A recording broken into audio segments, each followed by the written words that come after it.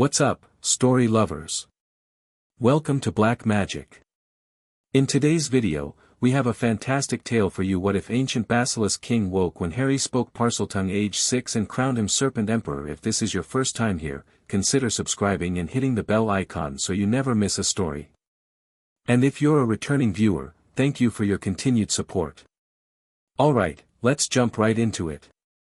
Chapter 1. The awakening. Little Harry Potter was having a pretty awful day, even by Dursley standards.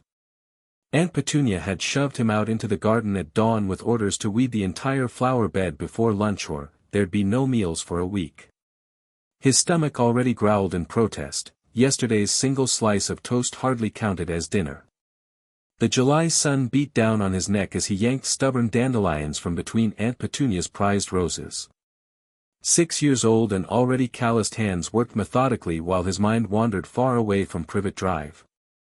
"Stupid Dudley gets ice cream while I'm out here burning up," he muttered, wiping sweat from his forehead with a dirt-smudged arm. Something moved in the corner of his vision. Harry froze, then slowly turned his head toward the hedge. A small garden snake, emerald green with delicate patterns along its back, watched him with unblinking eyes. "Hello there," Harry whispered, glad for any company that wasn't yelling at him. "Come to watch me work?" The snake tilted its head curiously. "At least you don't call me a freak," Harry continued, reaching for another weed. "Aunt Petunia would probably make me kill you if she saw you. She hates anything interesting." The snake slithered closer, its tongue flicking out rapidly. "Careful," Harry warned, "if she sees you, she cannot understand us," came a voice, soft and hissing. Harry toppled backward onto his bottom, staring wide-eyed at the snake. Did you just talk?" The snake's movements became more animated. "You speak the noble tongue. After so many years." "I'm speaking English," Harry insisted, looking nervously toward the kitchen window. "No, young speaker. You speak the language of serpents. It has been generations since one of your kind revealed themselves." Harry blinked rapidly. "But that's impossible." "I can't. Prove it to yourself. Say something to me while listening to your own voice." Harry concentrated, focusing on the snake. "Like this?" A strange sensation tickled his throat as sounds emerged that were definitely not English, a series of soft hisses and subtle variations he'd never heard himself make before. "Whoa!" Harry's eyes widened. That's a gift." "A rare and powerful gift," the snake interrupted, excitement evident in its swaying motion. "You must come with me. He will want to meet you." "Who will want to meet me?" "The king. The ancient one who sleeps below." Harry glanced back at the house. Aunt Petunia was busy watching her television programs, and Uncle Vernon wouldn't be home for hours. Dudley was out terrorizing neighborhood kids with his gang. "I'll get in trouble if I leave. Greater trouble awaits if you ignore your calling. Come, speaker." Curiosity won out over caution. Harry nodded and carefully stood up, brushing dirt from his oversized hand-me-downs. "Lead the way, I guess." The snake moved with surprising speed, slithering through the garden toward the far corner of the yard where a small drainage ditch ran behind the neat row of Privet Drive homes. Harry followed, ducking beneath hedges and squeezing through a gap in the fence that he'd never noticed before. The snake led him deeper into the drainage area where concrete pipes emerged from the hillside. To Harry's surprise, one pipe looked different, older somehow, with strange markings around its edge that seemed to shift when he looked directly at them. "Speak to it," the snake instructed. "Command it to open." Harry felt ridiculous but stepped forward anyway. Open up." Nothing happened. "In the noble tongue," the snake reminded him. Harry concentrated, feeling that same strange sensation in his throat. "Open." The markings around the pipe glowed briefly, and the concrete face dissolved like sugar in hot tea, revealing a dark tunnel beyond. "No way," Harry whispered in English. "This way, young speaker." The snake slithered into the darkness. Harry hesitated only a moment before following. The tunnel should have been pitch black, but somehow he could see, not clearly, but well enough to avoid tripping. The passage sloped downward, curving gently as it descended beneath Little Whinging. The air grew cooler and carried strange, ancient scents. After what felt like forever but was probably only minutes, the tunnel opened into a vast underground chamber. Harry's jaw dropped as he stepped into a space that couldn't, exist beneath the ordinary suburb above. Towering columns carved with serpent supported a ceiling lost in shadows. The floor was smooth stone inlaid with spiraling patterns that seemed to move in his peripheral vision. At the chamber's center stood a raised dais with what looked like a throne carved from a single massive piece of dark stone. And coiled around that throne was the largest snake Harry had ever seen, or rather, the largest creature he'd ever seen, period. This was no ordinary snake. Its body was as thick as a tree trunk, covered in iridescent scales that shifted between deep emerald and midnight black. A crowned crest adorned its massive head, and its eyes. "Don't look at its eyes!" Harry yelped, remembering stories about basilisks from a book he'd snuck from Dudley's room. A rumbling sound filled the chamber, laughter, Harry realized with shock. "You know of my kind's power. Good. But fear not, young speaker. I have veiled my deadly gaze for you." The basilisk's voice was nothing like the garden snake's. It resonated through Harry's very bones, ancient and powerful. What are you?" Harry asked, his own voice suddenly tiny in the vast chamber. "I am Serpent, king of basilisks, guardian of the ancient ways, and keeper of serpent lore since before wizards built their first wand." The massive creature shifted, coils moving with hypnotic grace. "And you, child, are the first true speaker to find this chamber in 7 generations. "Speaker? You mean because I can talk to snakes?" "Parseltongue, the wizards call it. The noble tongue, we name it. But you are more than merely a speaker of our language." Serpent lowered his crowned head closer to Harry. "Tell me, child. What do they call you above?" "Harry. Harry Potter." The basilisk went very still. "Potter?" he hissed softly. "And that scar upon your brow, how came you by it?" Harry's hand automatically went to the lightning-shaped scar on his forehead. "I got it when my parents died in a car crash.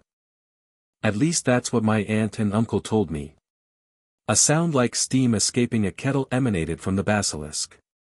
"Lies. Such contemptible lies they feed you. No mere collision of metal carriages gave you that mark. It wasn't a car crash." Harry stepped closer, hunger for truth overwhelming any fear. "Your parents were murdered, young speaker. Murdered by one who fancied himself the heir of serpents." The ground seemed to tilt beneath Harry's feet. "Murdered? By who? Why?" "His name matters not yet, power lies in names, and you are not ready to wield such power. But know this, your parents died protecting you from a great evil, and that scar marks you as one who survived what none should survive." Harry's small hands clenched into fists. Aunt Petunia and Uncle Vernon had lied to him, all this time, they'd lied about how his parents died. Anger bubbled up inside him, hot and fierce. "I sense your anger," Serpent observed. "Good. Anger can fuel power, though it makes for poor decisions alone. Why am I here? Why did you want to see me?" The basilisk's massive head swayed slightly. "Because you are more than you know, Harry Potter. The ability to speak our tongue is rare enough, but in you, I sense something greater, the blood of the ancient emperors." "Emperors? I'm just Harry. Just a boy nobody wants." "No." The word echoed with such force that dust drifted down from the distant ceiling. "You are the heir to a legacy older than the wizarding world itself. Before there were ministries and schools of magic, there were the serpent emperors who commanded the respect of all scaled kin and wielded magics now forgotten by wand carriers." Harry's mind raced, trying to process everything. But how can I be an heir to anything? My parents are dead, and the Dursleys, blood tells true where history fails. Come closer, young one. Harry approached the dais, standing now directly before the massive serpent. Place your hand upon the throne. The dark stone throne looked imposing, decorated with intricate serpentine carvings that seemed to writhe in the chamber's strange light. Harry reached out hesitantly and pressed his palm against the cool surface. Instantly, the throne began to glow with an eerie green light that spread up Harry's arm and throughout his body. It didn't hurt, instead, it felt warm and oddly familiar, like a memory of something he'd forgotten. Yes. Set Horace hissed with satisfaction. The throne recognizes your blood. You are indeed of the imperial line, though diluted through generations. The glow faded, but Harry felt different somehow, more aware of his surroundings, his senses sharper. What happens now? He asked, his voice steadier than before. Now, if you choose it, you claim your birthright. You become what you were born to be, the Serpent Emperor, ruler of all scaled kin, wielder of ancient magics, and restorer of balance between our worlds. And if I don't choose it? Severus's tongue flicked out, tasting the air. Then you return above, to your cruel relatives and ignorance of your true nature, waiting for the wizarding world to claim you on their terms, not yours. Harry thought of the cupboard under the stairs. Of Dudley's taunts and Uncle Vernon's bellowing. Of Aunt Petunia's cold stares and endless chores. Then he thought of this hidden world beneath, of speaking to snakes, of magic and truth and belonging. I choose to claim it, he said firmly. I want to know everything, about my parents, about magic, about being this, Emperor. So be it. Set Horace uncoiled himself from around the throne. Sit upon your rightful seat, Harry Potter, and receive the crown of scales. Harry climbed onto the massive throne that dwarfed his small frame. The stone felt alive beneath him, warming to his touch. Set Horace raised his head high, and from his mouth emerged not venom but a circlet of what looked like living metal, silver and green, shaped like intertwined serpents. This crown has waited centuries for a worthy head, the Basilisk intoned. It will grant you clarity of thought, protection from lesser magics, and the ability to see truth where others see only lies. The crown floated through the air and settled gently onto Harry's head. The moment it touched his unruly black hair, it resized itself perfectly and sent a jolt of energy racing through his entire body. Harry gasped as knowledge flooded his mind, not specific facts, but an awareness of powers and possibilities he'd never imagined. He could sense every serpent within miles, feel the flow of ancient magic beneath the ordinary world above. This is incredible, he breathed, his fingers tracing the smooth metal of the crown. The coronation is not complete, Set Horace warned. To truly claim your throne, you must accept the venom of kings. Venom? Harry asked nervously. Won't that kill me? For any other, yes. For the heir of the Serpent Emperors, it grants immunity to all lesser venoms and connects you permanently to serpent magic. But I will not deceive you, it will cause great pain before granting great power. Harry swallowed hard but straightened his back. I'm ready. Set Horace approached slowly, his massive head now level with Harry's. Extend your arm, Emperor-to-be. Harry pushed up the baggy sleeve of Dudley's hand-me-down shirt and held out his thin arm. Severus's fangs extended, gleaming, curved, and longer than kitchen knives. With surprising gentleness, the basilisk pressed just the very tip of one fang against Harry's forearm. A single drop of emerald venom beaded on Harry's skin before sinking in like water into desert sand. For one blessed moment, nothing happened. Then fire erupted in Harry's veins. He screamed, back arching as liquid agony raced through every cell. The throne beneath him glowed in response to his pain, ancient magics activating to ensure he survived the transformation. Through tear-blurred eyes, Harry saw his skin ripple as something changed deep within his body. The pain centered on his eyes, his throat, his very core. Just when he thought he couldn't bear another second, the pain vanished completely. Harry collapsed back against the throne, panting. "Open your eyes, Emperor Harry," Set-Horus commanded. Harry hadn't realized he'd squeezed them shut. Slowly, he opened them, and gasped. The world looked different. He could see heat signatures emanating from the stones, trace the flow of magic in glowing currents through the air, and, most shockingly, see perfectly despite having lost his glasses during his convulsions. "I can see," he whispered, reaching up to confirm his glasses were gone. "Everything's clear, better than clear. The venom of kings has remade you, young emperor. You will find many changes in the days to come, enhanced senses, resistance to disease and poison, and the ability to command even reluctant serpents." Harry looked down at his arms, where faint scale-like patterns shimmered beneath his skin when he moved. "Will I turn into a snake?" he asked uncertainly. Set-Horus made that kettle-hissing sound again, laughter. "No, though with practice you may one day learn partial transformations. You remain human, but connected to our magic in ways few wizards would understand." Harry slid from the throne, surprised to find himself steadier and stronger than before. "I should get back. If the Dursleys notice I'm gone, time flows differently in this chamber. Only moments have passed above. But yes, you must return and maintain your disguise until you are ready to claim your power openly." "Disguise? You mean pretend nothing's happened?" "For now. You are young still, and there are those who would seek to control or destroy you if they knew what you have become. Patience, young emperor. Build your strength in secret." Harry nodded, understanding the wisdom in this approach. "Will I see you again? I have so many questions. This chamber is now yours to command.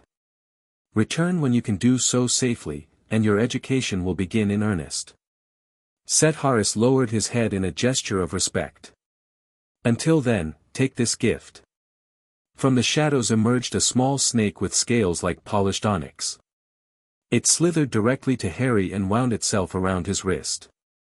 "This is Nidhogg, offspring of my line though not of my deadly gaze. He will be your eyes and ears when you cannot be present, your messenger and first subject." The small snake, still longer than any garden variety, lifted its head in greeting.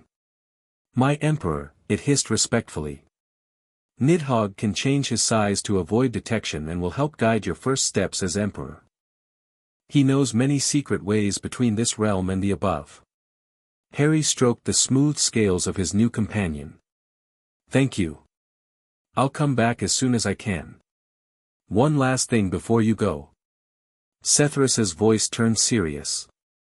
"The crown will vanish when you leave this chamber, returning to your head only when you return or when your need is dire. But its magic remains within you always. And remember, speak Parseltongue only when you are certain you are unobserved. There are serpent hunters in the world above who have sought our extinction for centuries."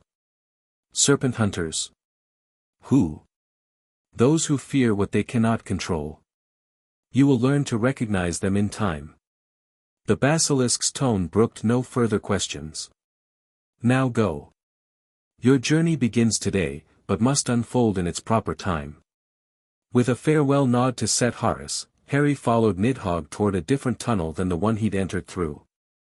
As promised, the crown faded from his head, though he could still feel its power humming through him. The tunnel twisted upward, eventually emerging through what appeared to be a solid concrete wall behind the hedge at the very back of the Dursleys' garden. "The entrance will remain invisible to all but you," Nidhogg explained as he shrank himself to the size of a common garden snake. "I will hide myself in your clothing. Your scale kin do not require the same sustenance as humans. I can go weeks without feeding if necessary."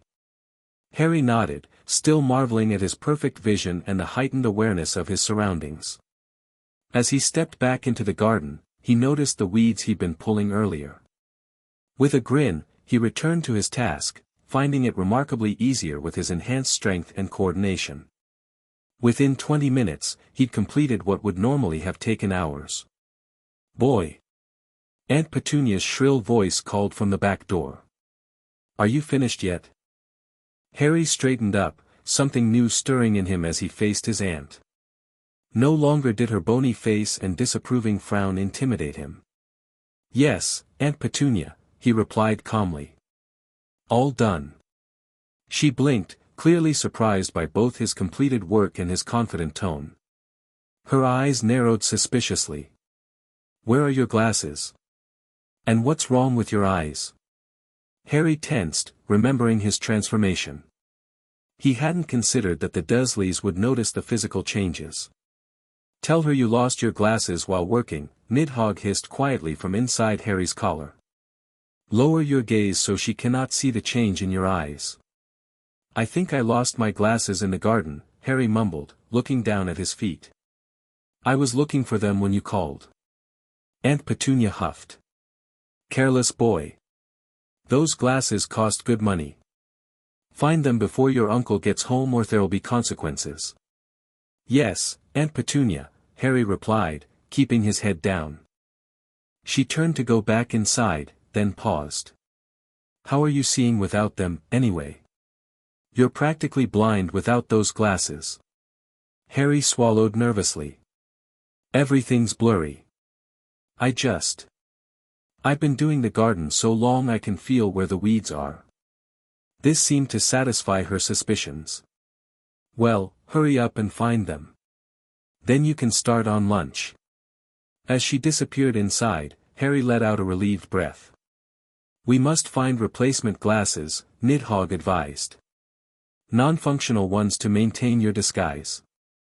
"Where am I supposed to get glasses?" Harry whispered. "There is a donation bin 3 streets away. We can search there after dark." Harry nodded, pretending to search the garden while actually contemplating all that had happened. In less than an hour, his entire world had changed. He wasn't just an unwanted orphan, he was an emperor with ancient blood, with magic, with a destiny. He wouldn't waste this opportunity. That night, after the Dursleys were asleep, Harry crept silently from his cupboard under the stairs. His new vision let him navigate the dark house perfectly, avoiding every creaking floorboard. Nidhogg led the way through the night streets of Little Whinging, Harry moving with newfound grace and confidence. They located the charity donation bin exactly where the Serpent had promised. "I can slip inside and find what you need," Nidhogg offered, stretching to his full length of nearly 3 feet. "Can you tell which are fake glasses?" Harry asked doubtfully. "I can taste the difference between glass meant to correct vision and glass that merely protects eyes. Many humans dispose of sunglasses or fashion spectacles." Harry boosted the Serpent up to the bin's opening, and within minutes, Nidhogg returned with 3 pairs of glasses clutched carefully in his mouth. "These have no corrective properties. Try each to see which best resembles your former eyewear." The first pair was too feminine, with cat-eye frames. The second was better, plain black frames similar to his old NHS-provided glasses, though without the tape reinforcing the bridge. The third was slightly tinted but otherwise unremarkable. "This one," Harry decided, putting on the second pair. "It feels weird wearing glasses I don't need." "A small price for secrecy," Nidhogg replied pragmatically. "Now we should return before your absence is discovered." As they walked back to Privet Drive, Harry noticed something he'd missed before, a small garden snake watching them from a hedge. "Greetings, small cousin," he hissed softly. The snake's body language instantly changed from wary to deferential. "The speaker. We have heard whispers of your coronation." Harry blinked in surprise. "Already?" "News travels quickly among scalekin," Nidhogg explained. "Even those without speech understand instinctively that something has changed in the world." The garden snake bobbed its head respectfully. "How may I serve, Emperor?" A thought occurred to Harry, an opportunity. "Do you know the gardens around here? The houses? I have lived in these hunting grounds for 3 summers, Emperor. I need eyes and ears. Things happen in these houses that I should know about." "I will be your sentinel," the snake promised eagerly. "I know hidden ways into most dwellings." "Perfect." Harry knelt down closer. "I especially need to know what's said about me, about anything unusual." It shall be done. I will spread word to others of my kind. By the time Harry returned to his cupboard, he had initiated the creation of a serpent spy network throughout Little Whinging. For the first time in his life, he drifted to sleep feeling powerful rather than powerless. The following weeks transformed Harry's existence. By day, he maintained his facade as the Dursleys' unwanted burden, though he completed his chores with such unexpected efficiency that even Vernon had fewer complaints than usual. At night, when the household slept, Harry either snuck out to meet with his growing network of serpentine subjects or descended to the hidden chamber below to learn from Serpent. The ancient basilisk proved to be a demanding teacher. Each night brought new lessons in serpent magic, fundamentally different from the wizard magic Harry would eventually learn. Wizard magic relies on wands to focus their internal power, Serpent explained one night as Harry sat cross-legged before the throne. Serpent magic flows through your blood, through your breath, through your intent. It requires no tools, only will and discipline. Harry's first successful feat of serpent magic came after a week of frustrating failures. Serpent had set a simple task, moving a small stone across the chamber floor without touching it.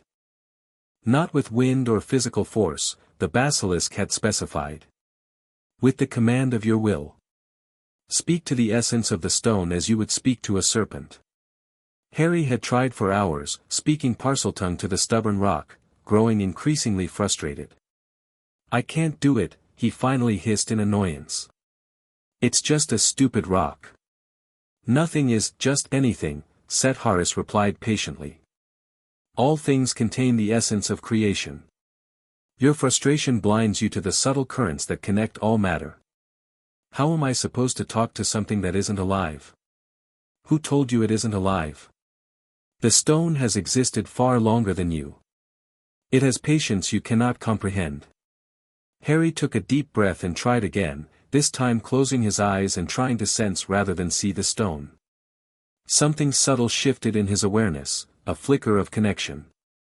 Move, he commanded in Parseltongue, no longer speaking to the surface but to the essence of the stone.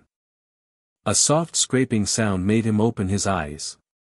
The stone had shifted an inch to the left. I did it! Harry exclaimed, jumping to his feet in excitement. A beginning, Serpent acknowledged. Practice until you can move it with a thought rather than a spoken command. By his third week as Serpent Emperor, Harry could move objects with a glance, sense the presence of living beings through walls, and communicate with his serpent network across considerable distances. This network proved invaluable when Harry discovered through a snake in Mrs. Fig's home that the strange cat lady was actually reporting on him to someone called Dumbledore. The female speaks to a disembodied head in green flames, the serpent reported. She says the Potter boy seems different lately, more confident but less visible. The bearded face in the fire seemed concerned. Describe this face, Harry requested. Old human, long silver fur on face, eyes like clear sky behind half-moon seeing glasses. Harry relayed this information to Serpent during their next lesson. Albus Dumbledore, the basilisk hissed with clear displeasure. Current headmaster of Hogwarts School and self-proclaimed greatest wizard of this age. He is dangerous, young emperor, not evil, perhaps, but a manipulator who believes his vision of the greater good justifies all means. Why would he have someone watching me?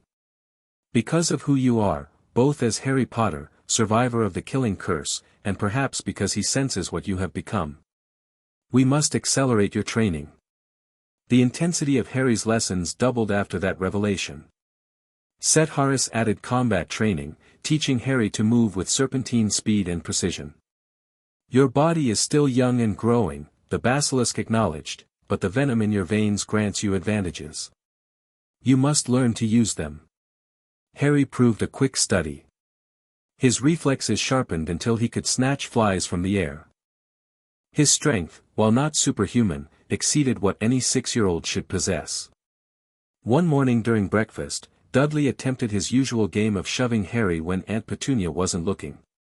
To everyone's shock, especially Dudley's, Harry didn't budge an inch. Did you push me? Dudley asked, confusion written across his piggy face. Harry simply smiled and continued eating his meager portion of toast. Uncle Vernon narrowed his eyes from behind his newspaper but said nothing. Later that day, when Harry was weeding the garden, Uncle Vernon cornered him away from the windows. "I don't know what kind of freakishness you're up to, boy," he growled, face purpling, "but it stops now." Harry straightened up slowly, considering the large man before him. For the first time, he didn't feel fear, only a cold assessment of the threat Vernon represented. "I'm just doing my chores, Uncle Vernon," he replied evenly. "Don't get smart with me." Vernon reached out to grab Harry's arm, his meaty hand clamping down hard enough to bruise. Or it would have bruised, before the venom of kings. Now Harry barely felt the pressure. Something must have changed in Harry's expression, perhaps a flicker of his serpentine eyes behind his fake glasses, because Vernon suddenly looked uncertain, his grip loosening. Just keep your freakishness under control," he muttered, backing away slightly. "And finish those weeds before dinner." "Yes, Uncle Vernon," Harry replied, lowering his gaze to hide his small smile of triumph. That night, Harry descended to the chamber with news of the confrontation. "He backed down," he told Set Harris proudly. "He was afraid of me." The Basilisk regarded him thoughtfully. "Fear is a weapon that cuts both ways, young Emperor. Use it carefully, or it will turn against you." "What do you mean?" "Those who fear what they do not understand often seek to destroy it. Your relatives fear magic instinctively, it is why they mistreat you. If their fear grows too great, they may take drastic action." Harry hadn't considered this perspective. "So what should I do?" "For now, reassure them through subtle means. Perform your tasks. Appear obedient.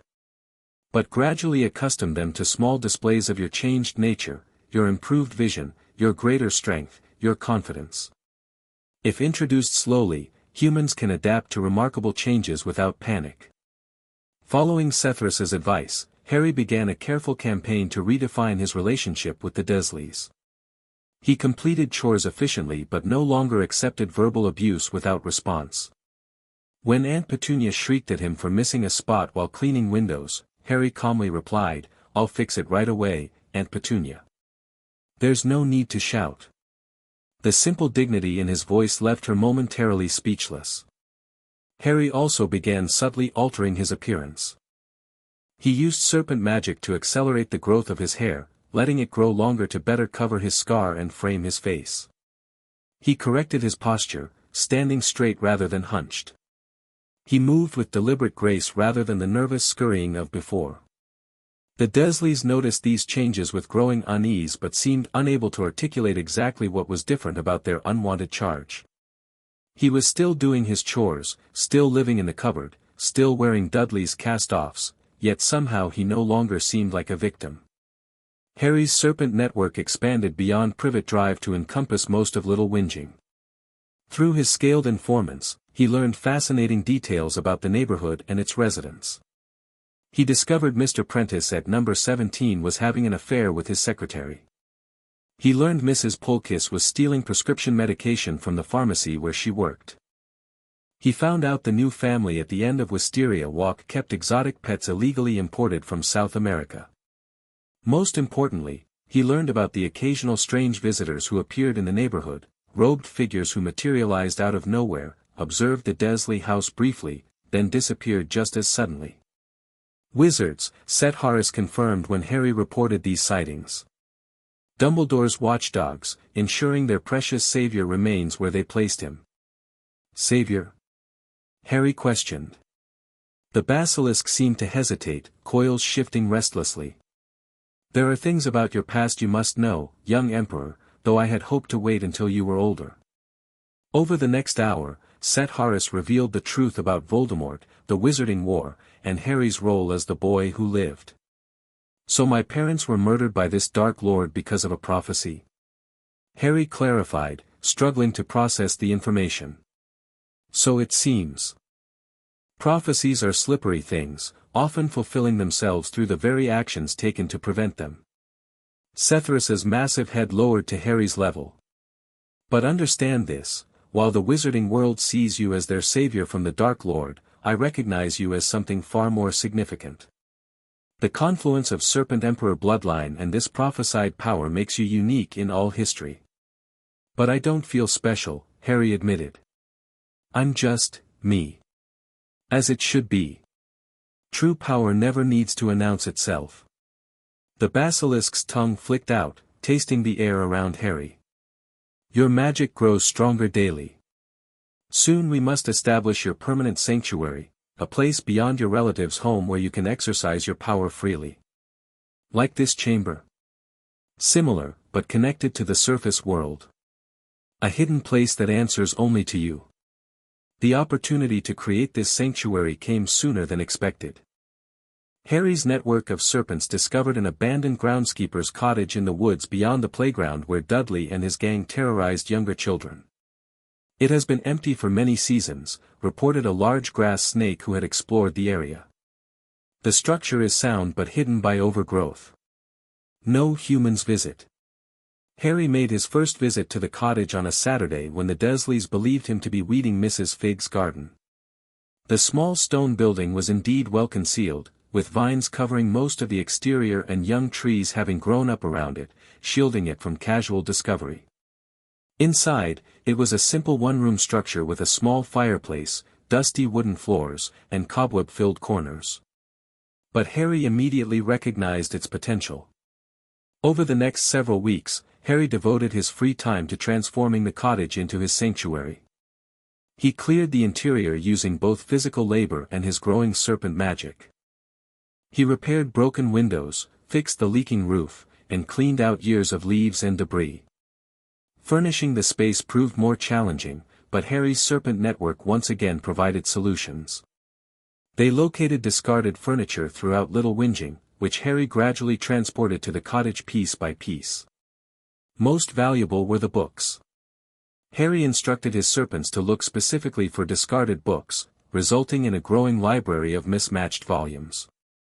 While most were ordinary fiction or outdated textbooks, occasionally they found something truly useful, a medical reference with detailed anatomy illustrations, a university physics textbook with sections on energy and matter, and even a book on meditation techniques that helped Harry refine his magical control.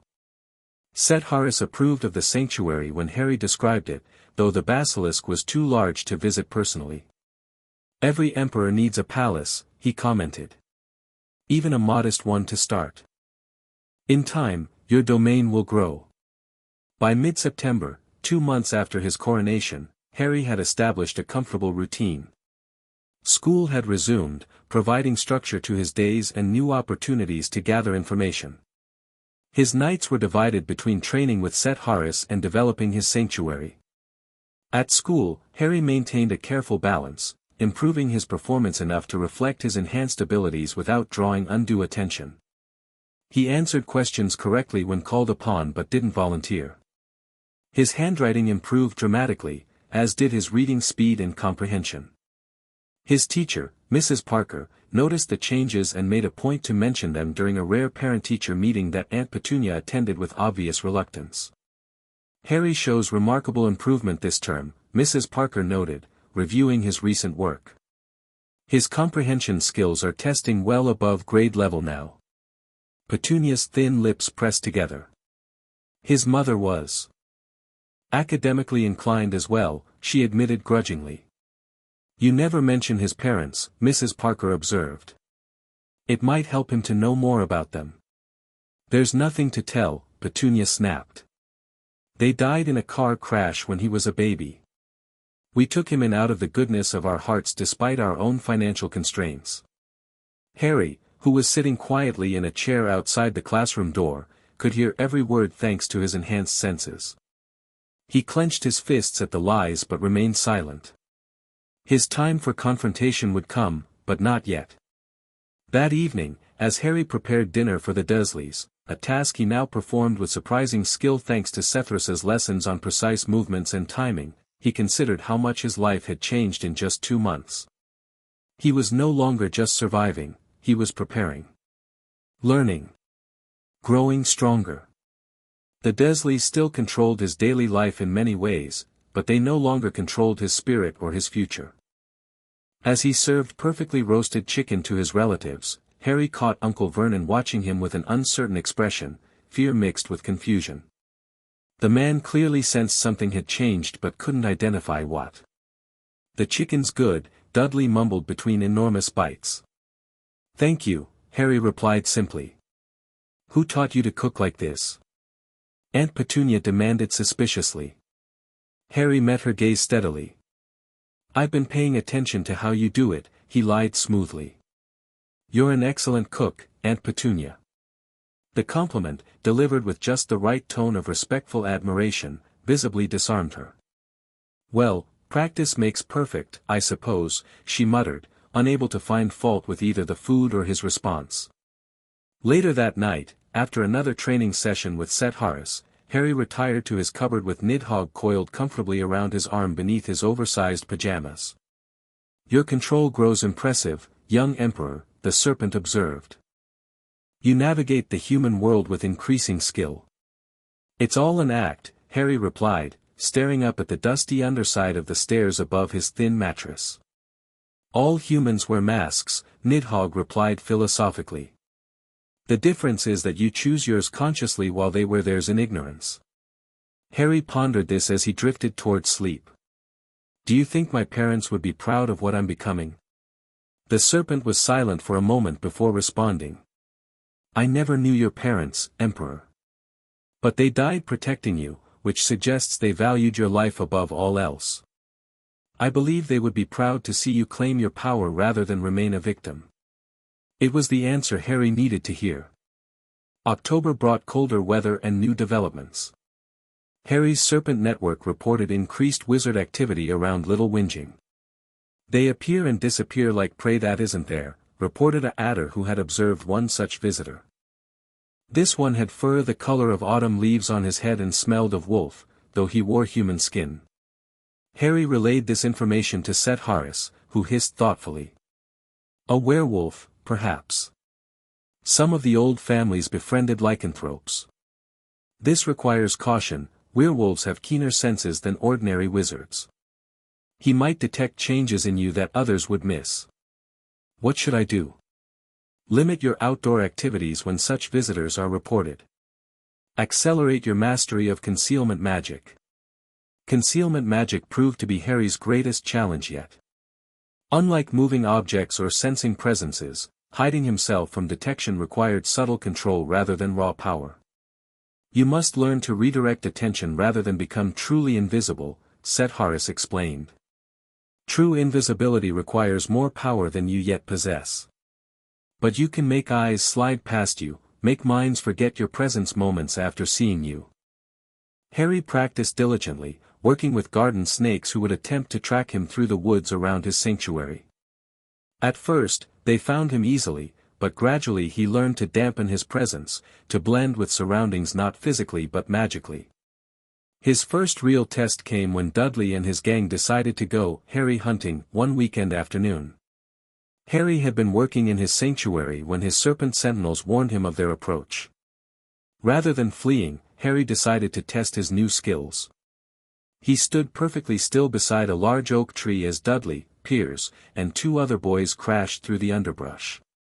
"He came this way," Dudley insisted, his piggy eyes scanning the clearing where Harry stood in plain sight.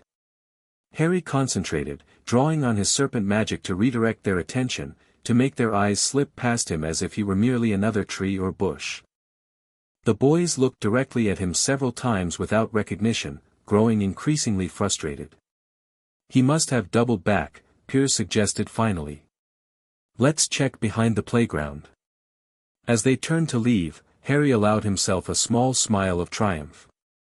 Only to freeze when Dudley suddenly stopped and turned back, staring almost directly at him with a confused expression. "Did you see something?" Piers asked. Dudley squinted, looking right through Harry for a long moment before shaking his head. "Nah, just a shadow. Come on." When they were gone, Harry released the magic with a relieved exhale. It had worked, mostly, though maintaining the effect had drained him considerably. "Impressive for a first attempt," Nidhogg commented, slithering from Harry's pocket where he'd hidden himself. Though your cousin seemed to partially sense you toward the end. Blood calls to blood, came a new voice. Harry spun around to find a new serpent, larger than the garden varieties he usually encountered, with distinctive diamond patterns along its back. Who are you? Harry demanded, automatically straightening into a more regal posture. I am called Nagena, Emperor. The serpent, an adder, Harry realized, lowered her head respectfully. I have traveled far to join your court. Word of your coronation reaches distant territories. Harry was startled by this development. How far have you traveled? From the ancient stones of the West, where magic runs deep in the earth. Others will come as well, the ancient bloodline calls to us after centuries of silence. This was the first serpent to arrive from beyond Little Whinging, but as autumn deepened, more appeared, grass snakes from the northern meadows, smooth snakes from the southern heaths, even exotic species escaped from collectors or zoos who had somehow sensed the emergence of a new serpent emperor. Harry's sanctuary became a gathering place for his growing court. He designated specific areas for different species, ensuring territorial disputes were minimized. With Sethrus's guidance, he established a hierarchy with Nidhogg as his primary advisor and Nagena as his chief scout. As his 6th birthday faded further into memory and his 7th approached in the distant summer, Harry felt himself growing not just in power but in wisdom. The serpents brought him knowledge of the wider world, perspectives that spanned decades or even centuries for the oldest among them. He learned of hidden places where magic lingered from ancient times, of creatures beyond serpents that lived undetected alongside humans, and of the complex relationship between the wizarding world and the mundane one. Most importantly, he learned patience. The snakes taught him that true power came not from dramatic displays but from careful planning, from striking at precisely the right moment. A snake may wait motionless for days to catch a single meal, Nagena told him during a hunting lesson. Humans rush about constantly but accomplish little. Learn stillness, Emperor, and you will see opportunities others miss. Harry took this lesson to heart, cultivating a calm watchfulness that served him well both in his secret life as Serpent Emperor and his public one as the Dursleys' unwanted nephew. November brought the first real test of his growing abilities when an unexpected threat emerged, not from wizards or the Dursleys, but from a group of serpent hunters who arrived in the woods near Harry's sanctuary. They carry metal sticks that spit thunder and death, reported a grass snake who had barely escaped detection. They seek our kind specifically, claiming too many unusual serpents have been sighted in these woods. Harry immediately called a council in his sanctuary, gathering his top advisors, Nidhogg, Nagena, and a wise old smooth snake called Khepri who had once lived in a wizard's home and understood human behavior. We must relocate the court temporarily, Nidhogg suggested. There are other safe locations. No, Harry replied firmly. This is our territory. We will not be driven from it. These are not children like your cousin, Khepri warned. These are grown humans with weapons and experience killing our kind. Harry paced the small cottage, considering options. Running felt wrong, he was the Serpent Emperor, not a frightened child anymore. But direct confrontation seemed foolish given his still developing powers. I need to know exactly where they are and what they're doing, he decided. Nagena, take 2 of your fastest scouts and observe them, but stay well hidden. The adder departed immediately to carry out his orders. While waiting for her return, Harry consulted with Set Harris through a magical connection they'd established for emergencies. Serpent hunters are an ancient enemy, the Basilisk confirmed. Some are merely humans who fear snakes, but others have deeper motivations, they sense the old magic and seek to destroy it out of ignorance or malice. How do I defeat them without revealing myself? Harry asked. You must use their fears against them, young Emperor. Humans who hunt serpents already carry fear in their hearts, you need only amplify it. When Nagena returned, her report confirmed Harry's suspicions. For humans with guns and trapping equipment. They speak of unusual snake activity and plan to clear the area over the next 3 days. Harry nodded, a plan forming in his mind. Tonight, we turn their hunt against them. Under cover of darkness, Harry implemented his strategy. He sent dozens of his smaller, non-venomous subjects to create a constant, unsettling presence around the hunter's camp, rustling leaves, creating shadows, but never allowing themselves to be caught or clearly seen.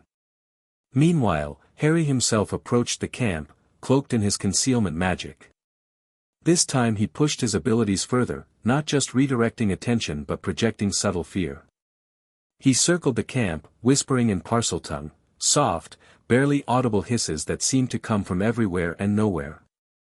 The hunters grew increasingly agitated, their flashlight beams jerking nervously at every sound.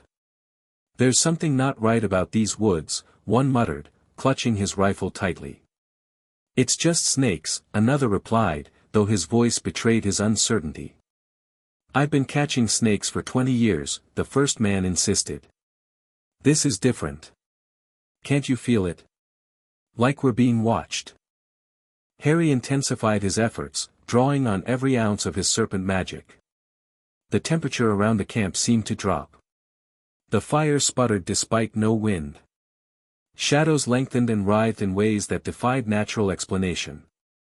When one of the hunters stood to investigate a noise, Harry used his connection to the ground itself to make the earth shift slightly beneath the man's feet, just enough to make him stumble and cry out in alarm. "That's it," the apparent leader shouted, jumping to his feet. "I'm not staying here another minute. Something's wrong with this place." "But the job," another began. "Screw the job. I've got a bad feeling. Really bad. We can find snakes somewhere else." To Harry's satisfaction and relief, the hunters packed up their camp within the hour and departed. He maintained his magical pressure until their vehicles had left the area entirely. When he finally returned to his sanctuary, exhausted but triumphant, his serpent subjects greeted him with a chorus of appreciative hisses. "You drove them away without striking a blow," Nagina observed admiringly. "True imperial strategy." Harry collapsed into his salvaged armchair, drained from the extended use of his powers. "I couldn't let them hurt any of you." "You protected your subjects as a true emperor should," Nidhogg affirmed, coiling protectively around Harry's shoulders. "Rest now. Your power grows, but your body remains young. Sleep will restore you." As December arrived with its chill winds and early darkness, Harry continued expanding both his abilities and his domain. The encounter with the serpent hunters had taught him valuable lessons about extending his influence and the effectiveness of fear as a weapon. At school, he maintained his careful balance of improved performance without drawing undue attention. At home, the Dursleys treated him with a wary distance, still demanding chores be completed but no longer accompanying their demands with casual cruelty. Harry's only real frustration came from the limitations of his young body. Despite the enhancements from the venom of kings, he remained physically a 6-year-old boy. His magical stamina had limits. Complex spells drained him quickly. And maintaining his double life required constant vigilance. "Patience, young emperor," Setharis counseled when Harry expressed his frustration. "Your human form will grow stronger each year. What matters is that your foundation is being built correctly." "But there's so much I want to do now," Harry protested. "All emperors feel such urgency. It is the nature of power to seek expression." The basilisk's massive coils shifted thoughtfully. "Perhaps it is time to extend your education beyond serpent magic alone. You must prepare for the day you enter the wizarding world." "How?" "I don't have a wand or spellbooks. Wand magic is but one system among many. Before you learn their methods, you should understand their history and society. Knowledge is power, young emperor, often more valuable than spells." Following this advice, Harry directed his serpent network to locate books about history, mythology, and folklore, anything that might contain fragments of truth about the wizarding world disguised as fiction. To his surprise, this approach yielded results. His subjects discovered several valuable volumes discarded by unknowing muggles, most notably a book on European folklore with extensive sections on magical creatures that aligned with Sethrus's descriptions, and an illustrated encyclopedia of mythical plants that the Basilisk confirmed included several actual magical species.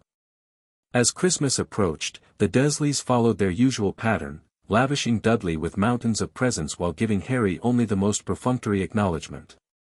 In previous years, this had hurt deeply. Now, Harry viewed it with detached amusement. On Christmas Eve, after the Dursleys had gone to bed, Harry slipped out to visit his sanctuary. His Serpent subjects had prepared their own celebration, decorating the cottage with winter berries, shed skins arranged in intricate patterns, and glowing fungi collected from deep in the woods that cast a soft, magical light. "We honor the winter court of the Emperor," Nidhogg explained as Harry entered the transformed space. An ancient tradition among Scalekin. For the first time in his life, Harry experienced a true Christmas celebration, not with presents and feasts, but with stories and songs in Parseltongue, with loyal subjects who genuinely cared for him, with a sense of belonging he'd never known at Privet Drive. As he walked back through the moonlit woods later that night, Harry realized something profound had changed within him. The angry, hurt child who had entered Sethrus's chamber 6 months ago was fading away, replaced by someone stronger, wiser, more purposeful. He was no longer just surviving his childhood until some future escape. He was building something, a foundation for a future unlike anything the Dursleys or even Dumbledore might imagine. And he was just getting started. Chapter 2, The Two Worlds. 5 years can change a lot. For Harry Potter, 5 years changed everything. The skinny, frightened 6-year-old who once cowered in a cupboard under the stairs had vanished entirely. In his place stood a confident 11-year-old with piercing green eyes that seemed to see right through people. Harry sat cross-legged on the floor of his sanctuary, which had transformed over the years from a simple abandoned cottage into something far more impressive. Expanded through a combination of physical labor and serpent magic, it now boasted multiple chambers, a library filled with carefully collected books, a meditation room with perfect acoustics, and a large central hall where his scaled subjects gathered for council meetings. "They'll send the letter soon," Harry said, absently stroking Nidhogg's obsidian scales. The one small serpent had grown alongside his master and now stretched nearly 6 feet in length, powerful muscle rippling beneath glossy black scales. "Yes, Emperor," Nidhogg agreed. "Our spies in the owl roosts confirm it. Hogwarts prepares its messages for all magical children turning 11. Harry smiled at this. His serpent network had expanded dramatically over the years, spreading far beyond Little Whinging to London and other magical hotspots across Britain. His subjects now included not just common garden snakes but rare and magical species, giving him eyes and ears in places wizards never thought to secure against serpentine eavesdroppers. Nagina slithered into the room, her diamond-patterned body now thick as Harry's wrist. "The Dursleys have left for the day. The house stands empty." "Perfect timing," Harry replied, rising fluidly to his feet. The years of training with Set Harris had transformed Harry's movements into something graceful and predatory. He no longer needed glasses, fake or otherwise, having learned to use serpent magic to manipulate how others perceived his appearance. To the casual observer, he still appeared to wear the same round-framed glasses, but it was merely an illusion maintained through constant, subconscious magic. Harry made his way through the woods with silent steps, his body moving with practiced efficiency. He'd long since mastered the art of moving unnoticed, blending with his surroundings not through invisibility but through redirecting attention. Privet Drive hadn't changed much in 5 years. The same neat lawns, the same polished cars, the same proud suburban conformity. Harry rarely stayed at number 4 anymore, having established a semi-permanent residence in his sanctuary. The Dursleys, through a combination of subtle magical influence and their own willful self-deception, had gradually accepted his frequent absences without question. As far as the neighbors knew, Harry Potter still lived with his relatives, attended the local school, and remained the quiet, unremarkable boy they barely noticed. In reality, he spent just enough time at Privet Drive to maintain appearances, while conducting his true life elsewhere. He entered the house through the back door, which unlocked at his touch, a simple application of serpent magic that required no wand or incantation, just as will imposed upon the physical world. The kitchen gleamed with Aunt Petunia's obsessive cleanliness. Harry moved through it without disturbing a single item, making his way to the front hallway where mail would be delivered through the slot in the door. He didn't have to wait long. The metallic scrape of the mail slot announced the arrival of the day's post, and among the bills and advertisements lay exactly what he'd been expecting, a heavy parchment envelope addressed in emerald green ink, Mr. H. Potter, the smallest bedroom 4, Privet Drive, Little Whinging, Surrey. Harry smirked at the address. Another small manipulation, making the Dursleys believe they'd given him Dudley's second bedroom years ago, when in fact he simply needed them to think he had a proper place to sleep when school officials or neighbors inquired. He picked up the letter, feeling the weight of the parchment between his fingers. This moment had featured prominently in Severus's teachings, the official reconnection with the wizarding world that had abandoned him as an infant. Take it to sacred ground before opening, Severus had instructed. The magic in such letters can be tracked by those with sufficient skill. Harry pocketed the envelope and made his way back out of the house, careful to leave everything exactly as he'd found it. The Dursleys would never know he'd been there. Back in his sanctuary, Harry sat at the carved stone table that served as the centerpiece of his council chamber. Around him gathered his inner circle, Nidhogg, Nagina, Khepri, and a half-dozen other serpents of various species who held positions of authority in his growing kingdom. "The moment approaches, Emperor," Khepri observed, his aged voice carrying the wisdom of decades. The smooth snake had once belonged to a powerful wizard and understood the significance of the letter better than most. Harry broke the wax seal bearing the Hogwarts crest, a lion, eagle, badger, and serpent surrounding the letter H. Hogwarts School of Witchcraft and Wizardry Headmaster, Albus Dumbledore, Order of Merlin, First Class, Grand Source, CHF, Warlock, Supreme Mugwump, International Confeet, of Wizards. Dear Mr. Potter, we are pleased to inform you that you have been accepted at Hogwarts School of Witchcraft and Wizardry. Please find enclosed a list of all necessary books and equipment. Term begins on September 1st. We await your owl by no later than July 31st. Yours sincerely, Minerva McGonagall, Deputy Headmistress. Harry read the letter aloud for his council, then examined the supply list that accompanied it. They provide no escort? Nidhogg questioned. No guide to this hidden world for one raised among non-magicals. They assumed the Dursleys would help me, Harry replied with a short laugh. Or perhaps they believe Mrs. Fig would step in. Either way, they're underestimating me, which works to our advantage. The old serpent was right, Nagina hissed thoughtfully.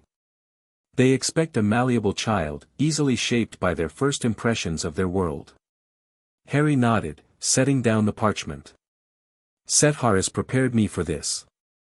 The wizarding world expects Harry Potter, the boy who lived, a grateful, wide-eyed savior who knows nothing of his heritage or power. Instead they will meet Emperor Harry, Master of Serpents, Khepri added with something like pride in his voice. Though you will not reveal your true nature immediately. Of course not. Harry leaned back, fingers steepled in thought. I'll play their game, but by my rules. They'll see what I want them to see, a boy slightly more confident and knowledgeable than expected, but nothing that would trigger alarm.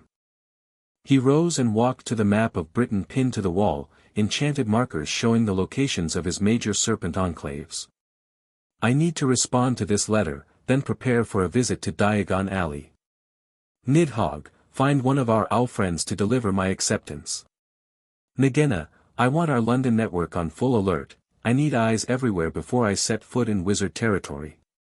His subjects moved immediately to carry out his orders, leaving Harry alone with Khepri. You're troubled, Emperor, the old serpent observed. Harry nodded slightly. Severus warned me about prejudice against Parselmouths in the wizarding world. They associate the ability with dark magic and Slytherin's legacy. And now you must walk among those who would fear your greatest gift. Not just fear it, Harry replied grimly. Some would seek to control or destroy me if they knew what I've become. I've spent 5 years building something precious, Khepri. I won't let their ignorance threaten it. Then wear your mask well, young Emperor. Show them only what serves your purpose. 3 days later, Harry stood before the entrance to the Leaky Cauldron in London. To Muggle passers-by, the shabby pub was invisible, sandwiched between a bookstore and a record shop. But Harry's serpent-enhanced vision pierced such illusions easily. He wore simple but well-fitting clothes, a concession to appearance that had required careful manipulation of Aunt Petunia's perception. She now believed she occasionally purchased proper clothing for Harry, to keep up appearances with the neighbors, though in reality, he'd acquired most items himself through his network. I sense many magical signatures within, whispered a tiny grass snake curled around Harry's wrist beneath his sleeve. One of his most valuable scouts, Iris, could detect magical auras with remarkable precision. Remember the plan, came Nidhogg's voice from the enchanted pendant Harry wore beneath his shirt. The obsidian serpent couldn't accompany him physically into wizard territory without drawing unwanted attention, but their magical bond allowed communication across distances. Harry took a deep breath and entered the Leaky Cauldron. The dim interior fell silent as he crossed the threshold, conversations halting mid-sentence as heads turned toward him. He'd expected this. Set Harris had warned him that his scar made him instantly recognizable in the wizarding world. "Bless my soul," whispered the barkeeper, "it's Harry Potter." Before Harry could respond, he found himself surrounded by witches and wizards eager to shake his hand, touch his shoulder, welcome him back to a world he'd never actually known. "Mr. Potter. Such an honor, can't believe it's really him," just as they described, with the scar and everything.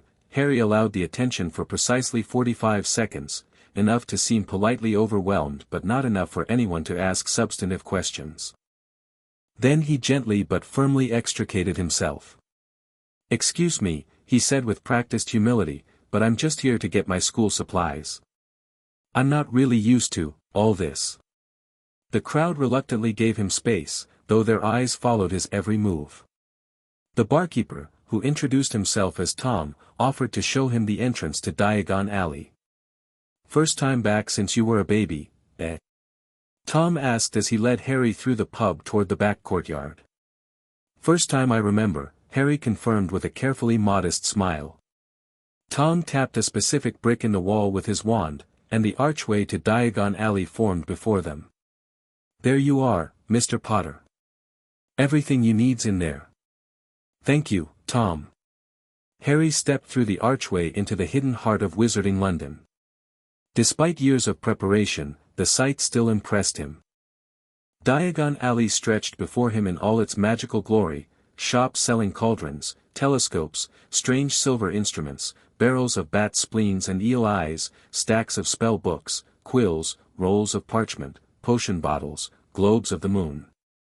"Focus, Emperor," Nidhogg reminded him through their connection. "Beautiful traps are still traps." Harry nodded slightly, centering himself. He had a mission here, beyond simply purchasing school supplies. He needed to establish his presence in the wizarding world on his terms, make key connections, and most importantly, gather intelligence. His first stop was Gringotts, the imposing white marble building that towered over the neighboring shops. Set Harris had briefed him extensively on goblin culture and the importance of showing proper respect without subservience.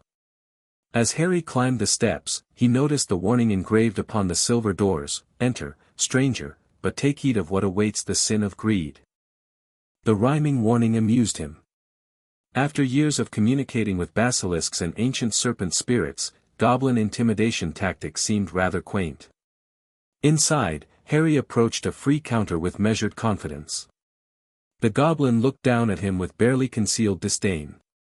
"Good morning," Harry said clearly. "I wish to access my vault. Harry Potter." The goblin's eyes widened slightly, flicking to Harry's forehead where the famous scar was visible. "Do you have your key, Mr. Potter?" "No," Harry replied calmly. "I was never provided with one. However, I'm willing to submit to whatever identity verification procedures are standard in such cases." His formal language clearly surprised the goblin, who had expected an ignorant child. "That would be a blood verification." A single drop on a special parchment. Proceed, Harry said with a slight nod. The blood verification was simple enough, a prick of his finger on an enchanted needle, a drop of blood on parchment that swirled into the unmistakable pattern of the Potter family crest. It seems you are who you claim, the goblin acknowledged. I am Grip Hook. I will take you to your vault. The wild cart ride through the tunnels beneath Gringotts gave Harry his first taste of wizard transportation. Despite the breakneck speed, he found it rather enjoyable, reminiscent of the time Setharis had taught him to ride the ancient currents of earth magic that flowed far beneath the surface. When Griphook opened Vault 687, Harry maintained his composure despite his surprise at the mountains of gold, silver, and bronze coins within. Setharis had mentioned an inheritance but hadn't specified amounts. Your family was wealthy, Nidhogg observed through their connection. Another truth kept from you. Harry filled a pouch with a reasonable amount of coins, noticing Griphook's evaluation of his measured response. No wide-eyed gaping, no greedy handful, just practical assessment of what he'd need. Griphook, Harry said as they returned to the cart, is there someone at Gringotts who manages the Potter accounts? Someone I could speak with briefly? The goblin's expression sharpened with interest. Account manager Bloodfang oversees the Potter holdings. Do you wish to arrange a meeting? Yes, but not today. Perhaps before the school term begins. I have questions about my family's financial status that were never explained to me. I shall inform him of your interest, Mr. Potter. Back in the main hall of Gringotts, Harry thanked Griphook with appropriate formality, earning a surprised nod of acknowledgement from the goblin. As he turned to leave, he noticed a massive wizard escorting a small, bushy-haired girl and her nervous-looking parents toward the exit. First Muggleborn of the day, Iris whispered from his sleeve. Her magic smells vibrant but unformed. Harry made a mental note of the girl. Muggleborns often became either the most rigid followers of wizard tradition or its greatest questioners. Either could be useful in the future. Outside Gringotts, Harry consulted his supply list and strategically planned his route through the alley. He decided to handle the more mundane items first, saving the most magical purchases, his wand and perhaps a familiar, for last. At Madame Malkin's robes for all occasions, he encountered his first fellow Hogwarts student, a pale, pointed-faced boy with white blonde hair who stood on a footstool being fitted for robes. Hogwarts too? The boy asked as Harry entered.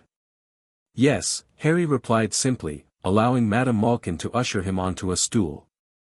My father's next door buying my books and mother's up the street looking at wands, the boy drawled.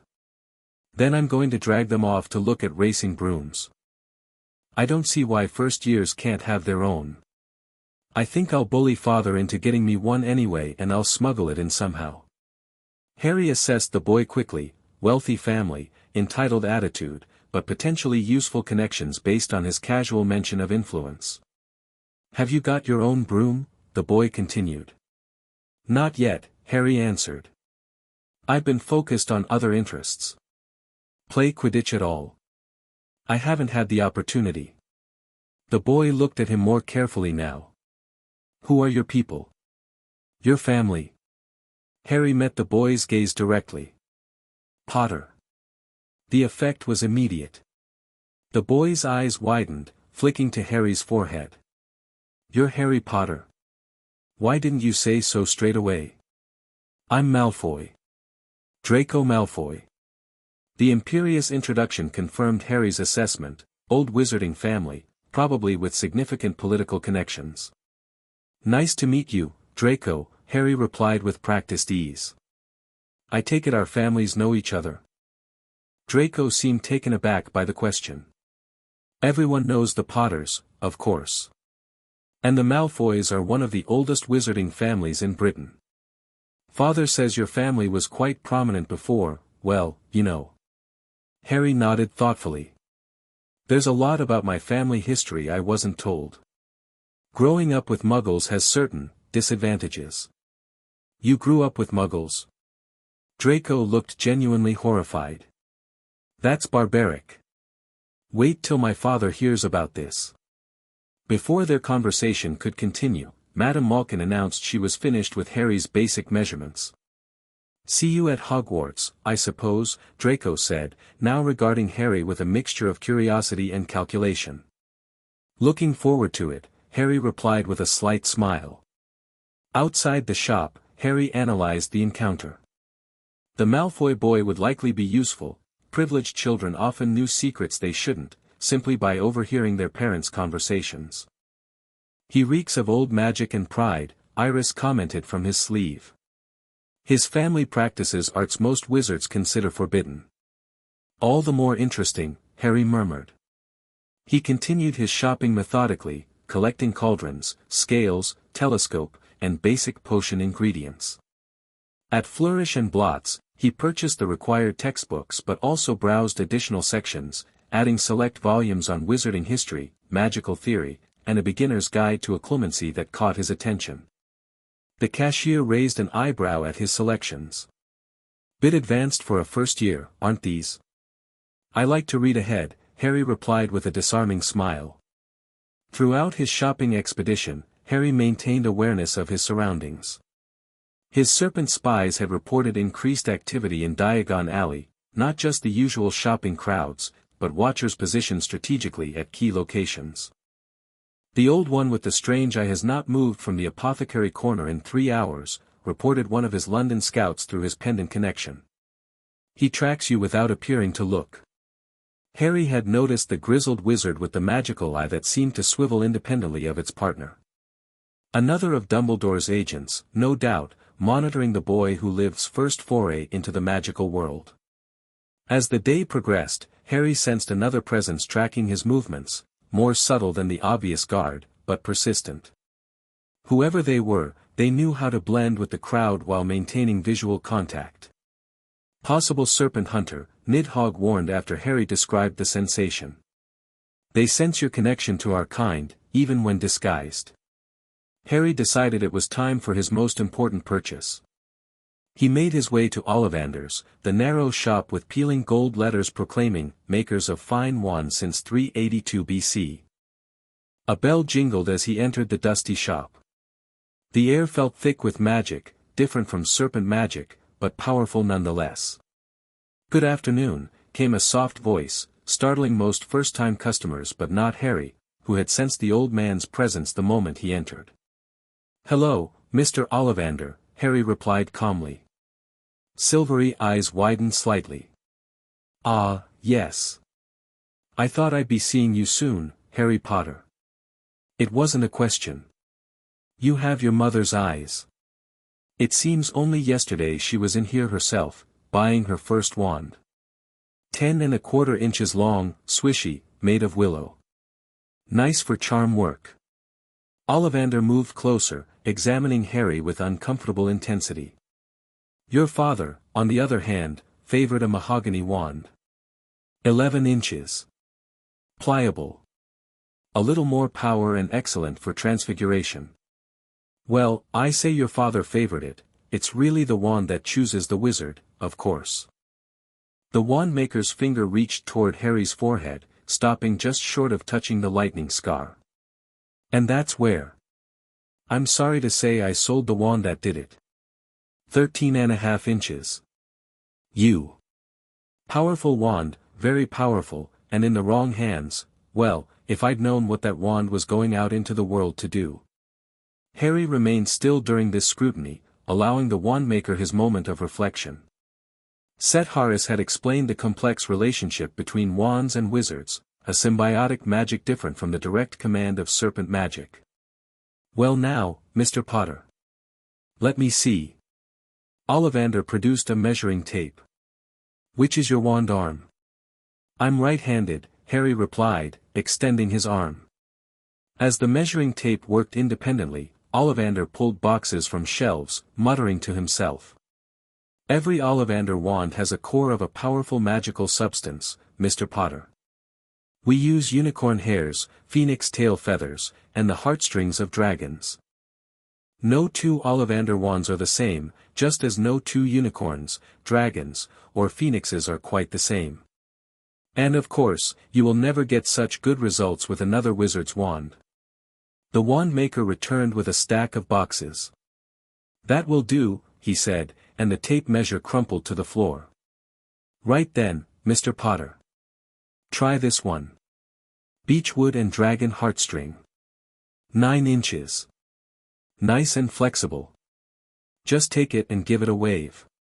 Harry took the wand, immediately sensing its reluctance. He'd barely moved it when Ollivander snatched it back. "Maple and phoenix feather. 7 inches. Quite whippy." "Try," the process continued, with Harry trying wand after wand. Unlike most 11-year-olds, he understood what was happening. The wands were testing him as much as he was testing them. The pile of rejected wands grew larger. "Tricky customer, eh? Not to worry, we'll find the perfect match here somewhere. I wonder, now, yes, why not, unusual combination, holly and phoenix feather, 11 inches, nice and supple." Harry took the wand, and immediately felt a surge of warmth in his fingers. When he raised the wand, a stream of red and gold sparks shot from the end, illuminating the dusty shop. But something strange happened simultaneously. The sparks briefly shifted to green and silver before returning to their original colors, and Harry felt a peculiar resonance with the serpent magic flowing through his veins. Ollivander's expression shifted from triumph to puzzlement. "Curious, most curious." "What's curious?"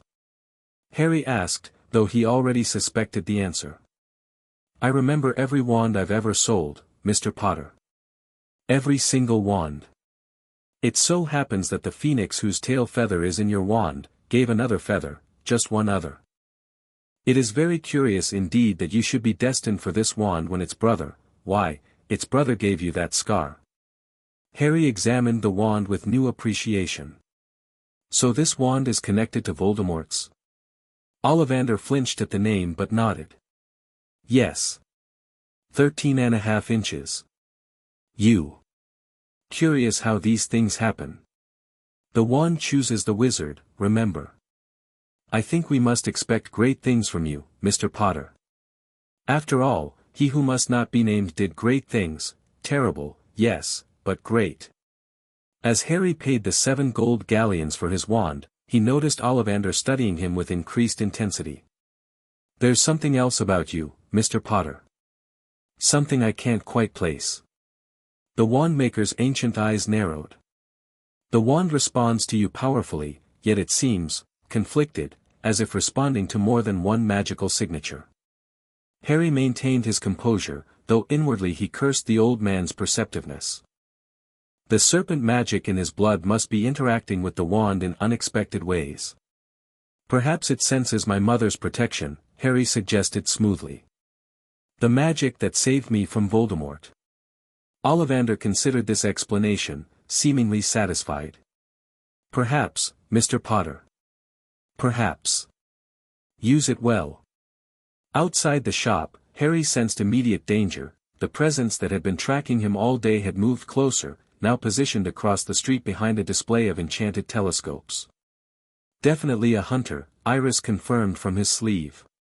"He carries vials of antivenom and charmed restraints designed for magical serpents." Harry needed to act quickly but without revealing his true abilities. He merged with the shopping crowd, making his way toward Florian Fortescue's ice cream parlor where families gathered in the afternoon sun. The hunter followed, closing the distance with practiced stealth. Harry caught a glimpse of him reflected in a shop window, a lean man with weathered features and calculating eyes, dressed in unremarkable wizard robes but moving with the precision of someone trained to kill. Harry reached the ice cream parlor and deliberately bumped into a large wizard carrying a towering sundae. "Sorry," he exclaimed as the ice cream toppled, splattering across the cobblestones. The commotion created the perfect distraction. As heads turned toward the accident, Harry slipped behind a nearby pillar and activated his strongest concealment magic, redirecting attention away from himself. The hunter emerged from the crowd moments later, eyes scanning for his target. Frustration crossed his face as he realized Harry had vanished. He circled the area twice before retreating to a nearby alley to regroup. Harry maintained his concealment, watching as the hunter eventually abandoned his search and disappeared down Nocturne Alley. We should leave, Nidhogg advised through their connection. His presence confirmed Sethrus's warnings. Your connection to serpent magic can be sensed by those trained to hunt our kind. Harry agreed, collecting his purchases and making his way back toward the leaky cauldron. The encounter had been informative, and concerning. If one hunter had detected him after just a few hours in Diagon Alley, others would surely follow once he entered Hogwarts. In the leaky cauldron, Harry arranged for Tom to store most of his purchases until the following day, claiming his Muggle relatives wouldn't appreciate magical items in their home. The kindly barkeeper readily agreed, providing Harry a small private room to sort through his new possessions.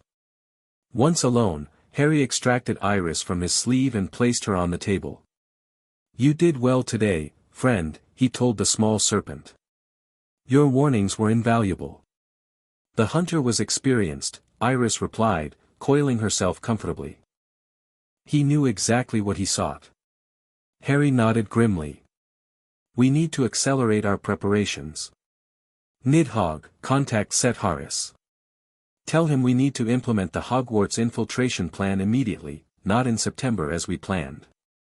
Through the pendant, Nidhogg acknowledged the order. "It will be done, Emperor.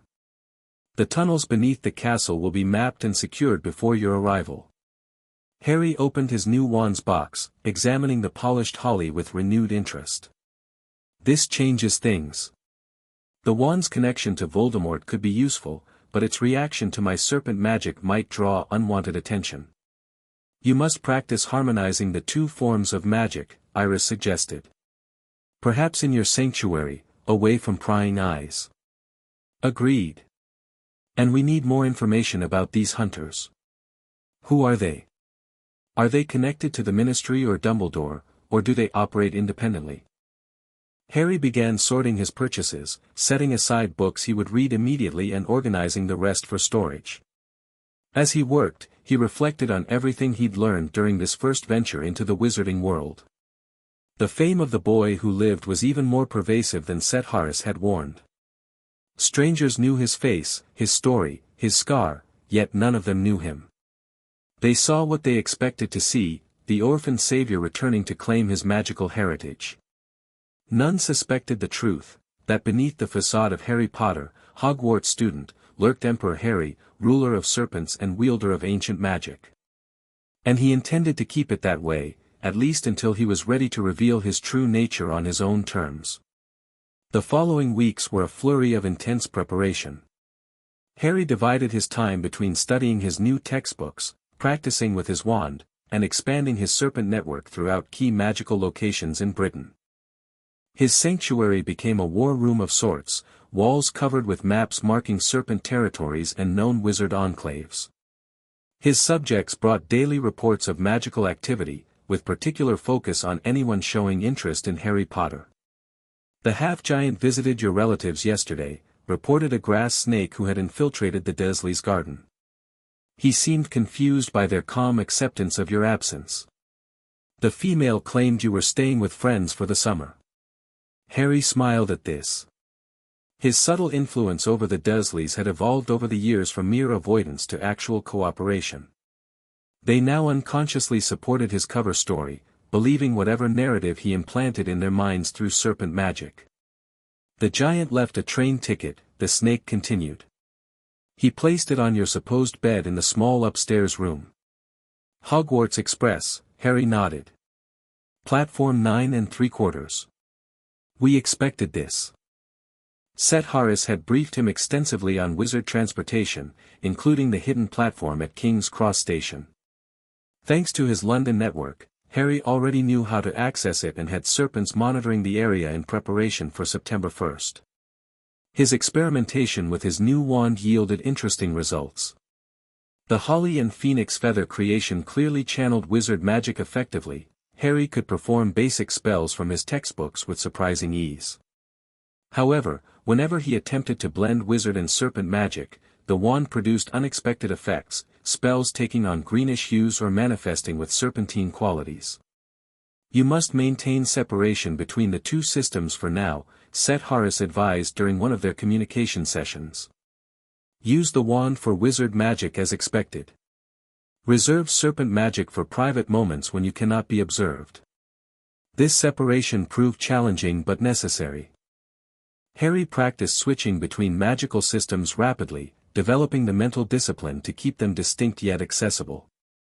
The most concerning development came in mid-August when Nagina returned from a reconnaissance mission to Nocturne Alley. "The hunters gather," she reported grimly. "I counted 7 in the darkened tavern below the poisoner's shop. They speak of unusual serpent activity across Britain, migrations that make no natural sense, coordinated movements suggesting intelligent direction. They're starting to notice our network," Harry concluded, pacing the sanctuary's main chamber. "Sooner than we expected." "They mentioned Hogwarts specifically," Nagina continued. "One claimed the ancient wards have been disturbed by serpent magic in recent months, since we began mapping the tunnels beneath the castle." Harry stopped pacing, expression hardening. "Did they mention me by name? Any connection to Harry Potter?" "No, Emperor. But one older hunter suggested investigating all Parselmouths in Britain, though another laughed, claiming there hasn't been a confirmed Parselmouth since the Dark Lord himself." This confirmed what Set Harris had long warned, the wizarding world's deep suspicion of Parseltongue and its association with dark magic. If Harry's ability became known at Hogwarts, especially combined with the wand brother to Voldemort's, it would create unwanted complications. "We need contingency plans," Harry decided. "Khepri, compile everything we know about Hogwarts anti-serpent wards. Nidhogg, establish emergency extraction routes from every major location within the castle. Nagina, infiltrate the hunters' network. I want to know their methods for detecting Parselmouths." His inner circle mobilized immediately, each taking charge of their assigned tasks with practiced efficiency. Over the years, Harry had transformed his initial handful of serpent allies into a sophisticated organization with clear hierarchy and specialized functions. As September 1st approached, Harry made one final visit to Diagon Alley, this time heavily disguised with both magical and mundane methods. Hair temporarily darkened to brown, facial features subtly altered through serpent magic, he moved through the crowded streets unrecognized. His destination was not the main shopping district but a small, specialized shop tucked away on a side street, familiar bonds, exceptional animal companions for the discerning wizard. Unlike the magical menagerie that catered to students seeking owls, cats, or toads, this establishment specialized in rare and unusual familiars for adult wizards with specific needs. The proprietor, a witch with amber eyes that hinted at her own animal affinity, greeted Harry with professional courtesy, asking no questions about his age or identity. "I seek a messenger familiar," Harry explained. "One that can travel inconspicuously and deliver communications where owls might be noticed." The witch assessed him thoughtfully. "I have several options that might suit. Your budget?" "Cost is not a primary concern. Capability and discretion are." She nodded and disappeared into the back room, returning moments later with 3 containers, a small terrarium housing what appeared to be an ordinary chameleon, a perch supporting a tiny hummingbird with iridescent feathers, and most interestingly, a sealed glass case containing a small cloud of what looked like glowing insects. "Messenger pixies," the witch explained, noticing Harry's interest in the third option. "Nearly extinct in Britain. They bond to a single master and can carry small messages across any distance, passing through wards that would stop conventional outpost." Harry approached the glass case, sensing powerful magic emanating from the tiny beings within. "How does the bonding work?" "Blood ritual," she replied simply. "A drop of your blood on their communal nest establishes the connection. Once bonded, they respond to your magical signature alone and can locate you anywhere." The small creatures pulsed with blue-green light, seemingly responding to Harry's presence even through the glass. "I'll take them," he decided. The transaction completed discreetly, with Harry paying a premium for the witch's silence regarding her unusual young customer. He left with the sealed case carefully secured in an expanded pouch, away from prying eyes. Back in his sanctuary, Harry performed the bonding ritual under Sethrus's remote guidance. The messenger pixies emerged from their case, swirling around him in excited patterns before settling on his outstretched hand, their tiny forms warm against his skin. "They recognize your power," Nidhogg observed. "Such creatures are sensitive to magical hierarchies." Harry sent one pixie on a test mission, carrying a tiny scroll to Sethrus's chamber beneath Privet Drive. The glowing speck returned within minutes, confirming their effectiveness. "Perfect for communication when I'm at Hogwarts," Harry noted with satisfaction. "They can reach you all without drawing attention like an owl would." The final week of August was dedicated to strategic planning. Harry gathered his inner council for a comprehensive review of their preparations. "Hogwarts represents both opportunity and danger," he began, addressing the assembled serpents. "I'll be under constant observation by Dumbledore and his staff, limited in how openly I can communicate with you. However, the castle's ancient foundations contain secrets even the headmaster doesn't know, tunnels and chambers created by Salazar Slytherin himself, accessible only through Parseltongue." Khepri, who had coordinated the castle mapping effort, indicated specific locations on the large parchment spread before them. "We've identified 7 primary entrances to the hidden network," the ancient serpent explained. "Most significant is the so-called Chamber of Secrets, though our reconnaissance suggests it's merely the ceremonial center of a much larger complex." Harry nodded. "Once inside Hogwarts, I'll establish secure communication points at each location. The messenger pixies will serve as our primary contact method, with serpent scouts as backup." "What of your cover identity, Emperor?" Nagina inquired. "Which face will you present to the wizards?"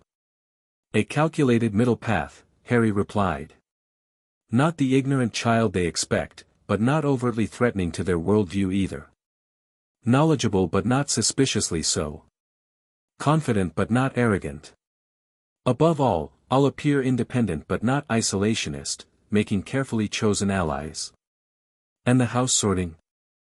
Nidhogg asked. "Set Harris believes the sorting hat will detect your true nature." This had been a particular concern in their planning. The magical artifact that assigned students to houses was rumored to see into the depths of a person's mind and character. "I've studied occlumency basics," Harry explained. "Not enough to block the hat completely, but enough to guide what it sees. I'll direct it toward aspects of my personality that serve our purposes while obscuring others."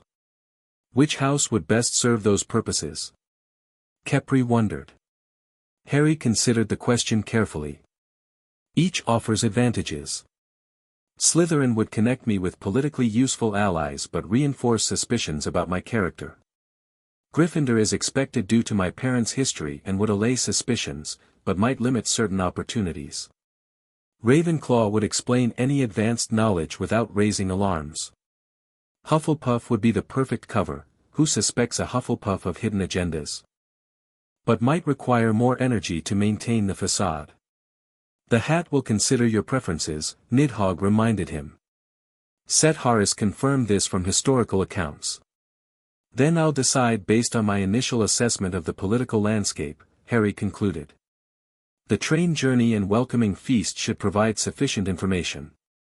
As the meeting concluded, Harry spent a few moments alone at the window of his sanctuary, looking out over the woods that had become his true home.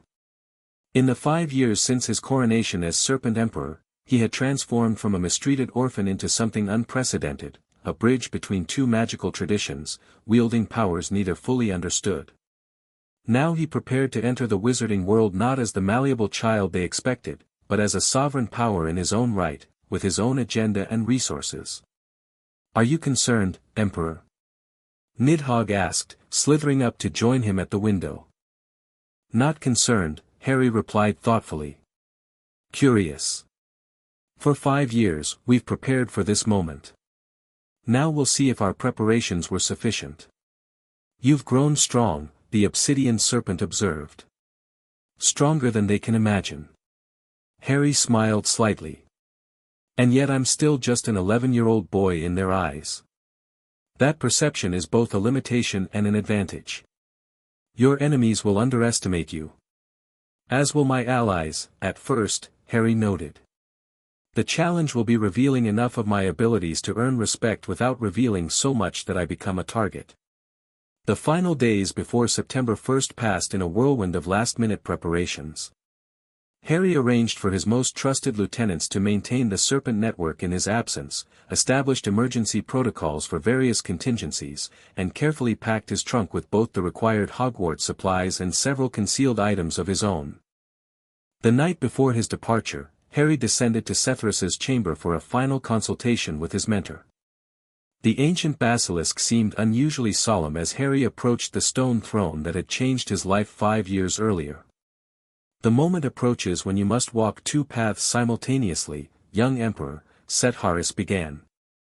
The path of the wizard and the path of the Serpent Lord. Few have attempted such a division of self. Is it impossible? Harry asked, suddenly concerned by his mentor's tone. Not impossible, but perilous. The magic of wands and the magic of serpents arise from different sources, different philosophies.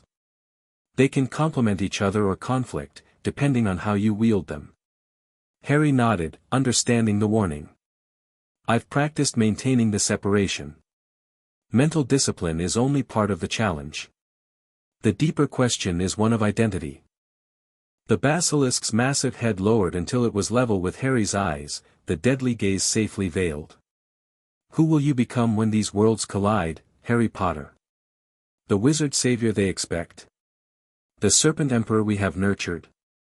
Or something altogether new? It was a profound question, one Harry had considered often in recent months. I am both and neither, he replied finally. The Harry Potter they expect died years ago in the cupboard under the stairs. The pure Serpent Emperor never fully formed, as I remained connected to the human world. I am the synthesis, wizard and Serpent Lord, human and something more. Sethrus regarded him silently for a long moment. A worthy answer. But remember this wisdom as you enter their domain, the greatest danger to a ruler is not external enemies but internal division. If your two natures war within you, both will be diminished. I understand, Harry said solemnly. Unity of purpose despite diversity of method. Precisely.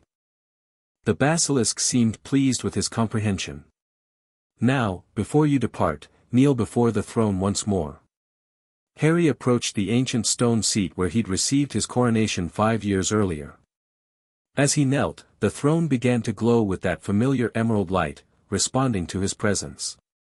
Place your hand upon the stone, Sethrus instructed. When Harry did so, the light intensified, flowing up his arm and throughout his body just as it had during his coronation. This time, however, it concentrated around his heart before flowing downward to his right hand, the hand that would hold his wand at Hogwarts. I have placed a portion of the throne's power within you, Sethrus explained as the glow faded. A reservoir of serpent magic you can draw upon even in places where our kind cannot easily reach you. It will replenish slowly, so use it wisely. Harry flexed his hand, feeling the new power humming beneath his skin. Thank you, Sethrus. One final gift, the basilisk continued. From the shadows behind the throne emerged a serpent unlike any Harry had seen before, small, no longer than his forearm, with scales that seemed to shift between solid and transparent depending on the angle of light. This is Vasuki, child of my bloodline though many generations removed. He possesses a diluted form of basilisk magic, not the deadly gaze, but the ability to move unseen when desired and immunity to most wizard detection spells. The small serpent approached Harry and bowed its head respectfully. I am honored to serve the Emperor, Vasuki hissed in a voice that sounded like whispering leaves. I shall be your eyes and ears within Hogwarts, where larger kin cannot follow. Harry gently lifted Vasuki, marveling at how the serpent's weight seemed to fluctuate as its form shifted between visibility states. He can accompany you openly as an ordinary pet snake when advantageous, or remain hidden when necessary, Sethrus explained. Few wizards will question a Parselmouth having a serpent companion, though I suggest revealing this connection only when strategically valuable. With Vasuki draped around his wrist like a living bracelet, Harry took his leave of Sethrus, promising to communicate regularly through the messenger pixies. Remember who you are, were the Basilisk's final words as Harry ascended toward the surface. Not what they made you, not what they expect you to be, but who you have chosen to become. September 1st dawned clear and mild. Harry left the Dursley house before sunrise, his trunk packed, Vasuki concealed beneath his sleeve, messenger pixies dormant in a special pocket within his robes. He had arranged private transportation to King's Cross Station through a complex chain of Serpent messages that resulted in a car service arriving precisely on schedule, paid for through an anonymous wizard banking service Khepri had recommended. The driver, a squib who asked no questions about why a young boy was traveling alone, delivered him to the station with plenty of time before the Hogwarts Express departure. King's Cross bustled with Monday morning commuters, most oblivious to the hidden magical platform in their midst. Harry navigated confidently through the crowd, noting with amusement several obvious wizard families attempting to blend with muggles and failing spectacularly. Near the barrier between platforms 9 and 10, he spotted a family of redheads who practically screamed "magical" with their owl cages and antiquated trunks. The mother was loudly mentioning platform 9 3/4 and muggles in a way that suggested she either had no concept of secrecy or was deliberately drawing attention. Harry observed them disappear through the barrier one by one, noting how they checked for watching muggles before running through the seemingly solid wall. When the platform had cleared momentarily, Harry casually leaned against the barrier and slipped through without the theatrical running approach the red-headed family had used. Platform 9 3/4 appeared before him in all its magical glory, the scarlet steam engine puffing clouds of white smoke, families saying tearful goodbyes, students reuniting after the summer break, owls hooting and cats prowling between legs. So many wizards in one place, Vasuki commented from beneath Harry's sleeve. Their magic saturates the air. Harry nodded slightly, taking in the scene with careful observation. He noted which students traveled with obvious wealth and which appeared more modest. He identified likely first years by their nervous expressions and pristine robes. He marked which adults carried themselves with authority, suggesting ministry positions or other influence.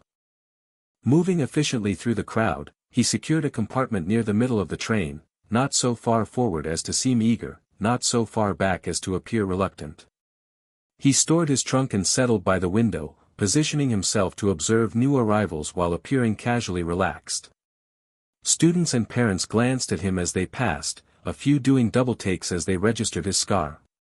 Harry acknowledged these looks with polite nods but didn't invite conversation, creating an aura of approachable reserve that discouraged all but the most determined from interrupting his solitude. As the platform filled with last-minute arrivals, Harry spotted Draco Malfoy with his parents, the father tall and imperious with long platinum hair, the mother aristocratically beautiful but cold. They stood apart from the crowd, other families giving them a wide berth that spoke volumes about their social standing. The whistle blew for final boarding, and Harry's compartment door slid open to reveal a nervous-looking round-faced boy clutching a toad. "Sorry," the boy mumbled, "everywhere else is full. Do you mind if I—" "Not at all," Harry replied with a welcoming smile. "First contact, first impression. I'm Harry. Neville. Neville Longbottom." The boy settled awkwardly across from Harry, still gripping his squirming toad. "And this is Trevor. He keeps trying to escape." Harry noted the name with interest. Longbottom was an old wizarding family, and if he recalled correctly from Sethrus's history lessons, one with historical connections to his own. "You might want to consider a proper terrarium," Harry suggested. Toads generally try to escape because they're seeking specific environmental conditions. Neville looked surprised by this practical advice. "That, actually makes sense. My gran just gave me Trevor and said not to lose him." As the train pulled away from the station, their compartment door opened again. This time it was the bushy-haired girl Harry had noticed in Diagon Alley, already dressed in her Hogwarts robes. "Has anyone seen a toad? A boy named Neville has lost one," she announced, before noticing Neville himself. "Oh, you found him. That's good." "Actually, he never lost me," Neville clarified, holding up Trevor. "But thanks for helping look." The girl's attention shifted to Harry. "I'm Hermione Granger." "And you are?"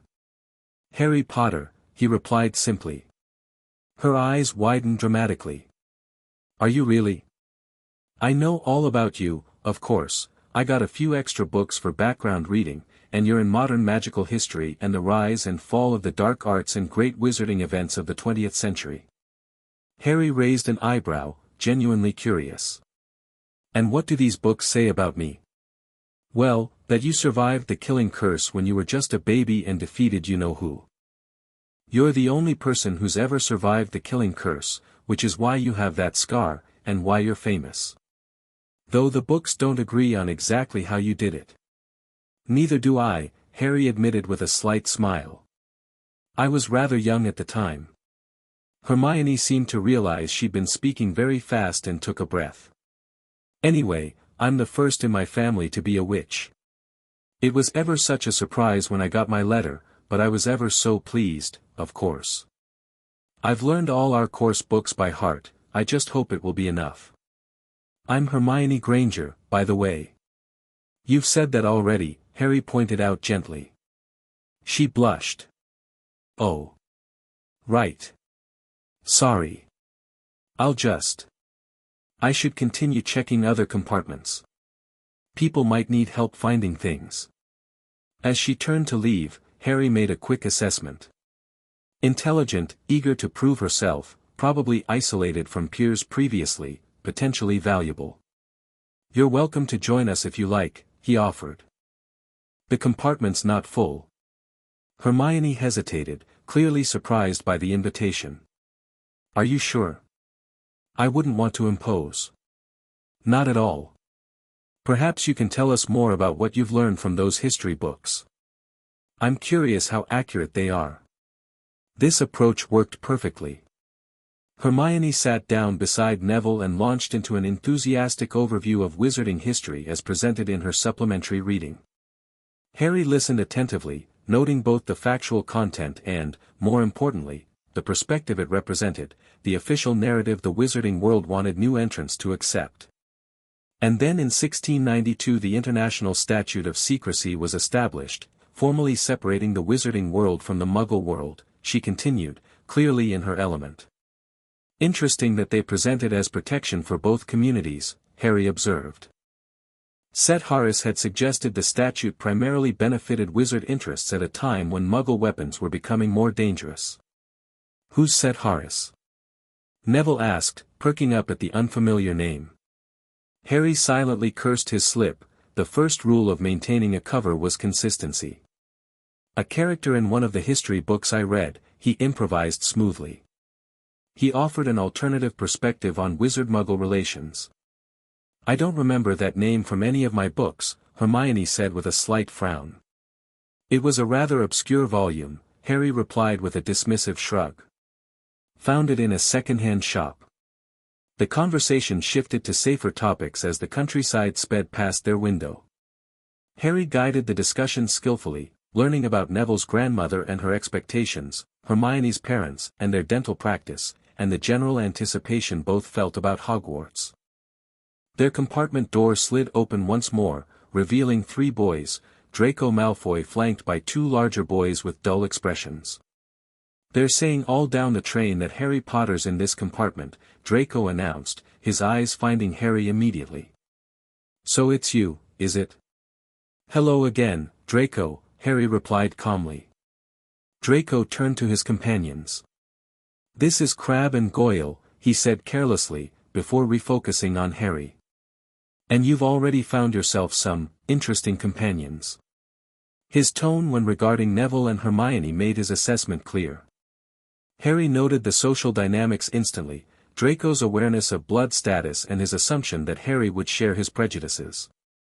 "I was just getting to know my fellow first-years," Harry replied neutrally. "I find everyone has something valuable to offer if you take the time to listen." This diplomatic response clearly surprised Draco, who seemed unsure how to proceed. He'd expected either enthusiastic agreement or outright rejection. "Well, you'll soon find that some wizarding families are better than others, Potter. You don't want to go making friends with the wrong sort." I can help you there. He extended his hand. Harry considered his options in a split second. Rejecting Draco outright would create an unnecessary enemy. Embracing his worldview would alienate potential allies like Hermione. The middle path required finesse. He accepted the handshake briefly. I appreciate the offer, Draco. I suspect we'll all be sorting out these relationships over time. Hogwarts is new territory for all of us.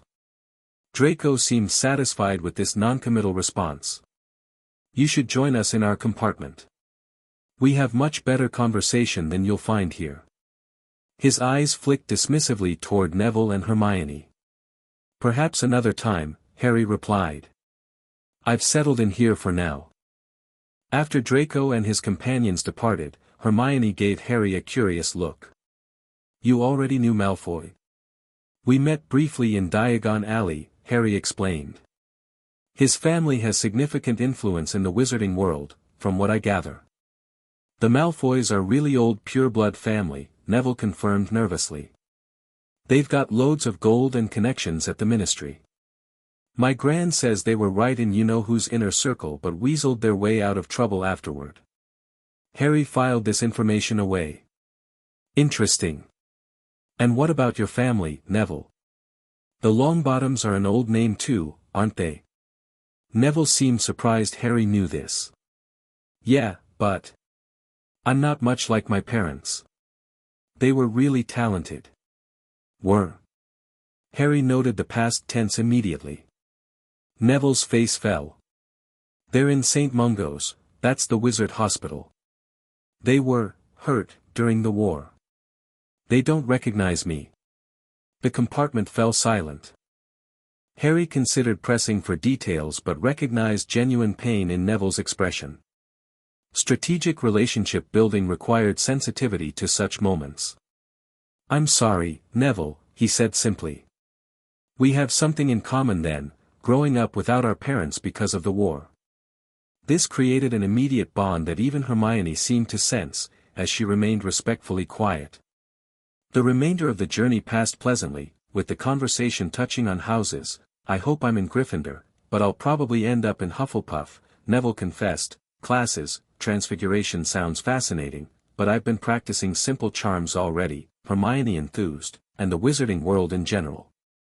When the train finally began slowing as it approached Hogsmeade Station, Harry excused himself to change into his robes.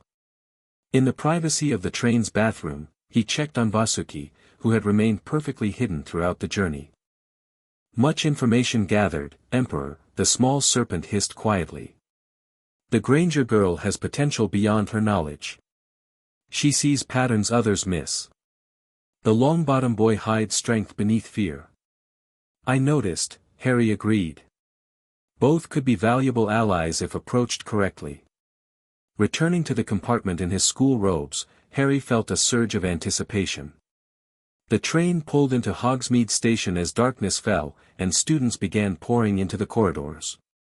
A booming voice called out over the crowd, Fur's years. Fur's years over here. Harry exited the train with Neville and Hermione, spotting an enormous bearded man holding a lantern aloft. This must be Hagrid, the half-giant groundskeeper Setharis had mentioned. Come on, follow me, any more Fur's years? Mind your step, now. The first years followed Hagrid down a steep, narrow path that led to the edge of a great black lake. There, for the first time, Harry saw Hogwarts Castle perched atop a mountain on the other side, its windows sparkling in the starry sky, towers and turrets reaching upward majestically. No more N4 to a boat. Hagrid called, pointing to a fleet of little boats sitting in the water by the shore. Harry, Neville, and Hermione claimed a boat, joined by a sandy-haired boy who introduced himself as Seamus Finnegan. As the boats glided across the smooth, dark lake, Harry reached out with his serpent senses, feeling the ancient magic that permeated the castle and its grounds. Beneath the surface, he detected the network of tunnels his scouts had mapped, passages unknown to most wizards, accessible only through Parseltongue. Somewhere deep within the castle lay the legendary Chamber of Secrets, which Setharis had suggested might serve as Harry's true base of operations at Hogwarts. The boats carried them through a curtain of ivy into an underground harbor, where they climbed out onto rocks and pebbles. Hagrid led them up a passageway in the rock, emerging at last onto smooth, damp grass right in the shadow of the castle. They walked up a flight of stone steps and crowded around the huge oak front door. Hagrid raised a gigantic fist and knocked 3 times. The door swung open immediately, revealing a tall, black-haired witch in emerald-green robes with a stern face. Harry recognized her immediately from Severus's descriptions: Professor McGonagall, Deputy Headmistress and Transfiguration Teacher. "The Fur's years, Professor McGonagall," Hagrid announced. "Thank you, Hagrid. I will take them from here." She pulled the door wide, revealing an entrance hall so vast it could have contained the Dursleys' entire house. Stone walls were lit with flaming torches, a ceiling too high to make out, and a magnificent marble staircase facing them led to the upper floors. As McGonagall led them across the flagged stone floor, Harry heard the drone of hundreds of voices from a doorway to the right, the rest of the school already assembled. Instead of entering there, however, she showed the first years into a small, empty chamber off the hall. "Welcome to Hogwarts," she began, launching into an explanation of the house system, points, and the imminent sorting ceremony. Harry listened politely while extending his senses throughout the castle, mapping corridors and detecting magical signatures. Vasuki shifted slightly beneath his sleeve, clearly sensing the abundant magic surrounding them. "I shall return when we are ready for you," Professor McGonagall concluded. "Please wait quietly." As she left the chamber, nervous chatter broke out among the first years. Theories about the sorting ranged from wrestling a troll, suggested by a red-headed boy Harry recognized from the platform as one of the large family, to answering riddles. Harry remained calm, knowing exactly what awaited them: a sentient hat that would read their minds and sort them according to their dominant traits. The question was not what would happen, but how to direct it. When several students suddenly screamed, Harry turned to see about 20 ghosts stream through the back wall.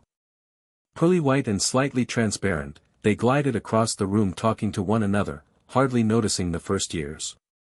"New students," exclaimed a fat monk when he finally noticed them. "About to be sorted, I suppose?" A few people nodded mutely. "Hope to see you in Hufflepuff," the friar continued. "My old house, you know." "Move along now," came Professor McGonagall's sharp voice as she returned. "The sorting ceremony's about to start." The ghosts floated away through the opposite wall, and McGonagall organized the first years into a line before leading them back across the hall and through a pair of double doors into the Great Hall. Harry had prepared himself for this moment, but the reality still impressed: thousands of candles floating in midair over 4 long tables where the rest of the students sat, golden plates and goblets gleaming, and at the top of the hall, the high table where the staff sat. Above it all stretched the bewitched ceiling, velvety black and dotted with stars, just like the night sky outside. As they walked between the tables toward the front of the hall, Harry scanned the high table methodically. He identified Dumbledore immediately, the silver-bearded figure in the center watching the proceedings with twinkling eyes behind half-moon spectacles. To his right sat a nervous-looking young man in a purple turban, and to his left, a hook-nosed man with greasy black hair who could only be Severus Snape, based on Severus's descriptions. Most interestingly, Harry noticed that Snape was staring directly at him with an intensity that suggested far more than casual interest in a new student. When their eyes met briefly, Harry felt a subtle probe against his mind, legilimency, just as Set Harris had warned. He allowed the barest surface thoughts to be readable, nervousness mixed with excitement, curiosity about the sorting, while keeping his true nature deeply hidden behind the occlumency barriers he'd constructed. Professor McGonagall silently placed a 4-legged stool in front of the first years. On top of the stool, she put the sorting hat, patched, frayed, and extremely dirty. The hat twitched, a rip near the brim opening wide like a mouth, and it began to sing, "Oh, you may not think I'm pretty, but don't judge on what you see, I'll eat myself if you can find a smarter hat than me." Harry listened to the hat's song with polite attention, though his mind was racing ahead to the moment when it would be placed on his head. According to Set Harris, the hat was one of the few magical artifacts capable of penetrating even the most sophisticated occlumency, created as it was by the four founders specifically to identify students' true natures. The hall burst into applause as the hat finished its song and became still once more. Professor McGonagall stepped forward holding a long roll of parchment. "When I call your name, you will put on the hat and sit on the stool to be sorted," she announced. "Abbott, Hannah." A pink-faced girl with blonde pigtails stumbled out of line, put on the hat, which fell right down over her eyes, and sat down.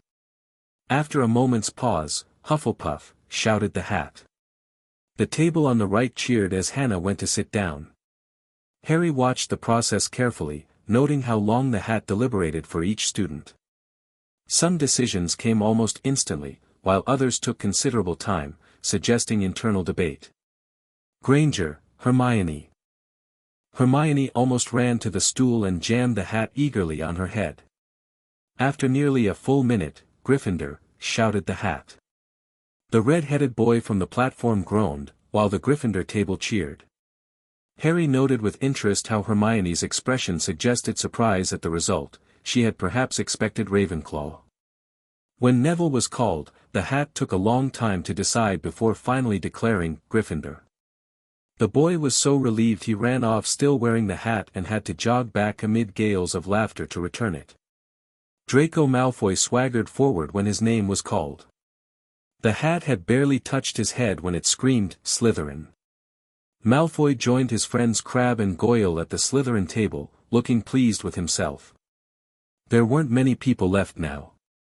"Potter, Harry." As Harry stepped forward, whispers suddenly broke out across the hall like little hissing fires. "Potter, did she say? The Harry Potter?" Harry approached the stool with measured confidence, neither timid nor arrogant. As he sat down, the last thing he saw before the hat dropped over his eyes was the hall full of people craning to get a good look at him. Said a small voice in his ear. "Difficult. Very difficult. Plenty of courage, I see. Not a bad mind either. There's talent, oh my goodness, yes, and a nice thirst to prove yourself. But what's this? Oh my, how interesting." Harry felt the hat's consciousness probing deeper, past his surface thoughts to the carefully constructed second layer of his mind, the one designed specifically for this moment. A Parselmouth, eh? And not just any Parselmouth, oh, this is unprecedented. I see the coronation, the basilisk, the serpent magic. You're the Serpent Emperor.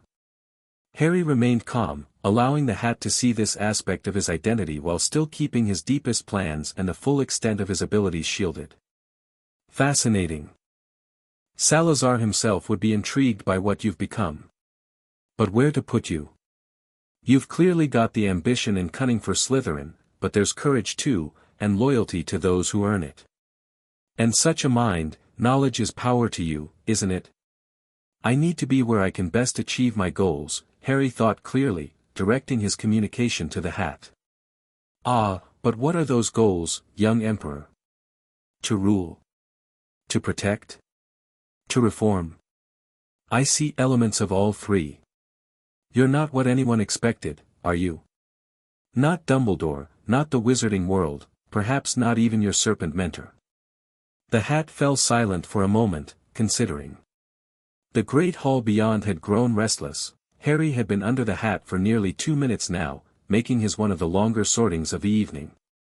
I see your preference, the hat finally continued. Strategic, indeed. Not where they'd expect, but where you can operate with fewer suspicions. Very well, then. But know this, young Emperor, Hogwarts herself will be watching you through me. The founders built me to identify not just qualities but threats to the school. I am no threat to students or the school itself, Harry thought firmly. I seek to build, not destroy. We shall see. Better be Gryffindor. The hat shouted the last word to the entire hall. Harry removed it carefully and walked toward the Gryffindor table, which had erupted into wild cheering. He was greeted by Percy Weasley the prefect, who pumped his hand vigorously, while the Weasley twins yelled, "We got Potter! We got Potter!" Harry took his seat beside Neville, who looked both relieved and pleased to see a familiar face. Across from him sat Hermione, who offered a small smile. As the sorting continued, Harry glanced up at the high table again. Dumbledore was watching him with particular interest, fingers steepled thoughtfully. Snape's expression had darkened considerably at his placement in Gryffindor. Most curiously, the turbaned professor was turned slightly away, but Harry could feel something odd emanating from him. The turbaned one conceals something dark, came Vasuki's barely audible hiss from beneath Harry's sleeve. 2 magical signatures occupy one body. This alarming observation was interrupted by the conclusion of the sorting. Albus Dumbledore had gotten to his feet, beaming at the students, his arms opened wide. "Welcome," he said. "Welcome to a new year at Hogwarts. Before we begin our banquet, I would like to say a few words, nitwit. Blubber. Oddment. Tweak. Thank you." As he sat back down, the tables suddenly filled with food. Harry assessed the headmaster's eccentric behavior with interest, a calculated eccentricity that encouraged underestimation, much like Harry's own strategies. During the feast, Harry engaged in careful conversation with his new housemates, revealing enough about himself to seem friendly but not so much as to expose vulnerabilities. He learned names, noted relationships, and began mapping the social dynamics of Gryffindor House. "I'm half and half," Seamus was saying. "Me dad's a muggle. Mam didn't tell him she was a witch till after they were married. Bit of a nasty shock for him."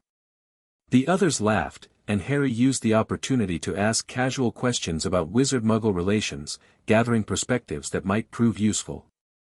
When the feast concluded, Dumbledore rose again to make announcements, standard rules about the Forbidden Forest and magic in corridors, followed by a curious warning about the third-floor corridor being off-limits to anyone who didn't wish to die a painful death.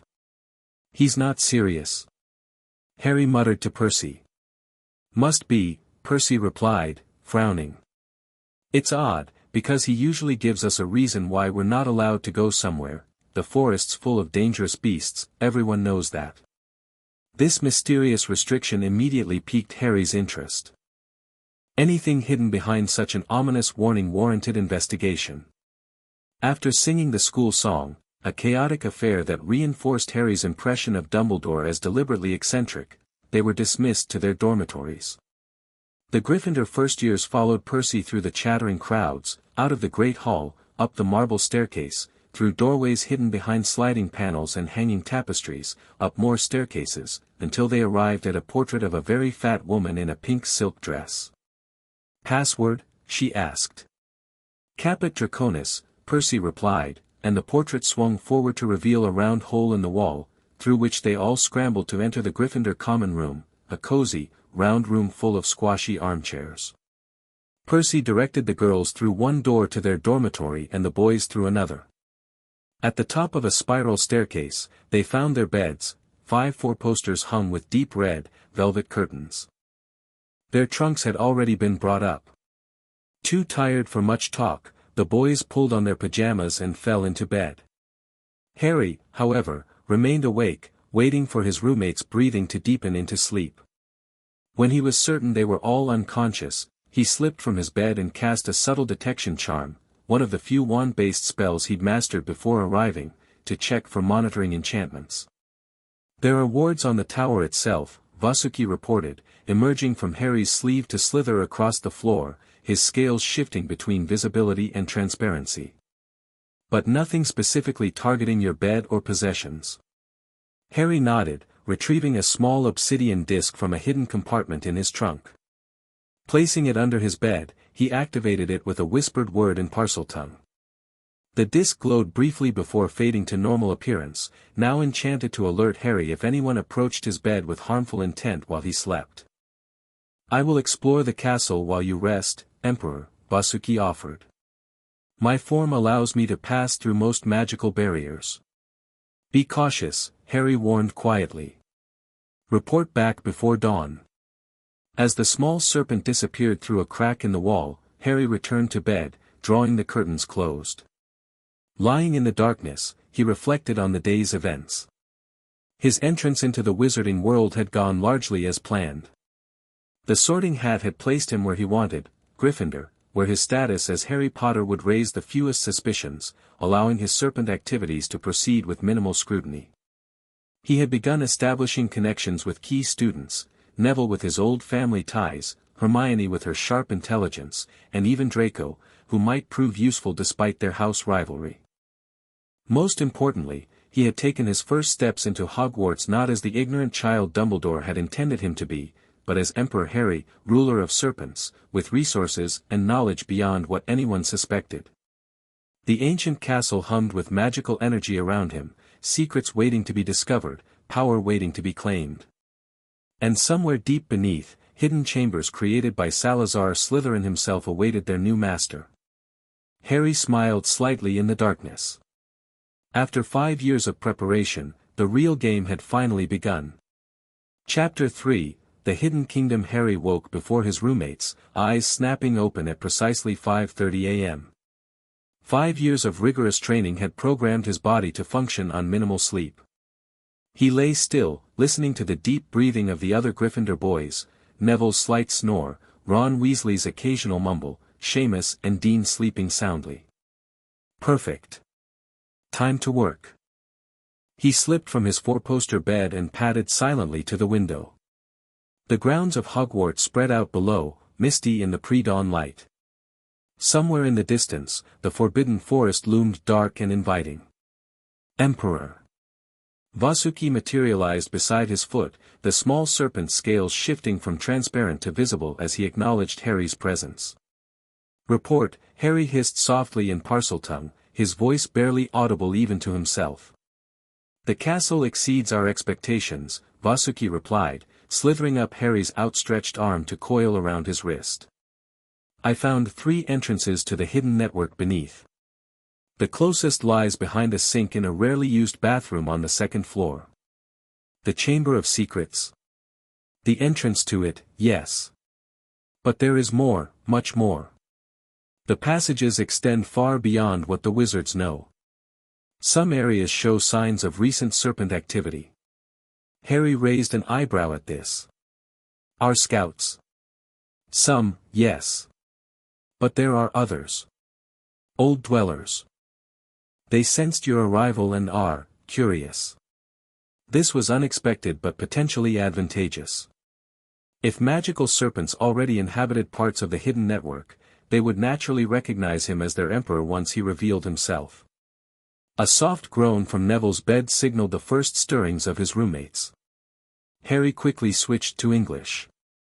Return to hiding. We'll continue later. Vasuki vanished beneath the sleeve of Harry's pajamas just as Neville's bed curtains parted. Morning, Harry said cheerfully, as if he'd just woken himself. Ready for our first day? Neville rubbed his eyes blearily. Not really. Bet I forget everything I learned this summer. You'll do fine, Harry assured him, gathering his toiletries. I'm heading to the showers before the rush. By the time Harry returned, freshly showered and dressed in his Hogwarts robes, the other boys were stumbling about in various states of wakefulness. He used the activity to send a quick message via one of his pixies, which briefly glowed beneath his cupped hands before zipping invisibly through the window. The message was simple, arrived safely. Sorted Gryffindor as planned. Hidden passages confirmed. More than expected. Down in the common room, Harry found Hermione already waiting, surrounded by books and looking eager to start the day. I've been up since 5 reviewing first-year material, she announced as he approached. I don't want to fall behind. I doubt that's possible, Harry replied with a genuine smile. Her enthusiasm might come across as overbearing to some, but he recognized the valuable ally she could become. Though I wonder if there's magic that hasn't made it into the standard textbooks. Hermione's eyes lit up at this suggestion. I've been thinking the same thing. The history books mention so many magical feats that aren't covered in our curriculum. I wonder if the library has more advanced texts. I bet it does, Harry said, guiding her toward the portrait hole. Maybe we can explore it together sometime. For now, though, breakfast. They navigated the moving staircases with Hermione chattering about the enchantments described in Hogwarts, a history. Harry listened attentively while subtly expanding his senses throughout the castle, mapping corridors and detecting magical signatures. The Great Hall buzzed with activity when they arrived. Harry noted Professor McGonagall distributing schedules at the Gryffindor table and steered Hermione in that direction. "Ah, Mr. Potter, Miss Granger," McGonagall acknowledged as they approached. "Early risers, I see. Here are your schedules." Harry accepted his with a polite, "Thank you, Professor," while scanning the high table. Dumbledore was absent, but Snape was watching him with that same penetrating gaze from last night. More interestingly, the turbaned Professor, Quirrell, according to his schedule, seemed to be deliberately avoiding looking in his direction. "Transfiguration first thing," Hermione noted excitedly. "That's Professor McGonagall's subject." "Followed by charms and then defense against the dark arts after lunch," Harry added, helping himself to toast and eggs. Busy first day. As they ate, the great hall filled with students. Ron Weasley plopped down across from them, grabbing sausages with enthusiasm. "I'm starving." "You're always starving," remarked one of the Weasley twins, Fred or George. Harry hadn't sorted out which was which yet, as they passed behind their younger brother. "Potions with the Slytherins on Friday," Ron groaned, looking at his schedule. "Snape's head of Slytherin House. They say he always favors them." "I heard he really knows his subject," Harry commented, drawing surprised looks from several Gryffindors. "What? Knowing potions well doesn't mean he's nice." "Got that right," said an older student Harry recognized as Quidditch Captain Oliver Wood. "Brilliant potioneer, terrible teacher. And he hates Gryffindors on principle. Wonder why?" Harry mused, filing away this information for later consideration. Set Harris had mentioned Snape's complex history, including his connection to Harry's mother. Before anyone could respond, a rush of owls filled the hall, circling until they found their owners and dropped letters and packages into their laps. Harry watched with interest, noting which students received regular mail and which seemed disappointed. "Nothing from Gran yet," Neville sighed, joining them at the table. "Probably waiting to hear what house I'm in first." "She'll be proud you're in Gryffindor," Harry assured him, though privately he wondered if that was true, based on what Neville had shared about his grandmother's expectations. As they finished breakfast, Harry spotted Draco Malfoy holding court at the Slytherin table, already surrounded by an entourage that hung on his every word. Their eyes met briefly across the hall, and Draco gave a slight nod, neither friendly nor hostile, simply acknowledging. Harry returned the gesture. House rivalries notwithstanding, he had no intention of making unnecessary enemies. Transfiguration with Professor McGonagall set the tone for Hogwarts academics. After transforming her desk into a pig and back again, eliciting gasps from the class, she launched into a stern lecture about the dangers and complexities of transfiguration magic. "Transfiguration is some of the most complex and dangerous magic you will learn at Hogwarts," she warned. "Anyone messing around in my class will leave and not come back. You have been warned." She set them to turning matches into needles, a task Harry knew was designed to test basic magical aptitude rather than produce practical results. He watched his classmates struggling before making his own attempt. This was a critical moment, his first public use of wand magic at Hogwarts. He needed to demonstrate competence without revealing the full extent of his abilities. Harry focused on the match, channeling magic through his wand in the prescribed manner while carefully suppressing his serpent magic, which kept trying to surface alongside the wizard magic. The match shimmered and partially transformed, silver at one end with the eye forming, but still wooden at the other. "Very good first attempt, Mr. Potter," McGonagall commented as she passed his desk. "Try visualizing the complete transformation more clearly." Harry nodded and tried again, allowing slightly more power through his wand. This time the match transformed completely into a perfect silver needle. "Excellent." McGonagall actually smiled, holding up his needle for the class to see. "Mr. Potter has done it. See the complete transformation. 5 points to Gryffindor."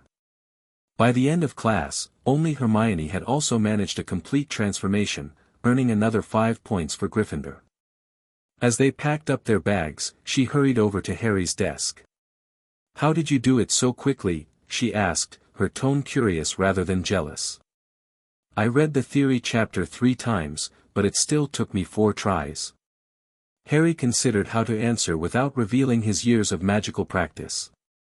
"I think it helped that I didn't overthink it," he said finally. "I just pictured the needle and felt the magic do the work." Hermione frowned slightly.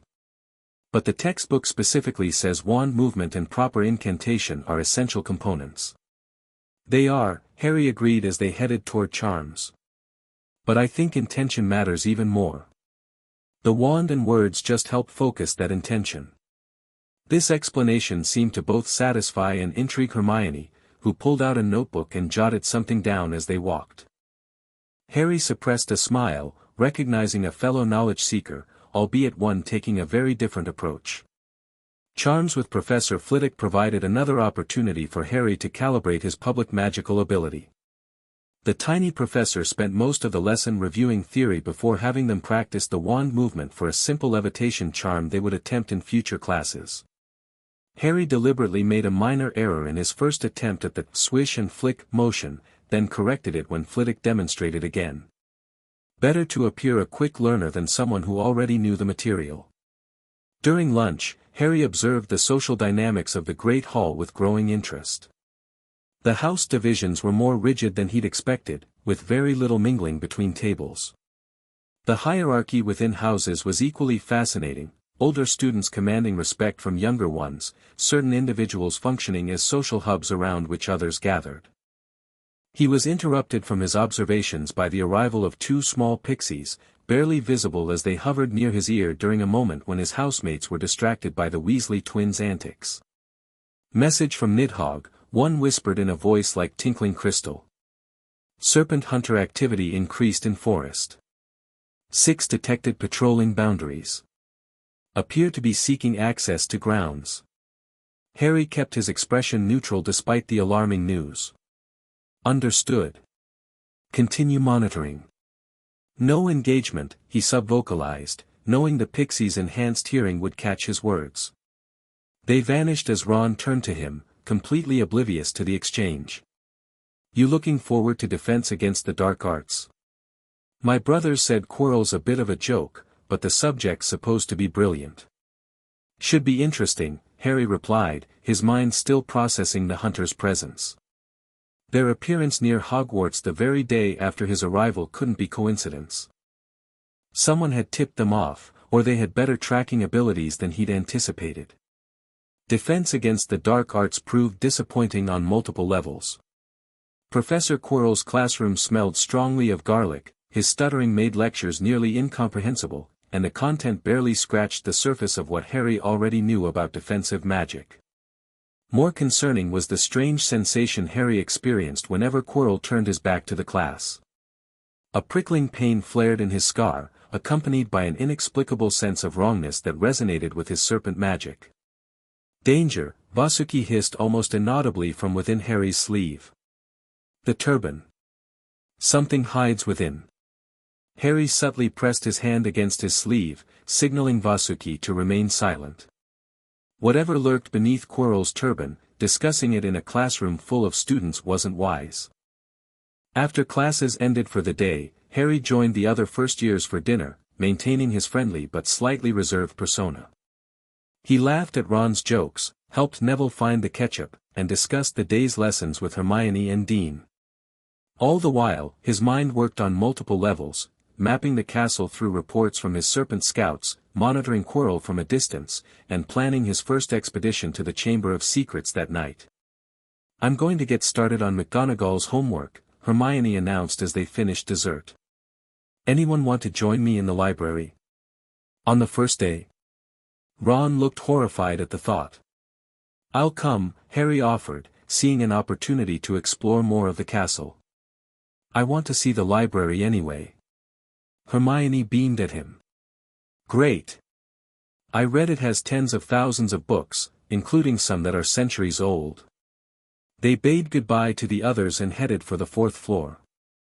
The Hogwarts library proved impressive even by Harry's standards, vast rooms lined with towering bookshelves, quiet study areas, and the tangible magic of accumulated knowledge. Madame Pants, the stern librarian, eyed them suspiciously as they entered but relaxed slightly when Hermione politely asked for directions to the Transfiguration section. First years, she sniffed, pointing toward a section near the windows. Basic texts are there. Reference materials stay in the library. No food, no talking, no touching books with dirty hands. Thank you, Madame Pants, Hermione replied with such genuine respect that the librarian's expression actually softened before she swept away to berate an older student for dog-earing a page. They settled at a quiet table where Harry could observe both the main entrance and the restricted section cordoned off at the back of the library. As Hermione buried herself in Transfiguration texts, Harry pulled out his own homework while surreptitiously sending a tiny snake scout from his sleeve to explore the restricted section. The theory behind Transfiguration is so fascinating, Hermione whispered after several minutes of silent reading.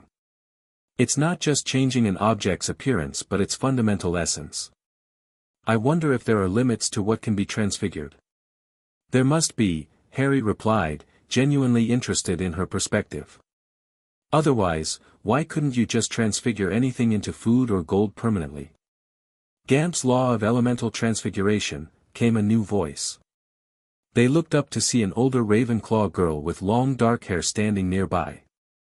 It states that food can't be created from nothing, only transformed from something else or multiplied if you already have some. That makes sense, Harry nodded. And I'm guessing similar principles apply to other valuable substances? The girl nodded.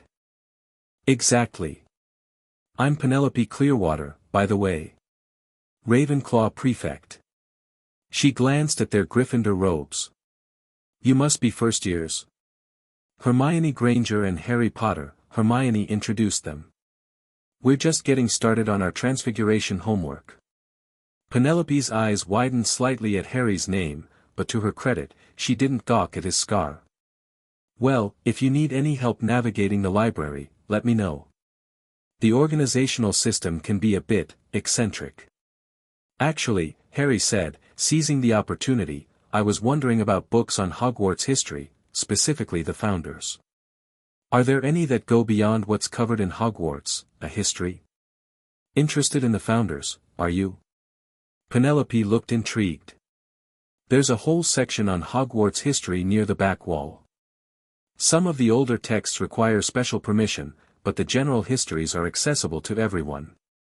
Thanks, Harry said with a smile. I'll check it out sometime. After Penelope left, Hermione gave him a curious look. Special interest in the founders? Harry shrugged casually. Just curious about the people who created such an amazing place. Think about it. 4 wizards built a castle that's lasted 1,000 years, created a sentient hat that reads minds, and established a system that's educated generations of witches and wizards. Don't you wonder what kind of magic they had that we might have lost over time? The question sparked exactly the intellectual curiosity he'd hoped for. Hermione's eyes lit up. I hadn't thought of it that way. You're right, some of the feats described in the founding of Hogwarts don't seem possible with modern magic. I wonder if the library has primary sources from that era. Worth investigating, Harry agreed, pleased to have planted the seed.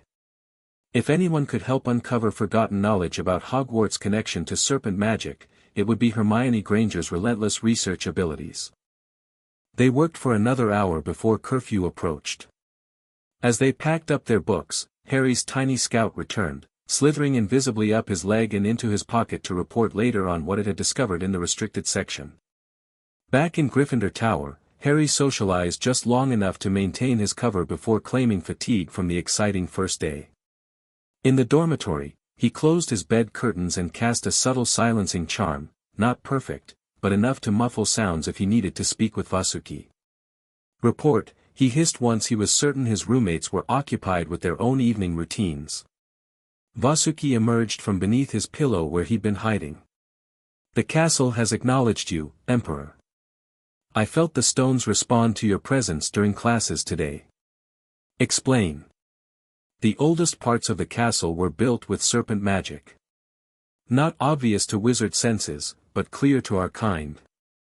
When you performed magic today, the stones resonated, recognizing the Serpent Emperor's presence after centuries of dormancy. This was fascinating news. Set Harris had hinted at connections between Hogwarts and ancient serpent kingdoms, but direct magical resonance suggested deeper links than even he had known. The hunter situation? Harry asked, switching topics. 8 confirmed now. They've established a perimeter in the forest but haven't attempted to breach the grounds. They appear to be waiting for something. Or someone, Harry murmured. They know I'm here, but they're not sure how to find me among hundreds of students. He considered the timing of his expedition to the chamber. With hunters nearby, venturing into unknown territory carried additional risk, but waiting could mean missing crucial opportunities to establish his power base within the castle. Tonight, he decided. Once the others sleep, we find the entrance. Harry settled back against his pillows, pretending to read a textbook while listening to his roommate's preparations for bed. Ron complained about the Transfiguration homework, Neville searched frantically for his toad, and Seamus tried to turn his water into rum with predictably explosive results. By midnight, the dormitory had fallen silent except for soft snores. Harry slipped from his bed, already dressed in black clothing beneath his pajamas. He removed the fake glasses he still wore for appearance's sake and retrieved a small pouch of supplies from his trunk. The route? He asked Vasuki, who coiled around his wrist. 2nd floor, abandoned girls' bathroom. The entrance is concealed in a sink marked with a serpent. Harry nodded and disillusioned himself, not with a wizard spell, which would leave magical traces, but with serpent magic that bent light and attention around him. To anyone watching, he would appear as little more than a heat shimmer in the air. The common room was empty save for a 6th year who had fallen asleep over his books. Harry moved silently past, slipped through the portrait hole, and made his way through the darkened corridors, avoiding the predictable patrol routes he'd mapped earlier. Twice he froze as teachers passed nearby, Snape prowling the dungeons with suspicious eyes, and later McGonagall checking classrooms on the 1st floor. Neither noticed him, though Snape paused once, nostrils flaring as if catching an unfamiliar scent. The 2nd floor bathroom was exactly where Vasuki had described, abandoned, slightly flooded, and emanating a sense of melancholy that struck Harry as unusual for a simple lavatory. "Why is this place abandoned?" he asked as he secured the door behind him. "A student died here 50 years ago," Vasuki replied. "Her ghost still haunts this room, though she seems absent tonight." Interesting. Harry filed away this information as he approached the circle of sinks at the room's center. One tap bore a tiny engraved serpent, almost invisible unless you knew to look for it. "Open," he hissed in Parseltongue. The sink glowed with brilliant white light and began to spin. It sank right out of sight, revealing a large pipe wide enough for a person to slide down, or for a massive serpent to emerge from. Harry peered down into the darkness, sensing ancient magic emanating from below. This was no simple plumbing but a pathway created by Salazar Slytherin himself, connecting the castle to whatever lay beneath. "Stairs," he commanded, remembering Sethrus's briefing about the chamber's defenses. The pipe's interior transformed, smooth walls reshaping into a spiral staircase that descended into darkness. Harry cast a simple light spell using his wand, better to leave wizard magical signatures near the entrance in case anyone detected his passage, and began his descent, Vasuki scouting ahead for traps or dangers. The staircase wound deep beneath the castle, passing through layers of stone and earth until it finally opened into a stone tunnel large enough to stand in. The air smelled ancient, with traces of moisture and something distinctly reptilian. "Home," Vasuki hissed with unexpected emotion. "This place smells of ancient scaled ones."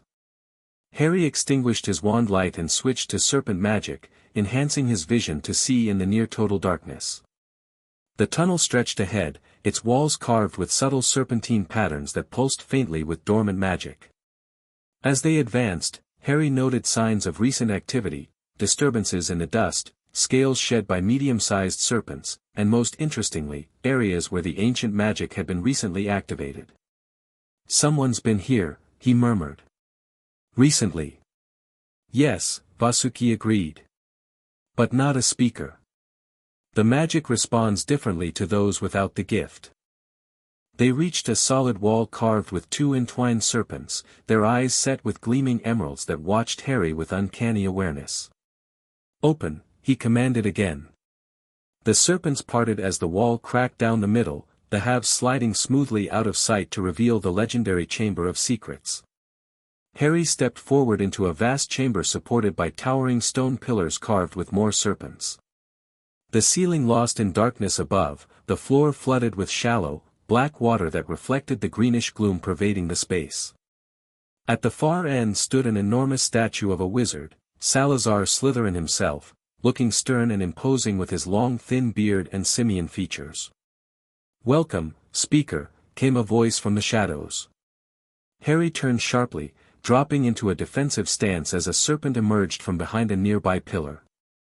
It was larger than any he'd encountered at Hogwarts, nearly 15 feet long with dark emerald scales and amber eyes that gleamed with intelligence. "I am Seraphis, warden of the chamber," the serpent introduced itself, maintaining a respectful distance. "We have felt your presence since your arrival at the castle. The stones themselves sing with the return of serpent magic." "You recognize me?" Harry asked, straightening slowly. "Your blood calls to the ancient magic. You bear the crown of scales, though it remains invisible to common sight." Seraphis slithered closer, tongue flicking out to taste Harry's magical essence. "You are the Emperor reborn, as the prophecies foretold." This was unexpected. "What prophecies?" "The Founder's prophecy, spoken by Slytherin himself before his departure from the castle. When the serpent crown returns upon the brow of one marked by lightning, the chamber shall yield its greatest secrets." Harry's hand unconsciously touched his lightning scar. The description was too specific to be coincidental.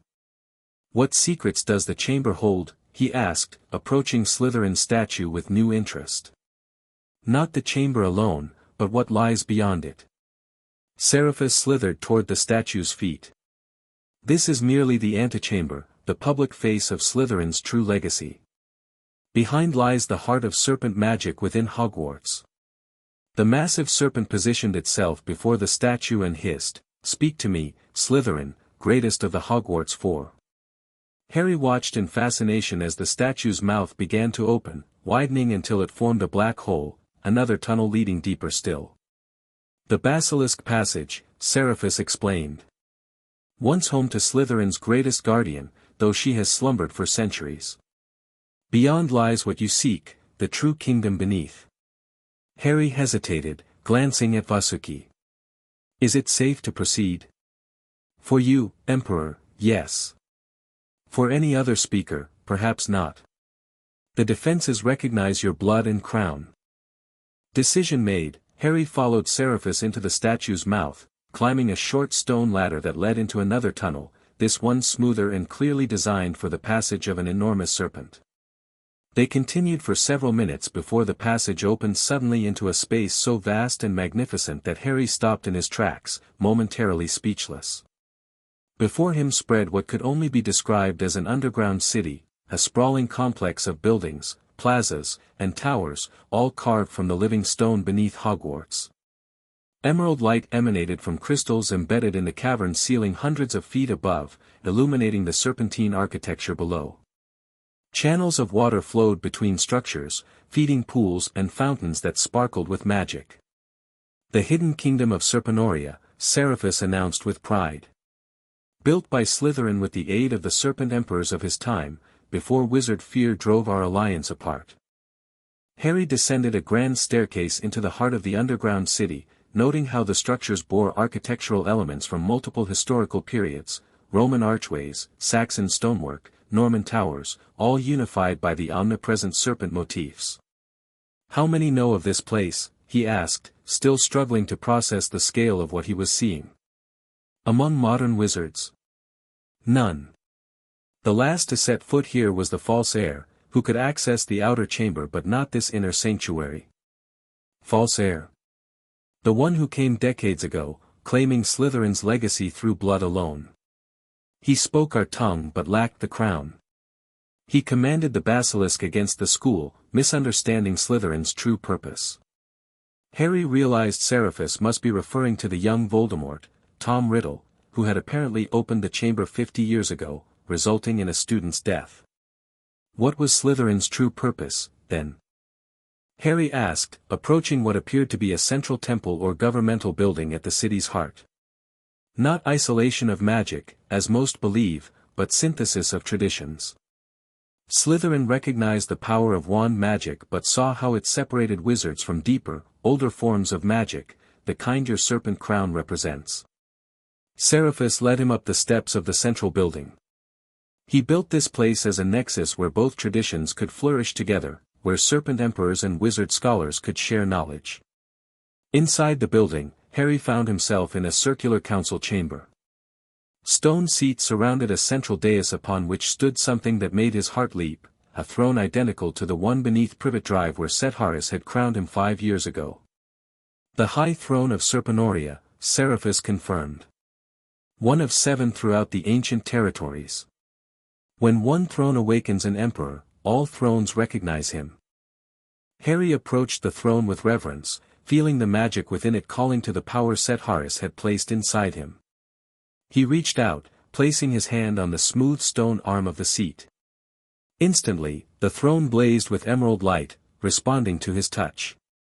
The light spread outward from the throne, traveling through channels in the floor that Harry hadn't noticed before, illuminating the entire council chamber and beyond, racing through the hidden city like awakening veins of magic. Throughout Serpenoria, dormant enchantments activated, fountains began flowing more strongly, plants that had somehow survived centuries in magical stasis unfurled new growth, and most dramatically, dozens of serpents of various species emerged from hiding places, drawn by the surge of magic. The Emperor returns. Seraphis announced to the gathering serpents. The crown of scales shines once more. Harry stood before the throne as serpents filled the council chamber, their combined hissing creating an atmosphere of excitement and renewal. He recognized the magnitude of this moment. He had not just discovered a secret chamber but awakened an entire hidden civilization beneath Hogwarts. I accept this throne and the responsibility it represents, he declared, drawing on formal phrases Set Harris had taught him for such occasions. May serpent wisdom and wizard knowledge flow together once more. He sat upon the throne, and as he did, the crown of scales materialized upon his head, visible now within the sanctum of Serpenoria though it would remain invisible outside. The assembled serpents lowered their heads in acknowledgement of his authority. What would you command, Emperor? Asked a massive python coiled near the chamber entrance. Harry considered carefully. This unexpected discovery changed everything, expanded his resources but also his responsibilities. He needed information before action. Tell me everything about this place, its history, its capabilities, and most importantly, its connection to Hogwarts above. How does this hidden kingdom interact with the school we know? For the next hour, Harry received a comprehensive education on Serpenoria's secrets. He learned how Slytherin had incorporated the hidden city into Hogwarts' very foundations, creating magical conduits that connected key locations throughout the castle to the underground kingdom. The Founders Four built Hogwarts together, explained an ancient adder named Carith who had apparently been hibernating for decades before Harry's arrival awakened her. But each created secret spaces reflecting their personal magical philosophies. Slytherin's contribution was the largest and most complex because it bridged 2 magical traditions.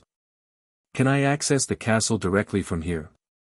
Harry asked, thinking of the practical advantages such connections would provide. 7 primary nexus points exist, Seraphis confirmed. The chamber and trance you used is merely the most prominent. Others emerge near each house common room, the headmaster's office, the Great Hall, and the Room of Requirement. The Room of Requirement? Harry hadn't heard this term before. A changeable space on the 7th floor, created by Rowena Ravenclaw but linked to all Founders' magic. It becomes what the Seeker needs most, within the castle's capabilities. The strategic implications were enormous. With access to these nexus points, Harry could move throughout Hogwarts undetected, monitor key areas, and retreat to Serpenoria when necessary. But the most significant revelation came when Kareth explained the magical properties of the hidden city itself.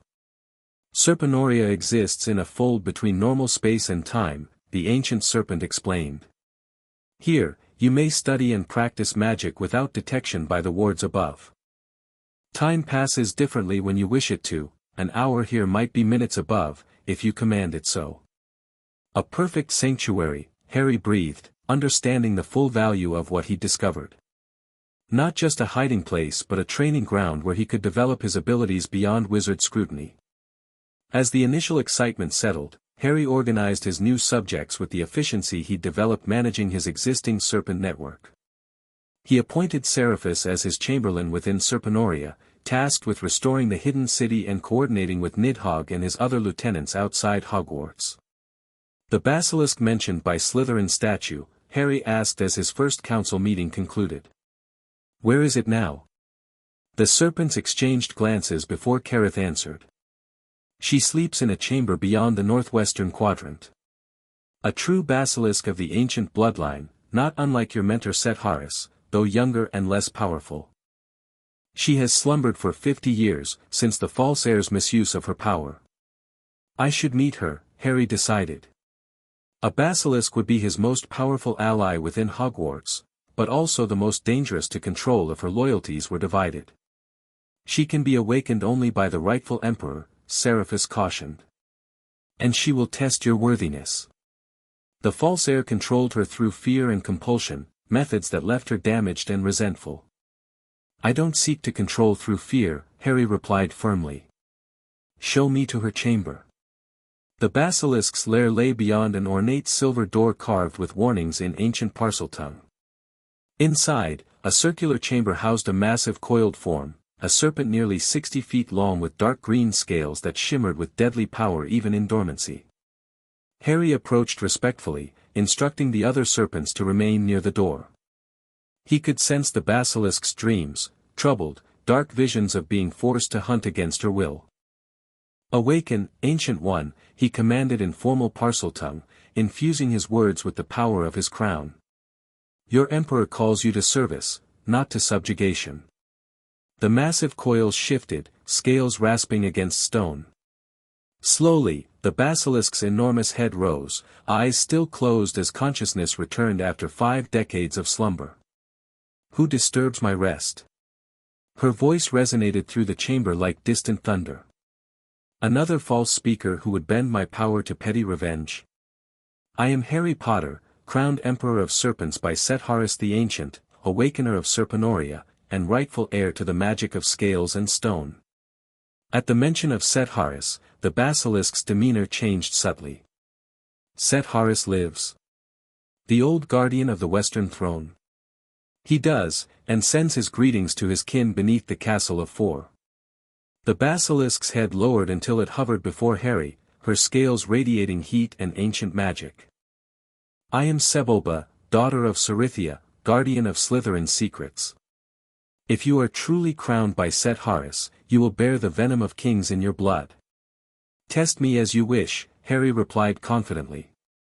Sebulba's tongue flicked out, tasting the air around Harry. A moment later, she recoiled in surprise. "The crown's magic flows strong in you, young speaker. And something more, a connection to the Dark One who last commanded me." Harry tensed slightly. "Voldemort? What connection?" "Your magical essence carries an echo of his, faint but unmistakable.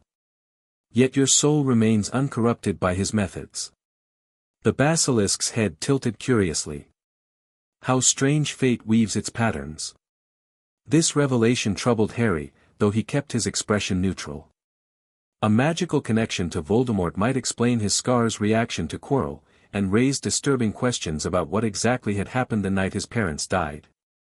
"Will you acknowledge me as your emperor?" he asked, bringing the conversation back to immediate concerns. Sebulba was silent for a long moment before responding. "I will. But know this, young Emperor, my loyalty is to the balance Slytherin sought to maintain. Should you stray from that path toward darkness, I am bound by older oaths to oppose you. I seek to unite magical traditions, not dominate through fear, Harry assured her.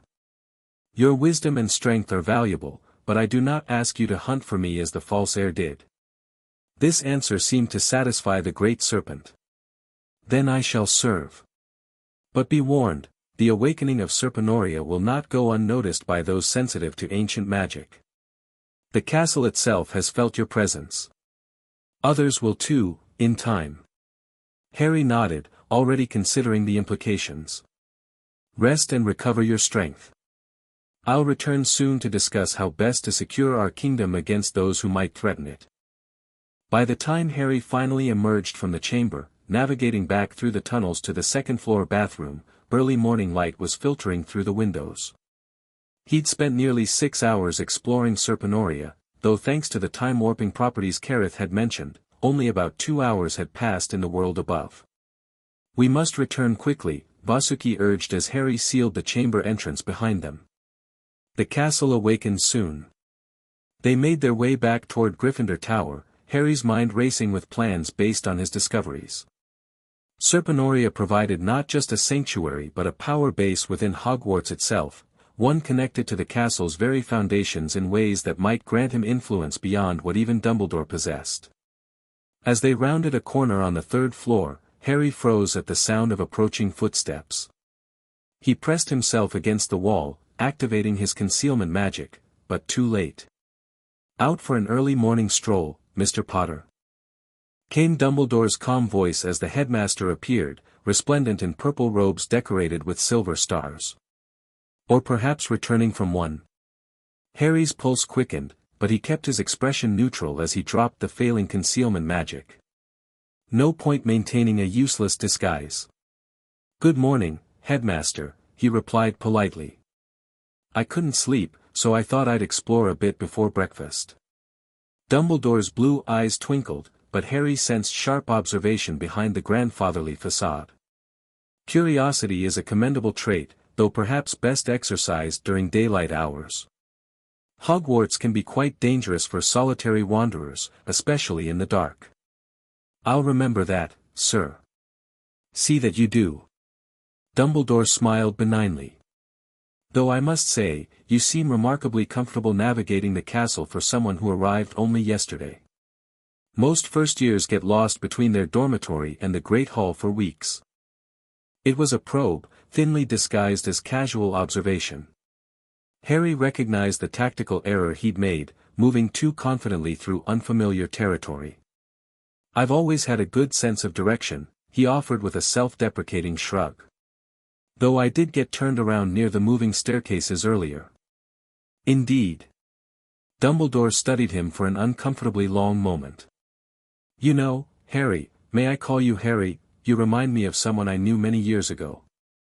Another student with an exceptional ability to adapt to Hogwarts. The comparison hung ominously between them. Harry didn't need to ask who Dumbledore meant.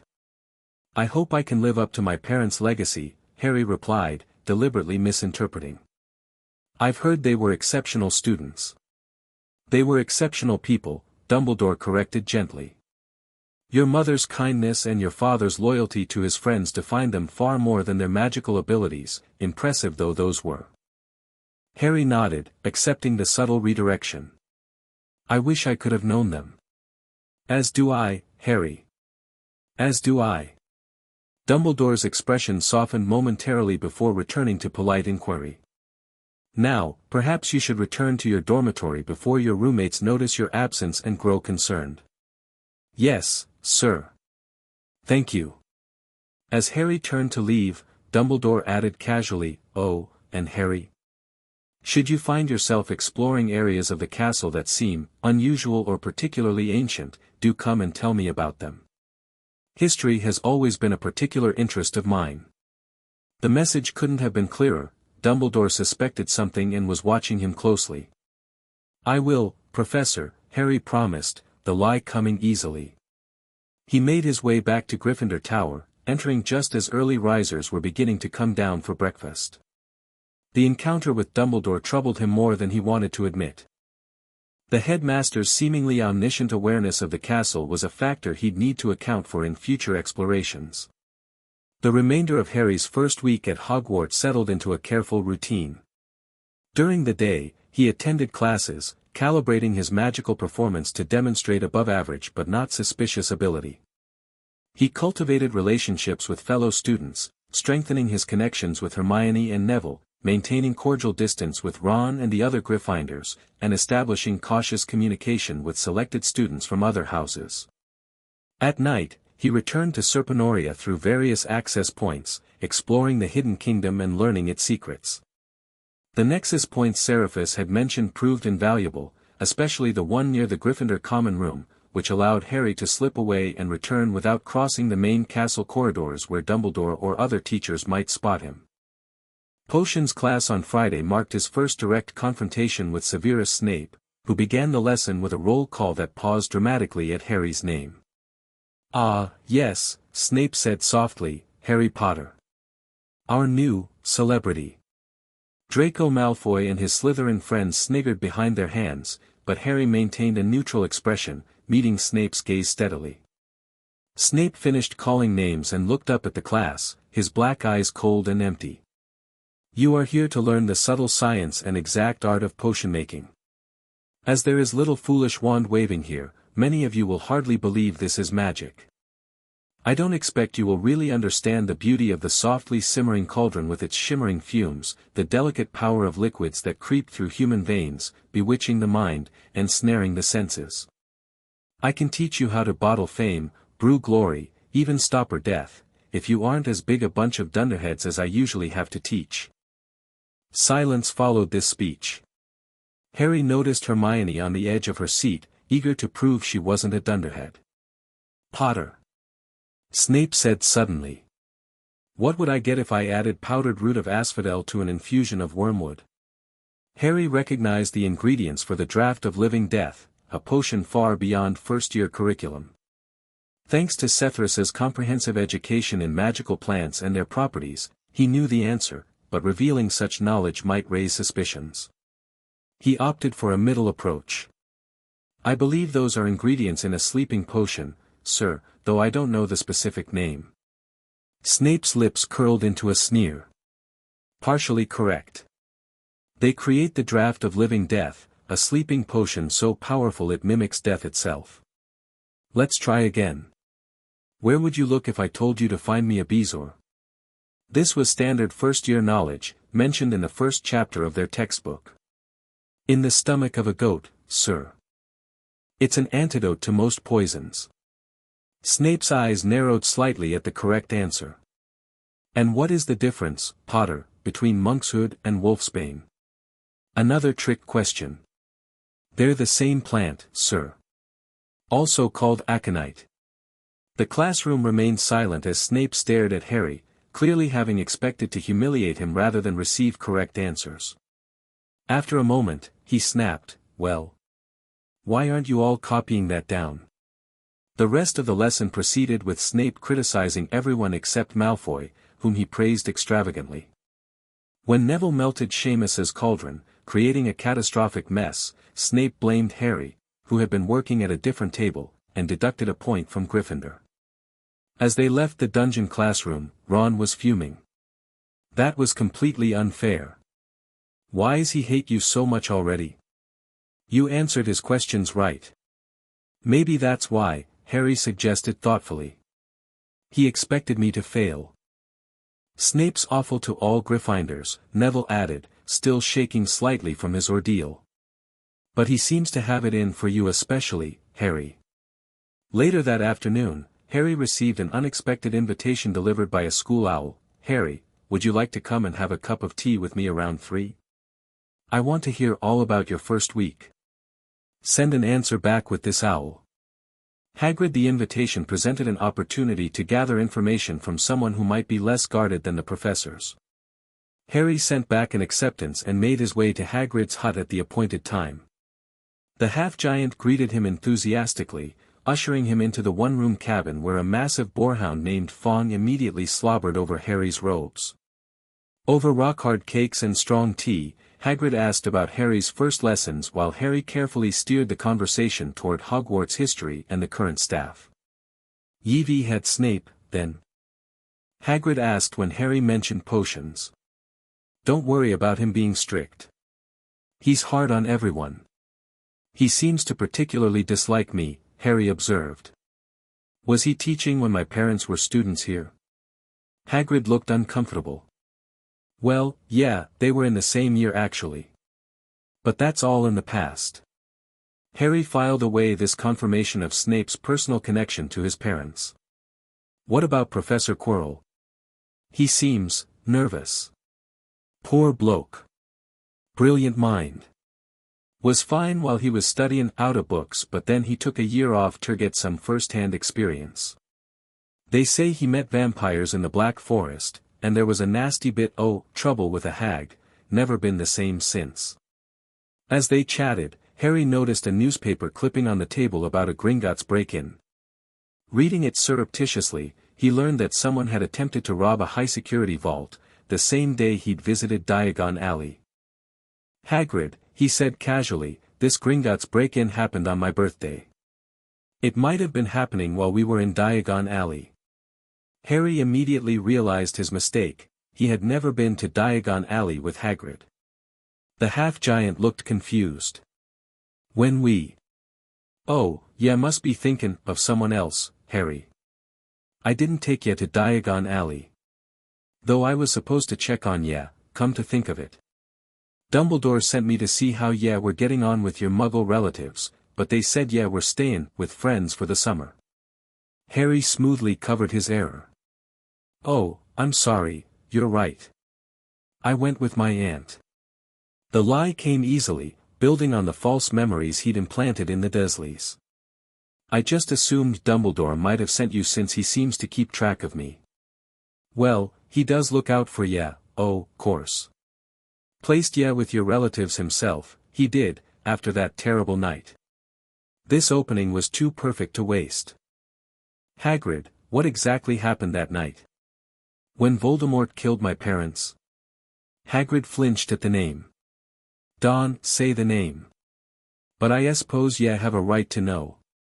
He proceeded to tell Harry the official version of events, how Voldemort had come to Godric's Hollow, killed James and Lily Potter, but somehow failed to kill baby Harry, resulting in his own destruction. "Dumbledore brought ya to your aunt and uncle himself. Always said they were the only family ya had left." "Did he consider any magical families?" Harry asked, genuine curiosity mixing with strategic information gathering. "Well, there was talk. Some thought ya might go to the Longbottoms, seein' as they were friends your parents, but after what happened to them." Hagrid trailed off, looking uncomfortable. "What did happen to them?" Harry pressed, thinking of Neville's brief mention of his parents in St. Mungo's. "Shouldn't have mentioned that," Hagrid muttered. "Not my place to tell ya. But Dumbledore had his reasons for placin' ya with Muggles. Safer there, away from all the attention. Yet have been famous from birth otherwise, the boy who lived and all that." Harry nodded thoughtfully, piecing together the puzzle of his placement with the Dursleys. Dumbledore had made that decision personally, bypassing any wizard alternatives. The question was why. Protection from fame seemed an insufficient reason for condemning a magical child to life with magic-hating relatives. As he walked back to the castle after tea, Harry's thoughts were interrupted by the arrival of one of his messenger pixies, bearing an urgent report from his forest scouts. Hunters breached outer wards at northwest boundary. Confronted by centaurs. 2 injured, others retreated. Renewed activity expected tonight. Harry's jaw tightened. The Serpent hunters were growing bolder, and their timing couldn't be worse. Tonight was his planned exploration of the restricted section with Vasuki, a mission that now seemed too risky with hunters active on the grounds. He needed to secure Hogwarts and Serpenoria immediately, before the hunters detected the massive serpent magic he'd awakened beneath the castle. That evening in the Great Hall, Harry noticed increased staff presence and more frequent patrols of prefects. Dumbledore himself was absent from dinner, as was Hagrid, both likely responding to the boundary breach, though officially nothing had been announced to students. "Heard some third years talking about lights in the forest last night," Seamus commented as they ate. "Reckon it might be unicorn hunters. My cousin says unicorn parts sell for hundreds of galleons on the black market." "The forest is forbidden for a reason," Hermione replied primly. "Whatever's out there, the teachers will handle it." Harry remained silent, focusing on his meal while mentally reviewing Serpentoria's defensive capabilities. According to Seraphus, the Hidden Kingdom had ancient wards that could be activated in emergencies, protections designed to shield it from detection even by those specifically seeking serpent magic. After dinner, Harry feigned tiredness and retired early to the dormitory. Once his roommates were asleep, he slipped away not through the common room but through the hidden nexus point he'd discovered behind a seemingly solid section of wall near the first-year bathrooms. The passage led directly to Serpentoria, emerging near the council chamber where his second throne awaited. Already, the hidden city showed signs of renewal after just a week: flowing fountains, restored lighting, and dozens of serpents who had emerged from hibernation or arrived from other parts of the castle to serve their new emperor. "Seraphus, report," Harry commanded as he took his seat upon the throne, the crown of scales materializing on his head. The large emerald serpent approached and bowed. "Our scouts confirm 8 hunters in the forest, Emperor. They carry detection artifacts specifically attenuated to serpent magic. 2 were injured in a confrontation with centaurs but continue their search. Their objective?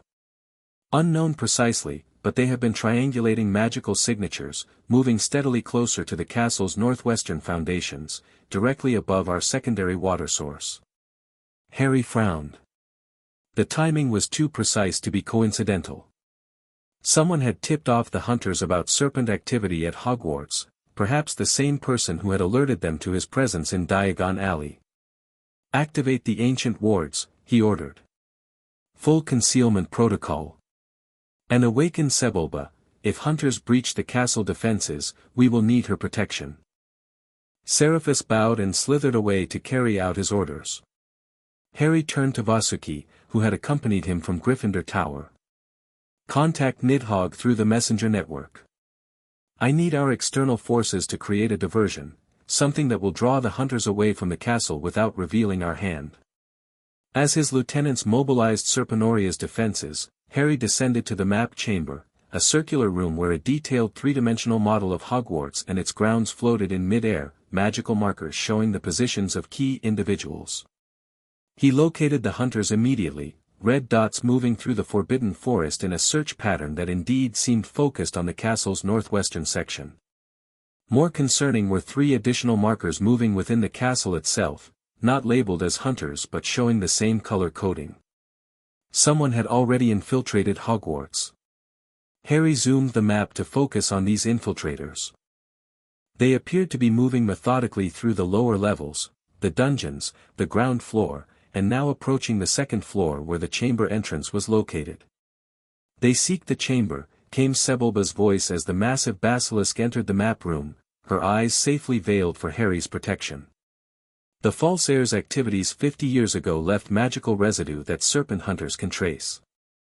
How did they get past the castle wards?" Harry demanded. "Hogwarts is supposed to be impenetrable." "Not to those invited inside," Sebulba replied ominously. "Someone with authority has granted them access, perhaps unknowingly. This changed everything.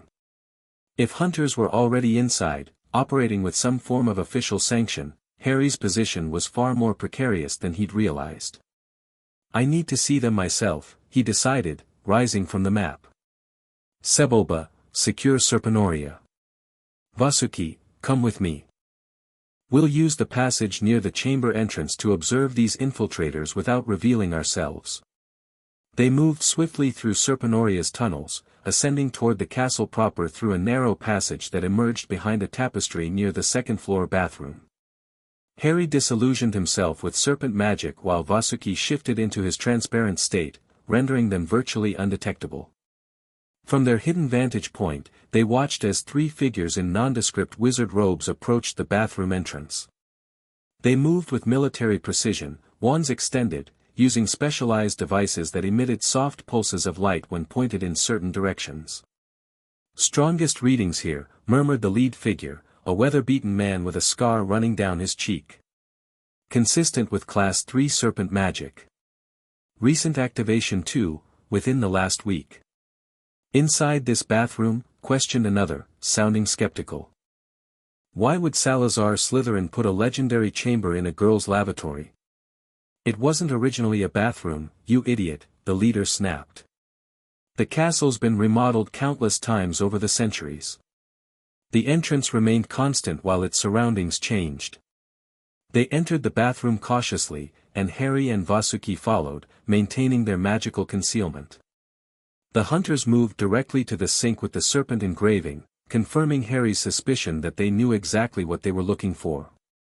"Activation requires Parseltongue," the third hunter noted, consulting an ancient-looking text.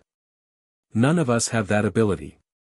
"We don't need it," the leader replied, removing a small device from his robes, a silver sphere inscribed with runic patterns. "The Parseltongue replicator records and reproduces the sonic patterns. The Ministry confiscated this from a collector in Budapest last year." Harry tensed as the hunter activated the device, which emitted a hissing sound that approximated Parseltongue. It wasn't perfect, the syntax was wrong and the pronunciation crude, but to Harry's alarm, the sync began to respond, glowing faintly. "They will breach the entrance," Vasuki warned. "We must stop them." Harry agreed but needed to act carefully. Direct confrontation would reveal his presence and abilities, but allowing the hunters access to the chamber was unacceptable. He made a split-second decision, drawing on the serpent magic set Harris had placed within him. Focusing on the castle's own inherent magic, the ancient stones that had recognized him earlier in the week, he sent a pulse of energy through the floor beneath the hunter's feet. The castle responded instantly.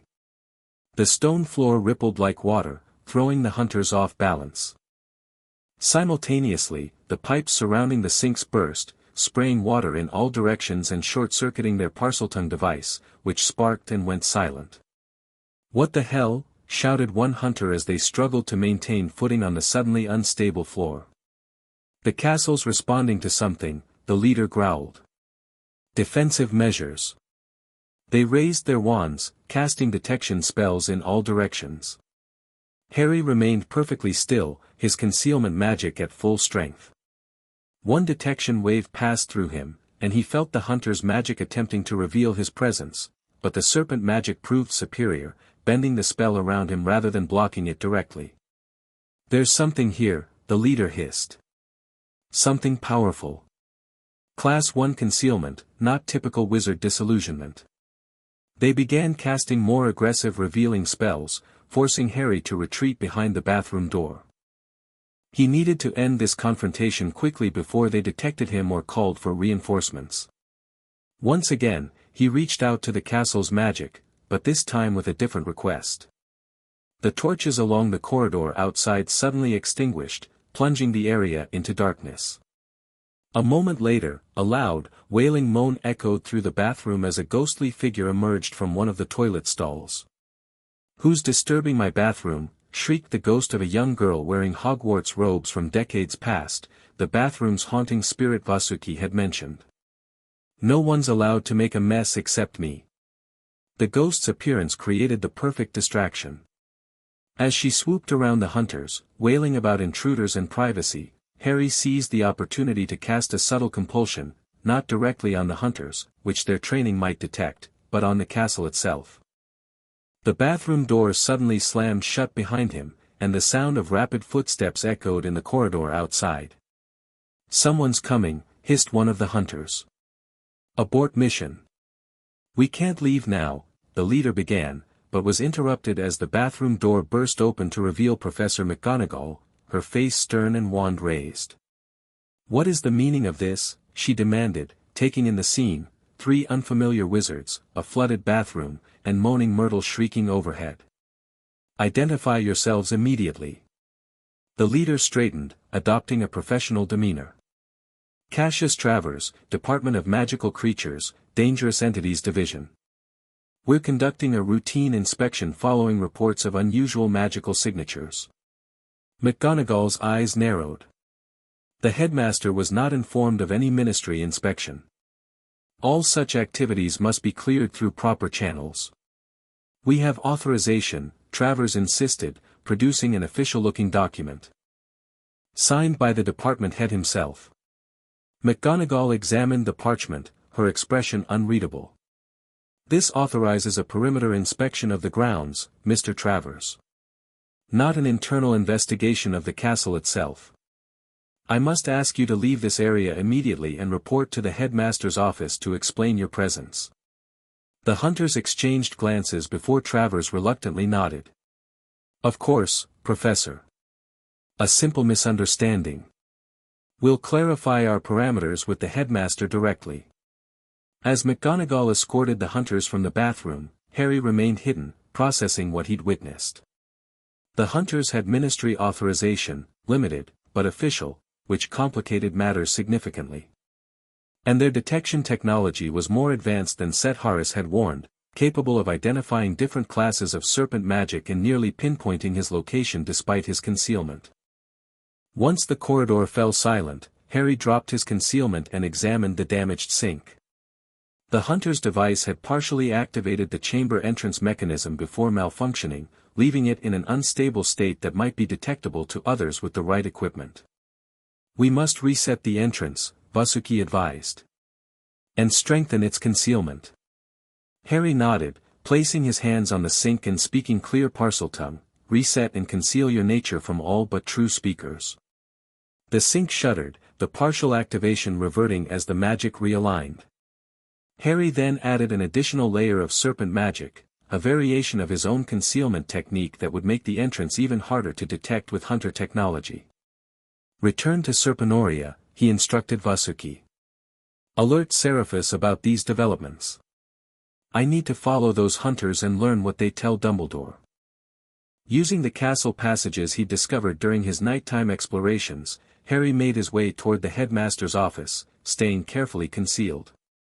He found a listening post in an adjacent corridor, a small alcove where the castle's acoustics would carry voices from the office stairway. Unprecedented breach of protocol, came McGonagall's voice, tense with controlled anger.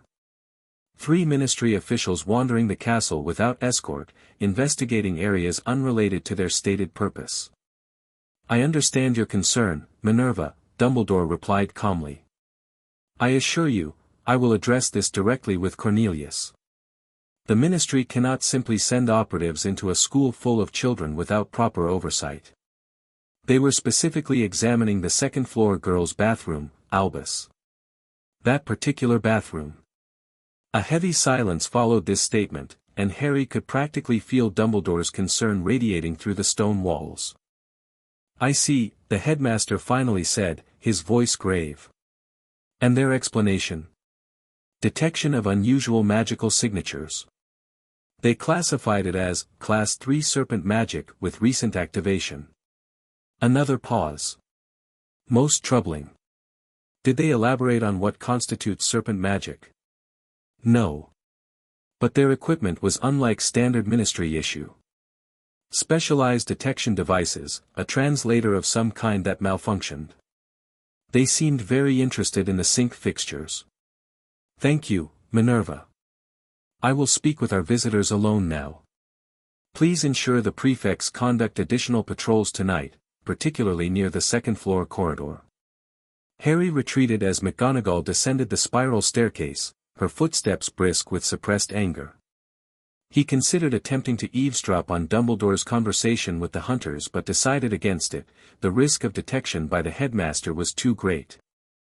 Instead, he returned to Gryffindor Tower through conventional routes, his mind racing with implications. The hunters' presence with ministry approval suggested political dimensions to the anti-serpent sentiment Set Harris had described. If the ministry officially sanctioned the hunting of magical serpents and those connected to serpent magic, his position at Hogwarts was far more tenuous than he'd realized. Back in his dormitory, Harry found his roommates still sleeping soundly, unaware of the drama unfolding throughout the castle. He slipped into bed but remained alert, sending a messenger pixie to Nidhogg with updated instructions for their outside operatives. The next morning, signs of increased security were evident throughout Hogwarts, more frequent teacher patrols, prefects checking corridors between classes, and most tellingly, Dumbledore himself appearing at meals and in hallways far more regularly than during the first week. "Did something happen last night?" Hermione asked as they walked to herbology. "There are prefects everywhere, and I overheard Percy telling Ron to stay away from the second floor." "Maybe it's related to whatever's on the third floor," Harry suggested, deflecting attention away from the second-floor bathroom. "The forbidden corridor Dumbledore mentioned at the feast." "I heard some Hufflepuffs talking about people in the forest," Neville added nervously. "Lights and strange noises." "Probably just centaurs," Ron dismissed. "They're always doing weird stargazing rituals and stuff. Dad says they're very territorial about their part of the forest." Throughout the day, Harry observed the castle's response to the security threat. The hunters had apparently been removed from the grounds, at least officially, but he noticed staff members checking specific areas with unusual attention, particularly locations where the castle's foundation met the earth. They were looking for something, or someone, connected to serpent magic. During afternoon classes, Harry felt a strange sensation, a gentle pressure against his mental shields, as if someone were attempting to locate him magically. It wasn't the direct probe of legilimency he'd felt from Snape, but something more diffuse, like a magical net being cast throughout the castle. "They seek you," Vasuki whispered from beneath his sleeve. "The hunters have shared their detection methods with the staff." This complicated matters significantly. Harry needed to accelerate his plans before his connection to Serpenoria was discovered. That evening in the common room, as students worked on assignments and played games, Harry approached Hermione, who was buried in an ancient-looking library book. "Find something interesting?" he asked, noting the book's title, Hogwarts, Foundations and Secrets. She looked up excitedly. "It's fascinating. This book was published in 1723 but references even older sources. It has details about the castle's construction that aren't in Hogwarts, a history, including mentions of hidden chambers created by all four founders, not just Slytherin's famous Chamber of Secrets." Harry's interest was genuine. "What kind of chambers?" "Well, according to this, Ravenclaw created a room that adapts to the user's needs, it becomes whatever you require at that moment. Hufflepuff supposedly built a sanctuary somewhere near the kitchens that only reveals itself to those in greatest need of comfort and safety." She flipped pages eagerly. "And Gryffindor apparently left a training ground that only true champions can access." "What about Slytherin's chamber? Anything beyond the usual stories?" Hermione hesitated. "That's the strange part. This book suggests the Chamber of Secrets was actually just the entrance to something much larger, a complex Slytherin created in cooperation with what it calls the Serpent Kings of the ancient world." Harry carefully controlled his expression despite his surprise. This book contained far more accurate information than he'd expected to find in the general library. "Serpent Kings?" he prompted. "It's all rather vague. The author speculates they might have been a non-human magical species that died out centuries ago, or possibly powerful wizards who used serpent forms as their symbols." She frowned at the page. "The translation is difficult because it uses archaic terms, but it suggests Slytherin wasn't actually anti-Muggle as modern histories claim. He was trying to preserve an older form of magic that was being forgotten as wand use became standardized." This aligned perfectly with what Seraphis had told him about Slytherin's true purpose in creating Serpenoria.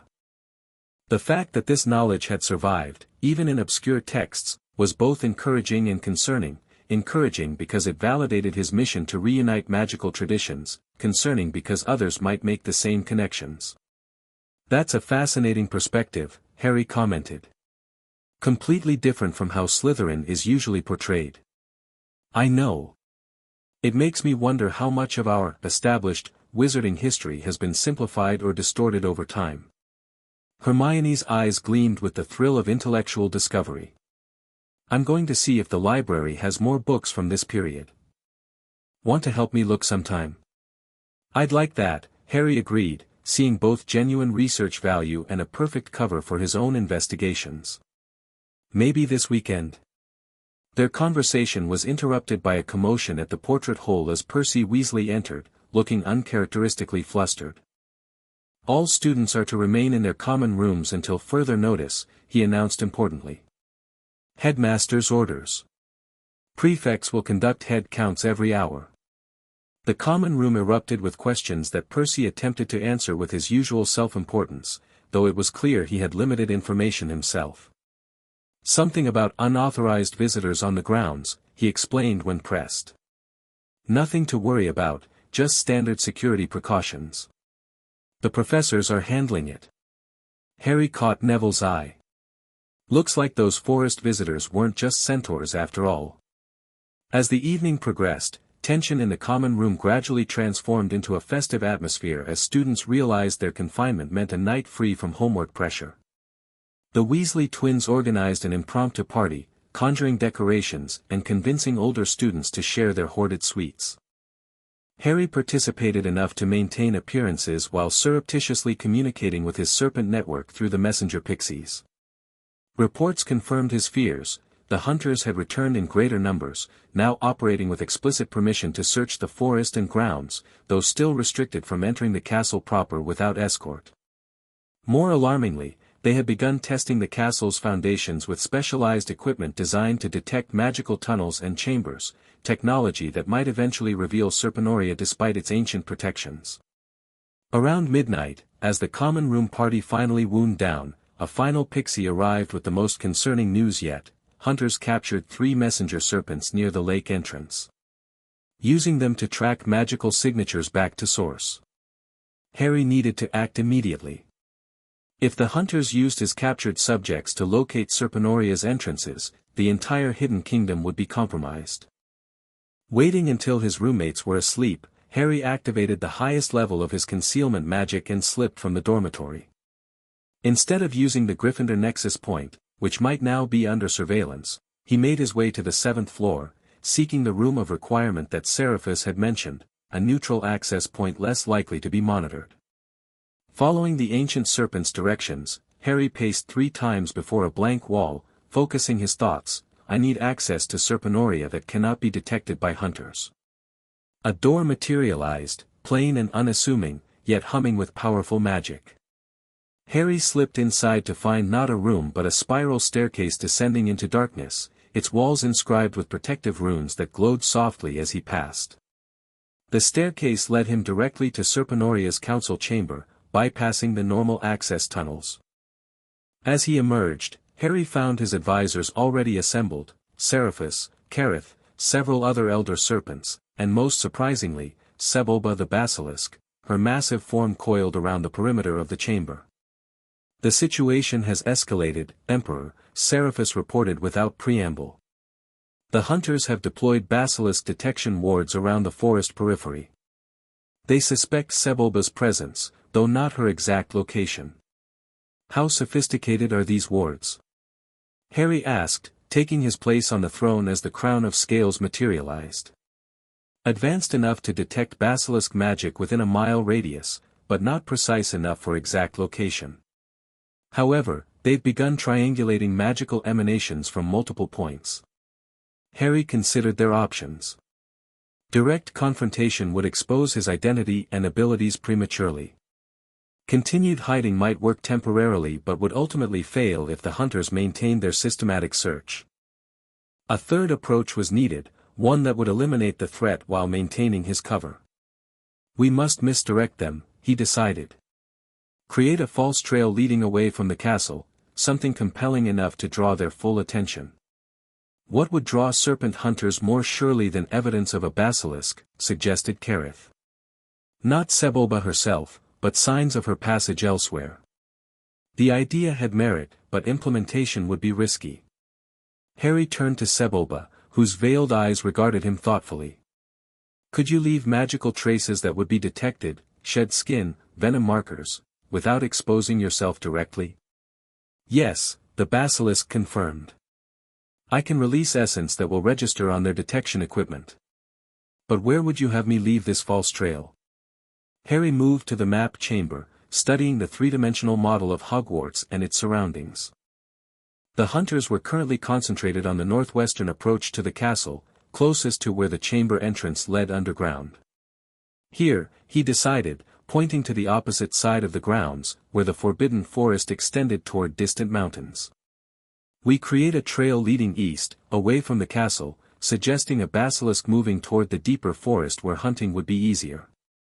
The centaurs patrol those regions, Seraphis warned. They may interpret our actions as encroachment on their territory. Then we must inform them of our intentions, Harry replied. Vasuki, take a message to the centaur elders. Explain that we seek to draw dangerous hunters away from Hogwarts students, not to infringe on their lands. As Vasuki departed on this diplomatic mission, Harry worked with Sebulba and Seraphis to plan the false trail in detail. By dawn, they had implemented the first phase, subtle basilisk markers placed at strategic intervals leading away from the castle, designed to be discovered gradually over several days, creating the impression of a serpent in transit rather than one dwelling beneath Hogwarts itself. What of the captured messengers? Kareth asked as their council concluded. They cannot withstand hunter interrogation techniques indefinitely. Harry's expression darkened. He had hoped to avoid direct confrontation, but his subjects' safety took priority. We rescue them tonight, he declared.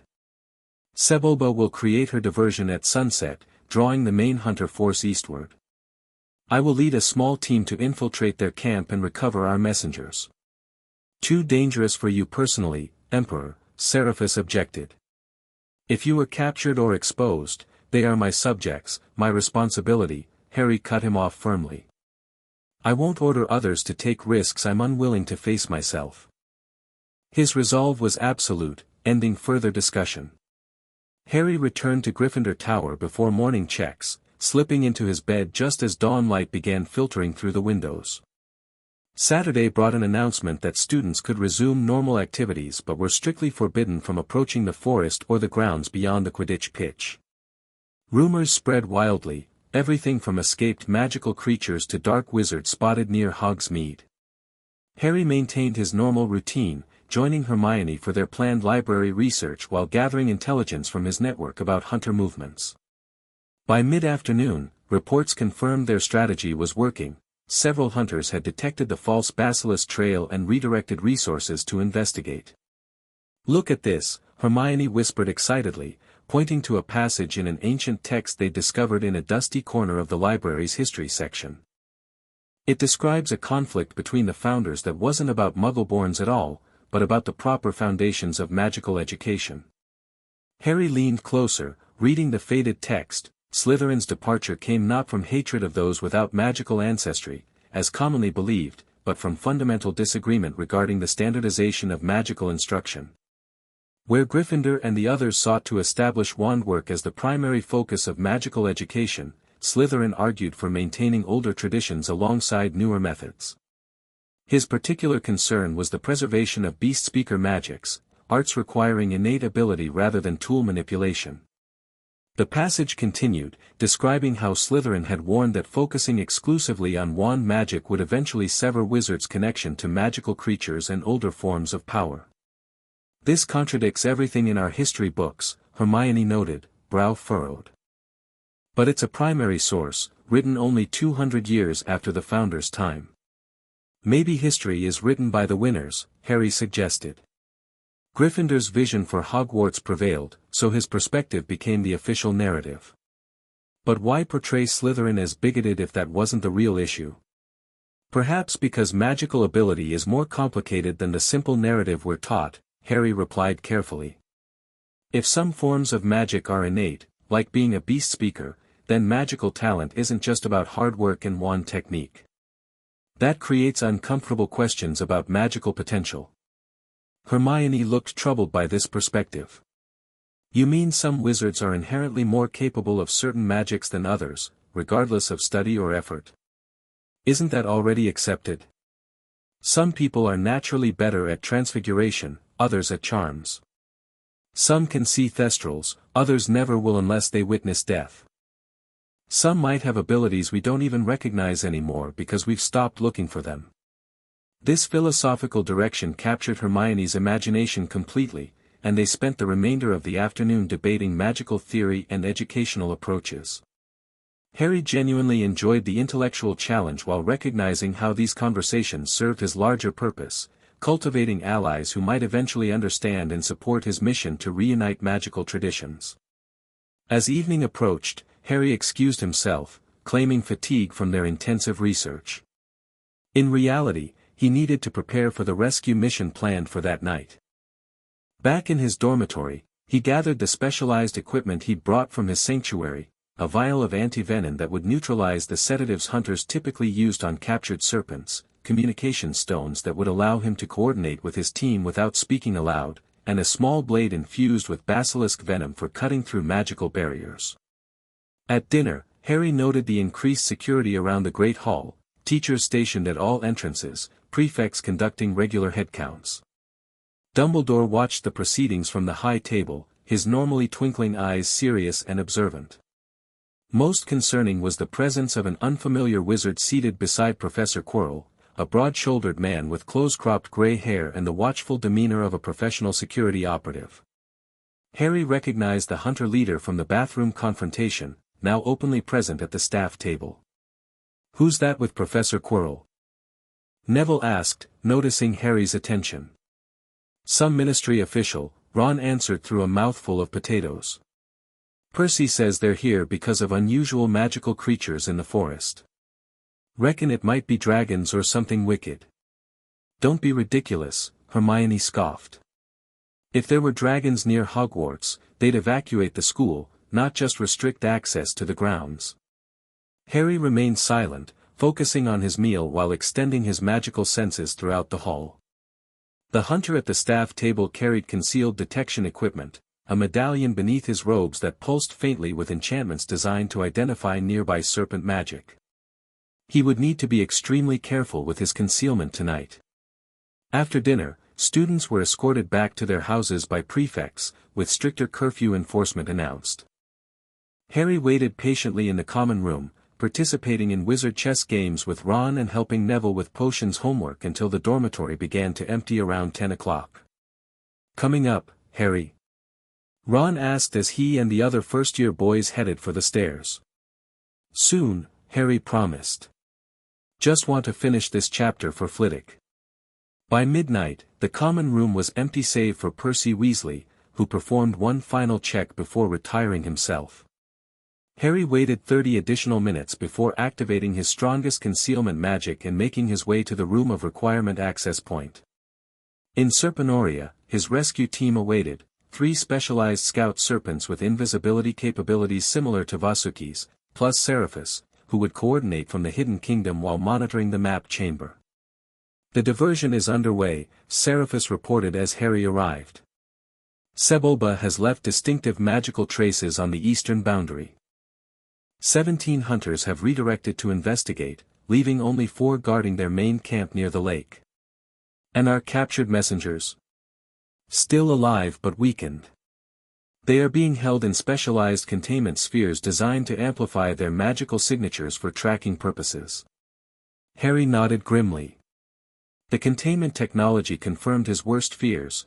The hunters weren't merely seeking to eliminate dangerous serpents but were actively tracking magical connections, potentially back to him. "We move now," he ordered, donning a hooded cloak that incorporated strands of Demiguise hair for additional concealment. "Stealth is essential, no magic unless absolutely necessary." They departed through Serpenoria's lake access, a narrow tunnel that emerged beneath the Hogwarts boathouse, allowing them to approach the hunter camp from water rather than land, bypassing most detection wards. The night was clear and cool, stars reflecting on the lake's surface as Harry and his team moved silently along the shoreline. The hunter camp came into view, 4 tents arranged around a central fire, with magical barriers forming a perimeter that glowed faintly in Harry's enhanced vision. 2 guards patrolled the barrier's edge while 2 more remained at the central fire, examining equipment spread across a folding table.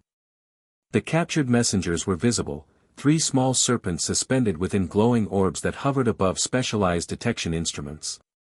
Harry signaled his team to spread out, each taking position around the camp's perimeter. He carried a communication stone in each hand, squeezing the left to signal Seraphis, in position. Begin electronic interference. From deep beneath the castle, Seraphis activated one of Serpentoria's ancient defenses, a magical pulse that disrupted detection equipment without being traceable to a specific source. Within the camp, the hunters' instruments flickered and sputtered, causing momentary confusion. Harry seized the opportunity, moving swiftly to the barrier's edge. Using the venom-infused blade, he cut a narrow opening, just large enough for a small serpent to pass through. He sent his scout team in first, their bodies shifting to near invisibility as they slithered toward the containment orbs. The disruption lasted only seconds before the hunters began troubleshooting their equipment. Harry remained motionless outside the barrier, watching as his scouts reached the hovering orbs undetected. Following his earlier instructions, they positioned themselves beneath each orb, waiting for his signal. Harry squeezed the right communication stone, sending a pulse of magic through his connection to the scouts. Simultaneously, all three struck upward, their specialized fangs piercing the orb's magical barriers while injecting antivenom to counteract the sedatives affecting the messengers.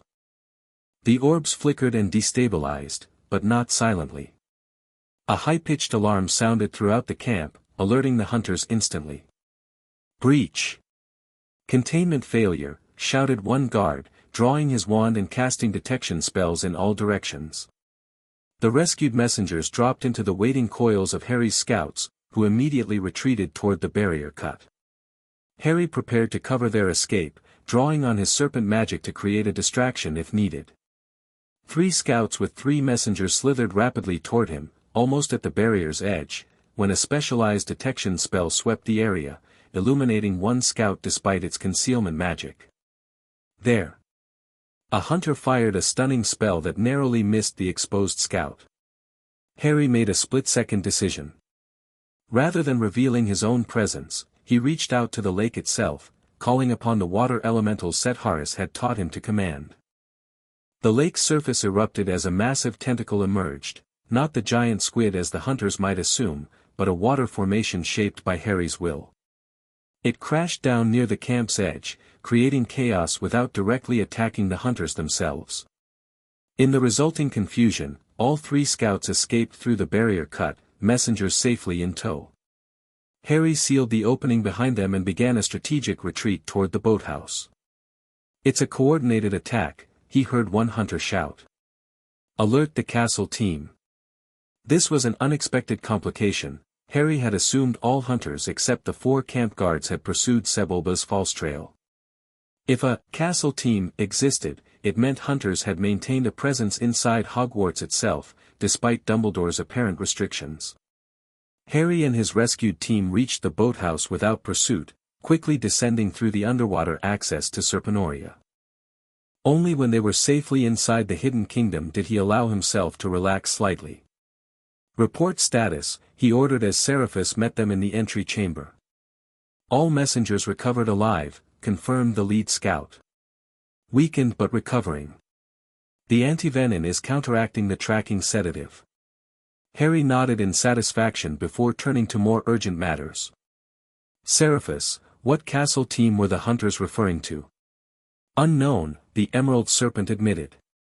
"But the map chamber shows increased activity in the main castle, staff members moving with purpose toward the 2nd and 3rd floors." They hurried to the map chamber, where the 3-dimensional model confirmed Seraphis's report. Dumbledore, McGonagall, and the hunter leader from the Great Hall were converging on the 2nd-floor corridor near the chamber entrance, while Snape and Filch moved toward the 3rd-floor Forbidden Corridor. "They're searching for connections between the lake disturbance and the castle," Harry realized. "They suspect an infiltration route. The chamber entrance is at risk of discovery," Seraphis warned. "Should we collapse the outer tunnel as a precaution?" Harry considered this drastic option but shook his head. "Not yet. Structural changes might trigger castle wards that would draw even more attention. Instead, activate the misdirection enchantments on all access points. Anyone without Parseltongue who approaches should find themselves suddenly remembering urgent business elsewhere." As Seraphis implemented these protections, Harry monitored the map with growing concern. The castle's security response was more coordinated than he'd anticipated, suggesting Dumbledore had prepared for exactly this type of situation. I need to return to Gryffindor Tower before they begin dormitory checks, he decided. The room of requirement access is too close to the staff activity. Is there another route? Kareth, who had joined them in the map chamber, indicated a rarely used passage. The kitchen's nexus emerges near the Hufflepuff common room.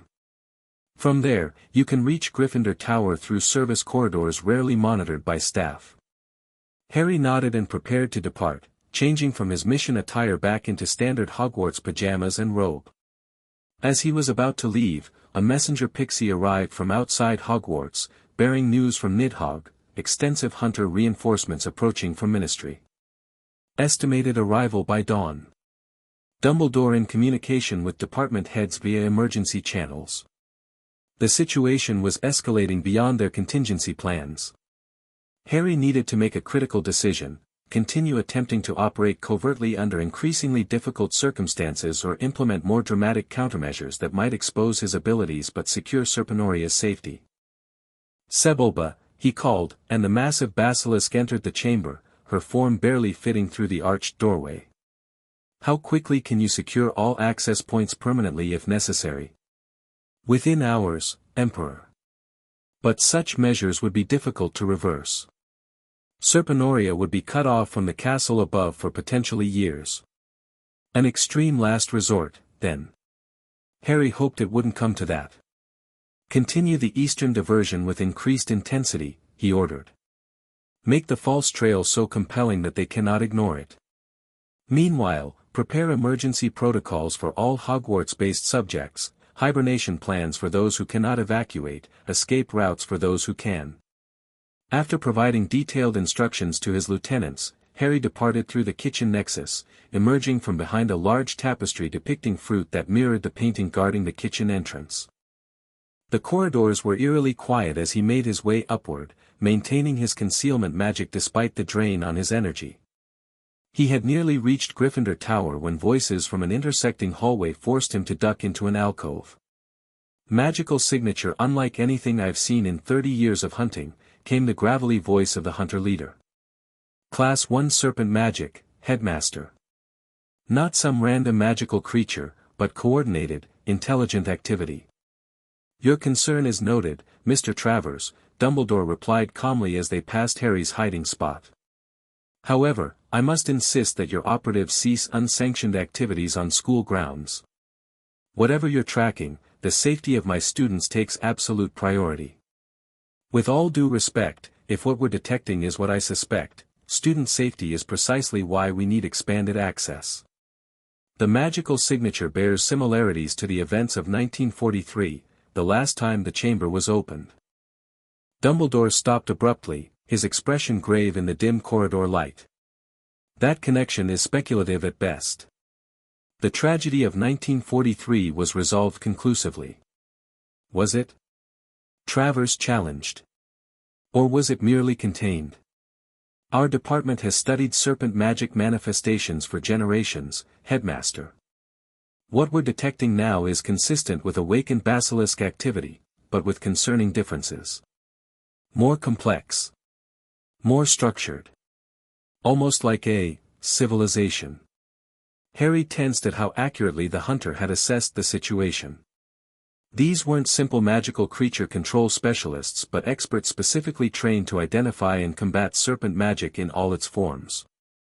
I will conduct my own investigation, Dumbledore stated with finality. Until then, your team will restrict activities to the forest perimeter only, under direct supervision of Hagrid and Professor Kettleburn. Those are my terms, Mr. Travers. The Minister has already confirmed my authority in this matter. Dumbledore's tone left no room for argument. Hogwarts remains under my protection. As the two continued down the corridor, Harry remained frozen in his hiding spot, processing the implications. Dumbledore was restricting the hunter's access, but conducting his own investigation, which might prove even more dangerous given the headmaster's formidable magical abilities. Harry needed to reach Gryffindor Tower quickly, before dormitory checks revealed his absence. He waited until the corridor was clear before continuing upward, reaching the fat lady's portrait just as Professor McGonagall approached from the opposite direction. "Bandersnatch," Harry whispered to the drowsy portrait, slipping through as it swung open, barely avoiding McGonagall's notice. The common room was empty, allowing him to make his way to the dormitory unchallenged. His roommates slept peacefully, completely unaware of the escalating situation throughout the castle. Harry slipped into his bed moments before the dormitory door creaked open and McGonagall's wandlight swept across the room, confirming all Gryffindor first-years were present and accounted for. Once she departed, Harry released a tense breath. The knight's mission had succeeded, his messengers were rescued, but the larger situation had become far more precarious. The hunters knew too much, Dumbledore suspected something unusual within his castle, and ministry reinforcements were en route. Decisions made in the next 24 hours would determine whether Serpenoria remained hidden or faced discovery and potential destruction. Sunday morning brought an atmosphere of controlled tension throughout Hogwarts. Staff members positioned at strategic locations throughout the castle, prefects conducted regular student counts, and most tellingly, Dumbledore himself remained visible in the Great Hall during meals rather than attending to administrative duties. Harry maintained his normal student routine while observing these security measures with growing concern. His messenger pixies brought regular updates from Serpenoria and the forest. Sebulba's diversion continued to draw hunter attention eastward, but several senior hunters remained skeptical, advocating for renewed focus on the castle itself. During breakfast, Harry noticed Quirrell watching him with unusual intensity, the normally nervous professor's gaze steady and calculating when he thought no one was looking. Even more concerning, Harry's scar prickled uncomfortably whenever their eyes met. "He suspects something," Vasuki whispered from within Harry's sleeve. Not the hunter's suspicions, but something different. Personal. This added another layer of complexity to an already dangerous situation. Harry needed allies within Hogwarts itself, students or professors who might provide cover or support if circumstances deteriorated further. After breakfast, he approached Professor McGonagall as she was leaving the Great Hall. "Professor, could I ask you something about my parents?" The direct personal question caught her off guard, softening her typically stern expression. "Of course, Mr. Potter. What would you like to know?"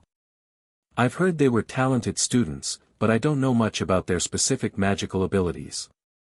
Did either of them have any unusual talents?" McGonagall regarded him thoughtfully. "Your father was exceptionally gifted in transfiguration, one of the most naturally talented students I've ever taught. Your mother excelled in charms and potions, with a particular aptitude for protective magic. Nothing more unusual. Like being able to talk to animals or sense magic differently from others." A flicker of something, concern. Surprise, crossed McGonagall's face. "Why do you ask about such specific abilities, Mr. Potter?" Harry adopted a slightly embarrassed expression. "I've just been wondering where certain traits come from. I seem to have a knack for sensing magic in old objects and places. I thought maybe it was something inherited." This partial truth seemed to satisfy her. Magic often expresses itself differently across generations. "Your sensitivity likely comes from your mother." Lily had an intuitive understanding of magical resonances that served her well in charm development. "Is there a particular reason you're exploring this now?" "Just trying to understand myself better," Harry replied with calculated openness. "Everything's so new here, and sometimes I feel different from the others." McGonagall's expression softened further. "It's perfectly normal to seek connections to your parents through your own developing abilities. If you have specific questions about magical sensitivity, Professor Flitwick would be an excellent resource. He specializes in magical detection charms." "Thank you, Professor. I might do that." As McGonagall continued on her way, Harry considered this new information about his mother's magical sensitivity. If Lily Potter had possessed unusual magical perception, it might explain why Harry's serpent abilities had manifested so strongly. Perhaps his mother's bloodline had contributed to his compatibility with the ancient magic. He spent the morning in the library with Hermione, continuing their research into Founder-era magical practices while surreptitiously monitoring castle security through his messenger network. By midday, concerning reports arrived. Ministry officials including representatives from the Department of Magical Law Enforcement had joined the hunter teams, expanding their authority and resources. "I'm going for a walk around the lake," Harry announced to Hermione after lunch. "Need some fresh air after all this research." "I thought students weren't supposed to go near the lake," she reminded him. "Professor McGonagall specifically mentioned it at breakfast." "Just the far shore," Harry clarified. "The courtyard and near bank are still permitted. Want to come?" Hermione hesitated, torn between rule following and Harry's friendship. "I should really finish this translation, but be careful, all right?" Harry nodded and headed outside, using the opportunity to observe the hunter camp from a safe distance. The increased activity was immediately apparent, new tents erected, specialized equipment being installed, and most concerning, what appeared to be excavation preparations along the lake's edge nearest the castle foundations. They were planning to dig into the underwater passages. Harry sat on a bench overlooking the lake, seemingly enjoying the autumn sunshine while actually sending urgent instructions via messenger pixie to Seraphis. "Lake access compromised. Implement underwater barriers immediately. Prepare Sebulba for possible confrontation." A familiar voice interrupted his thoughts. "Beautiful view, isn't it?" Harry turned to find Dumbledore standing nearby, his long silver beard catching the breeze as he gazed out over the water. "Yes, sir," Harry replied, carefully concealing his surprise at the headmaster's sudden appearance. "I often find water calming, perhaps because it contains so many depths and secrets beneath its seemingly simple surface." Dumbledore's blue eyes twinkled, though his expression remained thoughtful. "Much like people, wouldn't you agree, Harry?" The philosophical question carried unmistakable subtext. "I suppose we all have depths others don't see," Harry answered cautiously. "Indeed." Dumbledore seated himself on the bench beside Harry, maintaining a comfortable distance. "In my many years at Hogwarts, I've observed that the castle itself seems to recognize those with particular affinities. It welcomes them, responds to them in subtle ways others might miss." Harry's pulse quickened, though he kept his expression neutral. "The castle feels alive sometimes." "Precisely." Dumbledore seemed pleased with this response. "Hogwarts was built with magic far more sophisticated than modern wizards typically employ. The founders wove their very essences into these stones, not merely spells, but connections to magical traditions some consider forgotten or even forbidden today." The conversation had moved into dangerous territory. Dumbledore was probing, seeking confirmation of suspicions without direct accusation. Why would magical traditions become forbidden? Harry asked, genuinely curious about Dumbledore's perspective while carefully monitoring his own magical concealment. "Fear, primarily. Fear of the unknown, of powers that cannot be taught or regulated." Dumbledore's gaze shifted from the lake to Harry's face. "Some magical abilities emerge spontaneously in bloodlines, gifts that inspire awe in some, terror in others. Parseltongue, for instance." The direct mention of Serpent speech hung between them.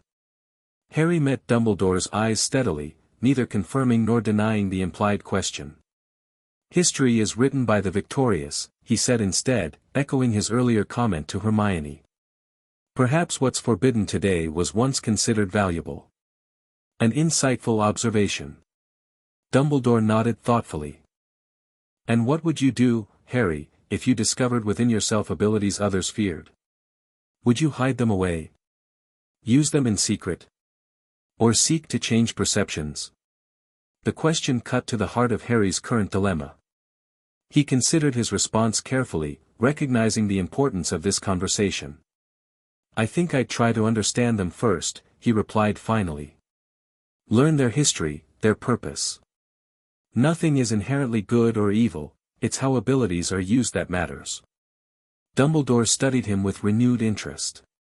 "Your mother expressed a remarkably similar philosophy during her time at Hogwarts.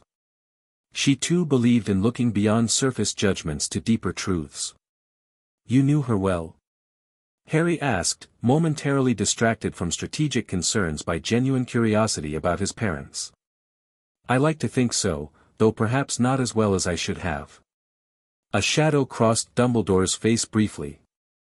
Your parents trusted me with certain matters, including their protection, which ultimately failed. That failure has shaped many of my decisions regarding you, Harry. This admission surprised Harry. What decisions? Your placement with the Dursleys, for one. A choice many questioned, but one I believed necessary for reasons beyond simple family connection. Dumbledore sighed softly. I have watched over you from a distance these past 10 years, more distantly, perhaps, than I should have. Harry absorbed this confirmation that Dumbledore had monitored him throughout childhood, potentially even knowing about the Dursleys' treatment. It reinforced his caution while raising new questions about the headmaster's motivations. Sir, if you've been watching me, you must know the Dursleys aren't kind people. I knew they would never love you as their own, Dumbledore acknowledged quietly. What I perhaps underestimated was the extent of their resentment toward magic, and by extension, toward you. For that miscalculation, I must apologize. The apology seemed genuine, but Harry remained wary of its timing, offered now, when Dumbledore clearly suspected something unusual about Harry's development. Why tell me this now? He asked directly. Dumbledore smiled sadly. Because I sense you have found your own path despite my arrangements. The boy who arrived at Hogwarts is not quite the boy I expected to meet. You carry yourself with confidence beyond your years, observe with eyes that see more than most, and possess knowledge that seems unconventional in its origins. Is that a problem? Harry kept his tone respectful but direct. That depends entirely on the nature of your path, Harry. Dumbledore rose from the bench, looking out over the lake once more. Hogwarts has witnessed many remarkable students throughout its history, some who used their gifts to enlighten our world, others who left darkness in their wake. I would very much like to help you toward the former destination. The offer of alliance, or at least non-interference, was clear, though conditional on Harry's choices meeting Dumbledore's approval. Before Harry could respond, a distant commotion near the hunter camp caught their attention. Figures were running toward the lake shore, wands drawn. A moment later, the water's surface erupted as something massive breached, not Sebulba herself, but one of her shed skins, enchanted to mimic serpentine movement. The diversionary tactic they'd planned was unfolding, though sooner than intended. It seems our conversation must continue another time, Dumbledore said grimly, already moving toward the disturbance. Please return to the castle immediately, Harry. The Great Hall would be safest. As Dumbledore strode away, Harry remained seated for a moment, processing their conversation while observing the unfolding chaos. The shed skin submerged again before hunters could capture it, but the damage was done. They now had confirmation of Basilisk presence in the lake. Harry returned to the castle as instructed, but rather than heading to the Great Hall, he made for the room of requirement access point. He needed to coordinate Serpentoria's response to this new development immediately. As he reached the 7th floor corridor, however, he sensed he wasn't alone. Turning slowly, he found Professor Quirrell standing at the corridor's end, watching him with an expression entirely unlike his usual nervous demeanor. "A fascinating place, this sea corridor," Quirrell stammered, though his eyes remained unervingly focused. Some say it contains a room that appears only when tea truly needed. "I was just exploring, Professor," Harry replied calmly. "Still learning my way around the castle." "Indeed. Exploring seems to be a particular talent of yours, P. Potter." Quirrell took a step closer, his stutter less pronounced as he continued. "The sea castle holds many secrets. Some dating back to the founders themselves. Secrets that call to those with similar abilities." Harry maintained a neutral expression while reaching for his wand in his pocket. Something about Quirrell's presence felt increasingly wrong, the pain in Harry's scar intensifying with each step the professor took toward him. "The room of requirement is fascinating magical theory," Harry acknowledged, deliberately misinterpreting Quirrell's implied meaning. I read about it in Hogwarts, a history. Did you? Quirrell's head tilted slightly, the movement somehow inhuman. Most see curious, as it is not mentioned in that particular text. Harry's mistake confirmed what he already suspected. Quirrell was testing him, trying to expose his unusual knowledge. Before either could speak again, the castle shook with a distant explosion that rattled the windows and sent dust cascading from the ceiling. It seems our hunters have found something of interest, Quirrell observed with a thin smile. Perhaps something that has been awakened recently. Another explosion rocked the castle, followed by shouting from lower floors. The hunters had apparently escalated from investigation to active intervention. I should get back to Gryffindor Tower, Harry said, turning away from Quirrell. A wise precaution, Quirrell agreed, making no move to stop him. But remember, Potter, those who awaken ancient powers must be prepared to control them, or be controlled by them. The ominous warning followed Harry as he hurried down the corridor, away from both Quirrell and the room of requirement access. Whatever was happening by the lake demanded immediate attention, but he couldn't risk revealing Serpentoria's existence by using a monitored access point. Instead, he made for the Ollery, where a seldom-used maintenance passage connected to one of Serpentoria's secondary entrances. As he climbed the winding stairs to the tower, the castle trembled with a third, more powerful explosion that nearly knocked him off his feet. Through a window, Harry glimpsed the source. Hunters had detonated magical charges along the lake shore, collapsing a section of the bank to expose underwater tunnels. Water and debris sprayed skyward as figures in specialized diving gear prepared to enter the exposed passages. They had found one of Serpentoria's outer defenses, not the main access, but close enough to potentially breach the hidden kingdom if given enough time. Harry quickened his pace, reaching the Ollery and locating the hidden passage behind a loose stone in the back wall. As he slipped inside, the castle shook again, but this tremor felt different, originating from within rather than from the lake shore explosions. Serpentoria was responding to the attack. Harry raced through the narrow passage, emerging into a small antechamber of the hidden city where Seraphis awaited with several elder serpents. The outer defenses are breached, Emperor, Seraphis reported urgently. Sebulba has initiated Protocol 23, controlled flooding of the lake tunnels to prevent further intrusion. The castle's integrity? Holding, but stressed. The hunters' explosions damaged several ancient support structures. If they continue with such methods, structural failure becomes possible. This was worse than Harry had anticipated, not just discovery of Serpentoria but potential damage to Hogwarts itself.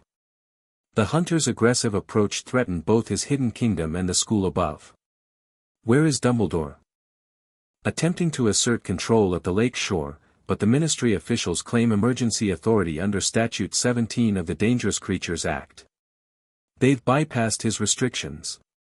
Harry made a rapid decision. Activate the throne's defensive magic. Full spectrum, maximum containment. We need to shut down all hunter detection equipment immediately. The elder serpents exchanged concerned glances before Careth spoke. Emperor, such activation will be detectable by all magically sensitive individuals within Hogwarts. Your connection to serpent magic may be exposed. Better that risk than catastrophic structural damage to the castle, Harry replied firmly, striding toward the council chamber. Hogwarts itself must be protected, even at the cost of our secrecy. In the central chamber, Harry took his place upon the throne, the crown of scales materializing as he placed his hands on the ancient stone arms. Drawing deeply on the power Set Harris had placed within him, he channeled his will through the throne's amplification matrix. By earth and water, stone and scale, I invoke the ancient covenant between serpent magic and this castle's foundations, he intoned in formal Parseltongue, reciting words Seraphis had taught him for emergencies. As crowned emperor, I call upon the defensive powers of Serpentoria to shield itself and Hogwarts from those who would bring destruction. The throne blazed with emerald light that spread throughout Serpentoria, racing along channels in floors and walls before surging upward through the castle's foundation stones. Throughout Hogwarts, ancient runes long hidden within the masonry began to glow with the same green light, symbols of protection and stability carved by Slytherin himself during the castle's construction. Harry felt the magic cascade through the structure, reinforcing weakened areas, sealing breached tunnels, and most importantly, generating a powerful dampening field that neutralized all external detection magic. The hunters' equipment would suddenly go dark, their magical explosives failed to detonate, their detection charms returned false readings. The castle itself was responding to his command, recognizing the Serpent Emperor's authority over its oldest foundations. "It is done," Harry exhaled as the initial surge of magic stabilized into a steady protective field. "The castle is secure." "But at what cost, young Emperor?" came a new voice, deep, resonant, and unfamiliar. Harry turned sharply to find a translucent figure standing near the chamber entrance, the ghost of a tall, austere wizard in ancient robes, his long beard and severe features immediately recognizable from countless Hogwarts statues and paintings. "Salazar Slytherin," Harry breathed in astonishment. The founder's ghost inclined his head slightly. Not quite a ghost in the traditional sense. More an echo, preserved within Serpenoria's magic for moments of great significance. "Your activation of the defensive protocols awakened this imprint of my consciousness. The castle was in danger," Harry explained. "I had no choice." "There are always choices, young Emperor. You have chosen to reveal ancient magic that has remained hidden for centuries. The consequences will reshape Hogwarts itself." Slytherin's spectral form moved closer, studying Harry with penetrating eyes. "Though perhaps that reshaping is long overdue." Before Harry could respond, Seraphus slithered into the chamber, his movements urgent. "Emperor," Dumbledore approaches the chamber entrance. He has dismissed the hunters from the castle interior and seeks the source of the defensive magic. "Ah," the current headmaster, Slytherin's ghost observed with interest. "A powerful wizard, though perhaps too convinced of his own vision of magical propriety. Will you confront him, young Emperor, or continue hiding your true nature?" Harry considered his options rapidly. The defensive magic had worked, the hunter's attack was neutralized, the castle protected, but the dramatic display had forced his hand. Continued concealment might prove impossible, especially from someone as magically perceptive as Dumbledore. "I will meet him," Harry decided. Not as a student caught breaking rules, but as the rightful protector of Hogwarts' oldest magic. "A bold choice," Slytherin approved. "My imprint cannot leave Serpenoria, but my authority may strengthen yours. Take this." The founder's ghost gestured, and a medallion materialized on the throne beside Harry, an ancient silver disc bearing the Slytherin crest intertwined with serpent symbols older than Hogwarts itself. "My personal seal, recognized by the castle's deepest enchantments. It will confirm your authority to one who knows Hogwarts' true history." Harry took the medallion, feeling its ancient magic resonate with his crown. "Thank you. Will your imprint remain after I leave?" "For a time. Serpenoria's awakening has strengthened the preservation enchantments." Slytherin's ghost smiled thinly. "Perhaps we shall have opportunity for proper instruction in the magic your modern world has forgotten." With the medallion secured around his neck and Vasuki accompanying him, Harry made his way toward the Chamber of Secrets entrance. The castle had settled, the tremors ceased, though the green glow of activated runes remained visible in the stonework. As he approached the bathroom entrance, Harry sensed Dumbledore's magical presence on the other side, powerful, controlled, but tinged with concern and curiosity rather than hostility. The headmaster was alone, having apparently secured the area against both students and ministry officials. Harry took a deep breath, straightening his posture and allowing the crown of scales to remain visible upon his head. The time for complete concealment had passed. Now he needed to establish himself as Dumbledore's equal in at least one crucial domain, the protection of Hogwarts itself. "Open," he commanded, and the entrance unsealed, the sink receding to reveal not the pipe slide but the proper staircase. Harry ascended slowly, emerging into the bathroom to find Dumbledore standing calmly before him, wand held loosely at his side rather than raised in threat. The headmaster's blue eyes widened slightly at Harry's appearance, particularly the crown visible on his head and the medallion at his throat. Good evening, Harry, Dumbledore said quietly. Or should I address you by another title, given your regalia? Harry is fine, Headmaster, he replied with measured confidence. Though I suspect we have much to discuss regarding what happened today. Indeed. Dumbledore gestured to the crown. That is an artifact I have not seen in recorded history, though rumors of its existence appear in certain obscure texts. The crown of scales, I believe. Worn by those called Serpent Emperors in ancient accounts.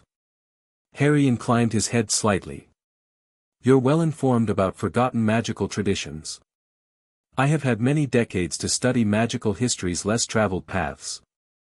Dumbledore's gaze shifted to the medallion. And that is unmistakably Salazar Slytherin's personal seal. May I ask how you came to possess it?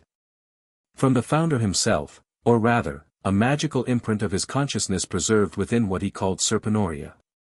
Harry decided directness would serve better than evasion at this point. The hidden kingdom beneath Hogwarts that your ministry hunters nearly destroyed today. Not my hunters, Dumbledore corrected firmly. Their escalation occurred despite my explicit restrictions. The damage to the castle's foundations was never my intention. Yet you suspected something hidden beneath Hogwarts, Harry countered. You've been watching me since my arrival, sensing the serpent magic I awakened. Dumbledore nodded, neither denying nor apologizing for his surveillance. I sensed unusual magic, old magic, responding to your presence. The castle itself seemed to recognize you in ways I've not witnessed with other students.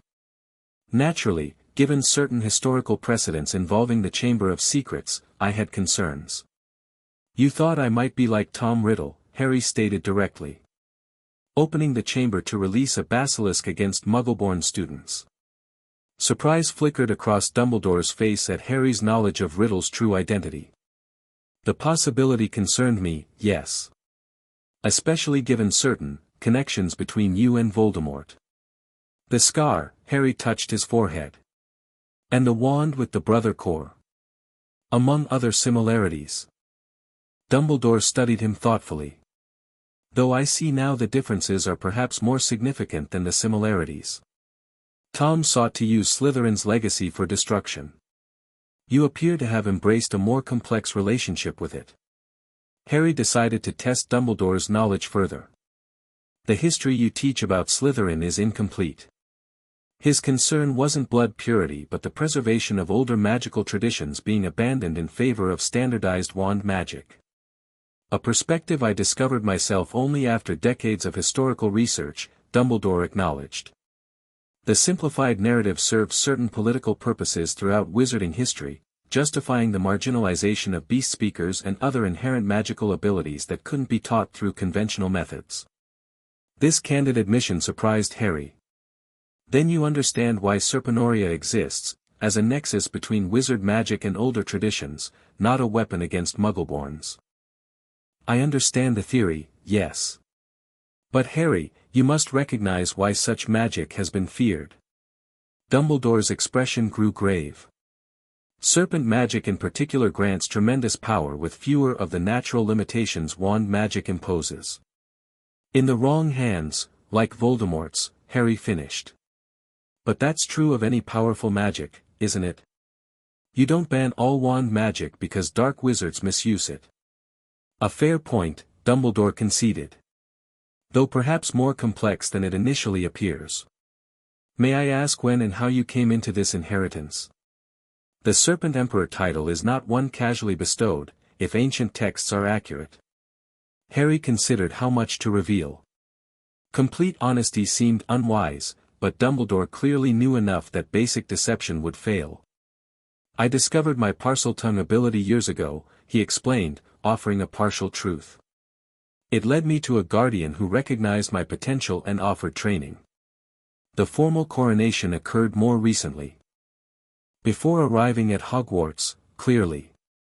Dumbledore seemed to be connecting various pieces. Which explains your unusual self-sufficiency and magical awareness beyond your years.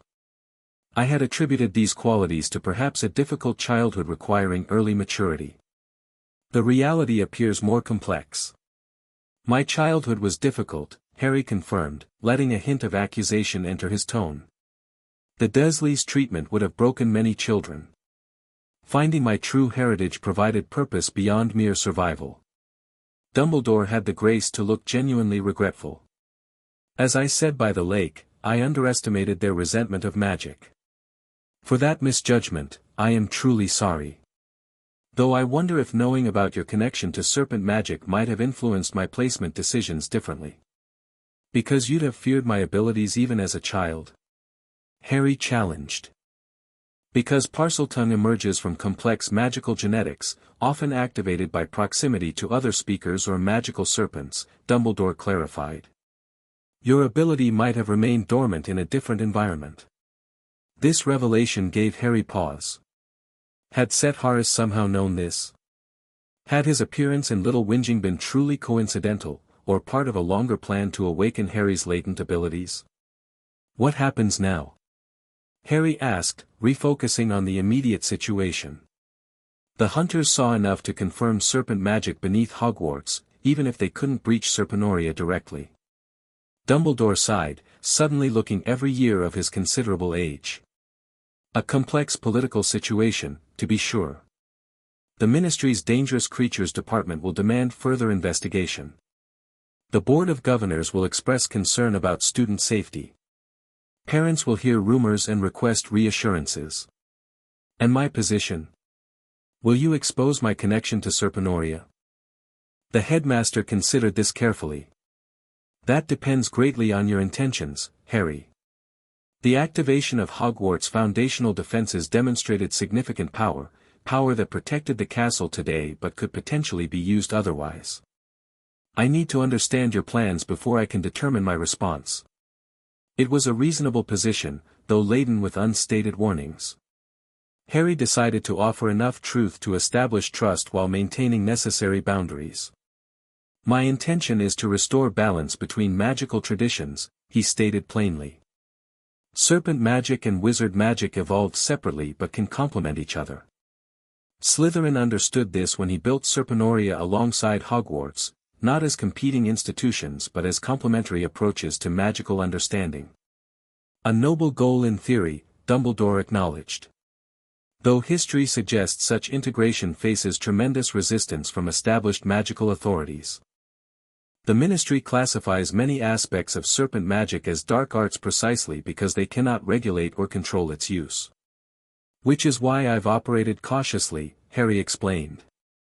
I'm not seeking to overthrow the current magical order, but to expand it, to recover knowledge that benefits all magical practitioners, not just those born with specific abilities.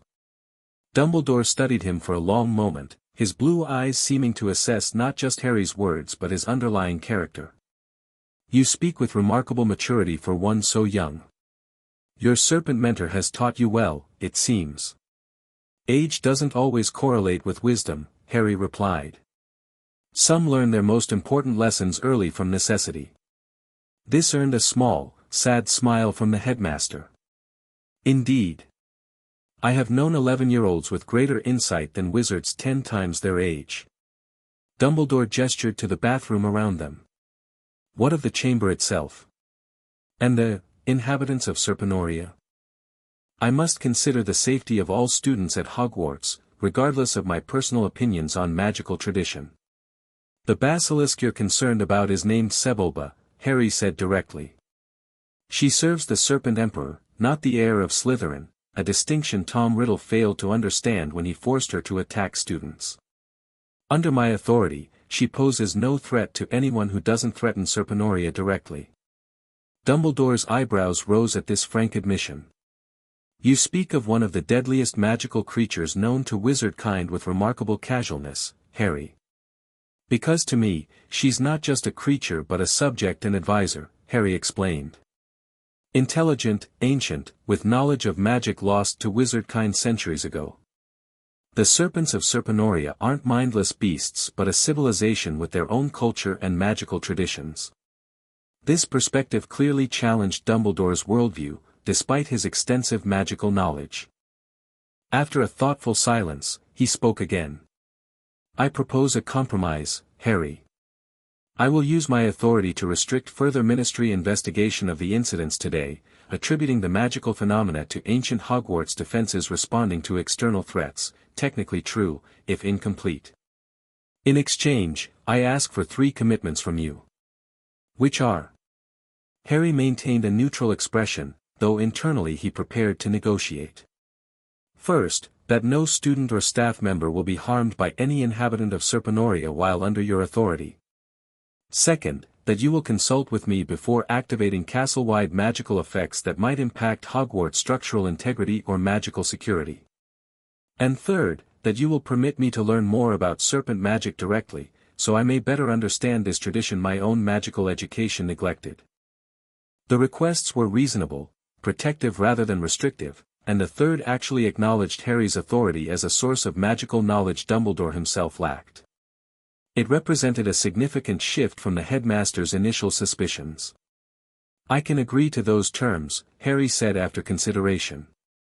With one addition of my own, that you recognize Serpenoria's sovereignty within its borders. The Hidden Kingdom remains under my authority, not subject to ministry regulations or Hogwarts administrative oversight. Dumbledore nodded slowly. A 4th-year boundary negotiation, at 11 years old. Most impressive. His eyes twinkled briefly. I can acknowledge Serpenoria's internal sovereignty, with the understanding that actions affecting Hogwarts proper remain subject to our agreement about consultation. Agreed.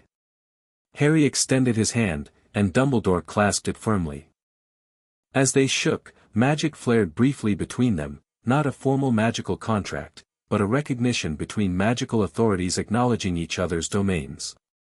Harry felt Hogwarts itself respond, the castle's enchantments adjusting to accommodate this new understanding between Headmaster and Serpent. Something went wrong with this response, please try again.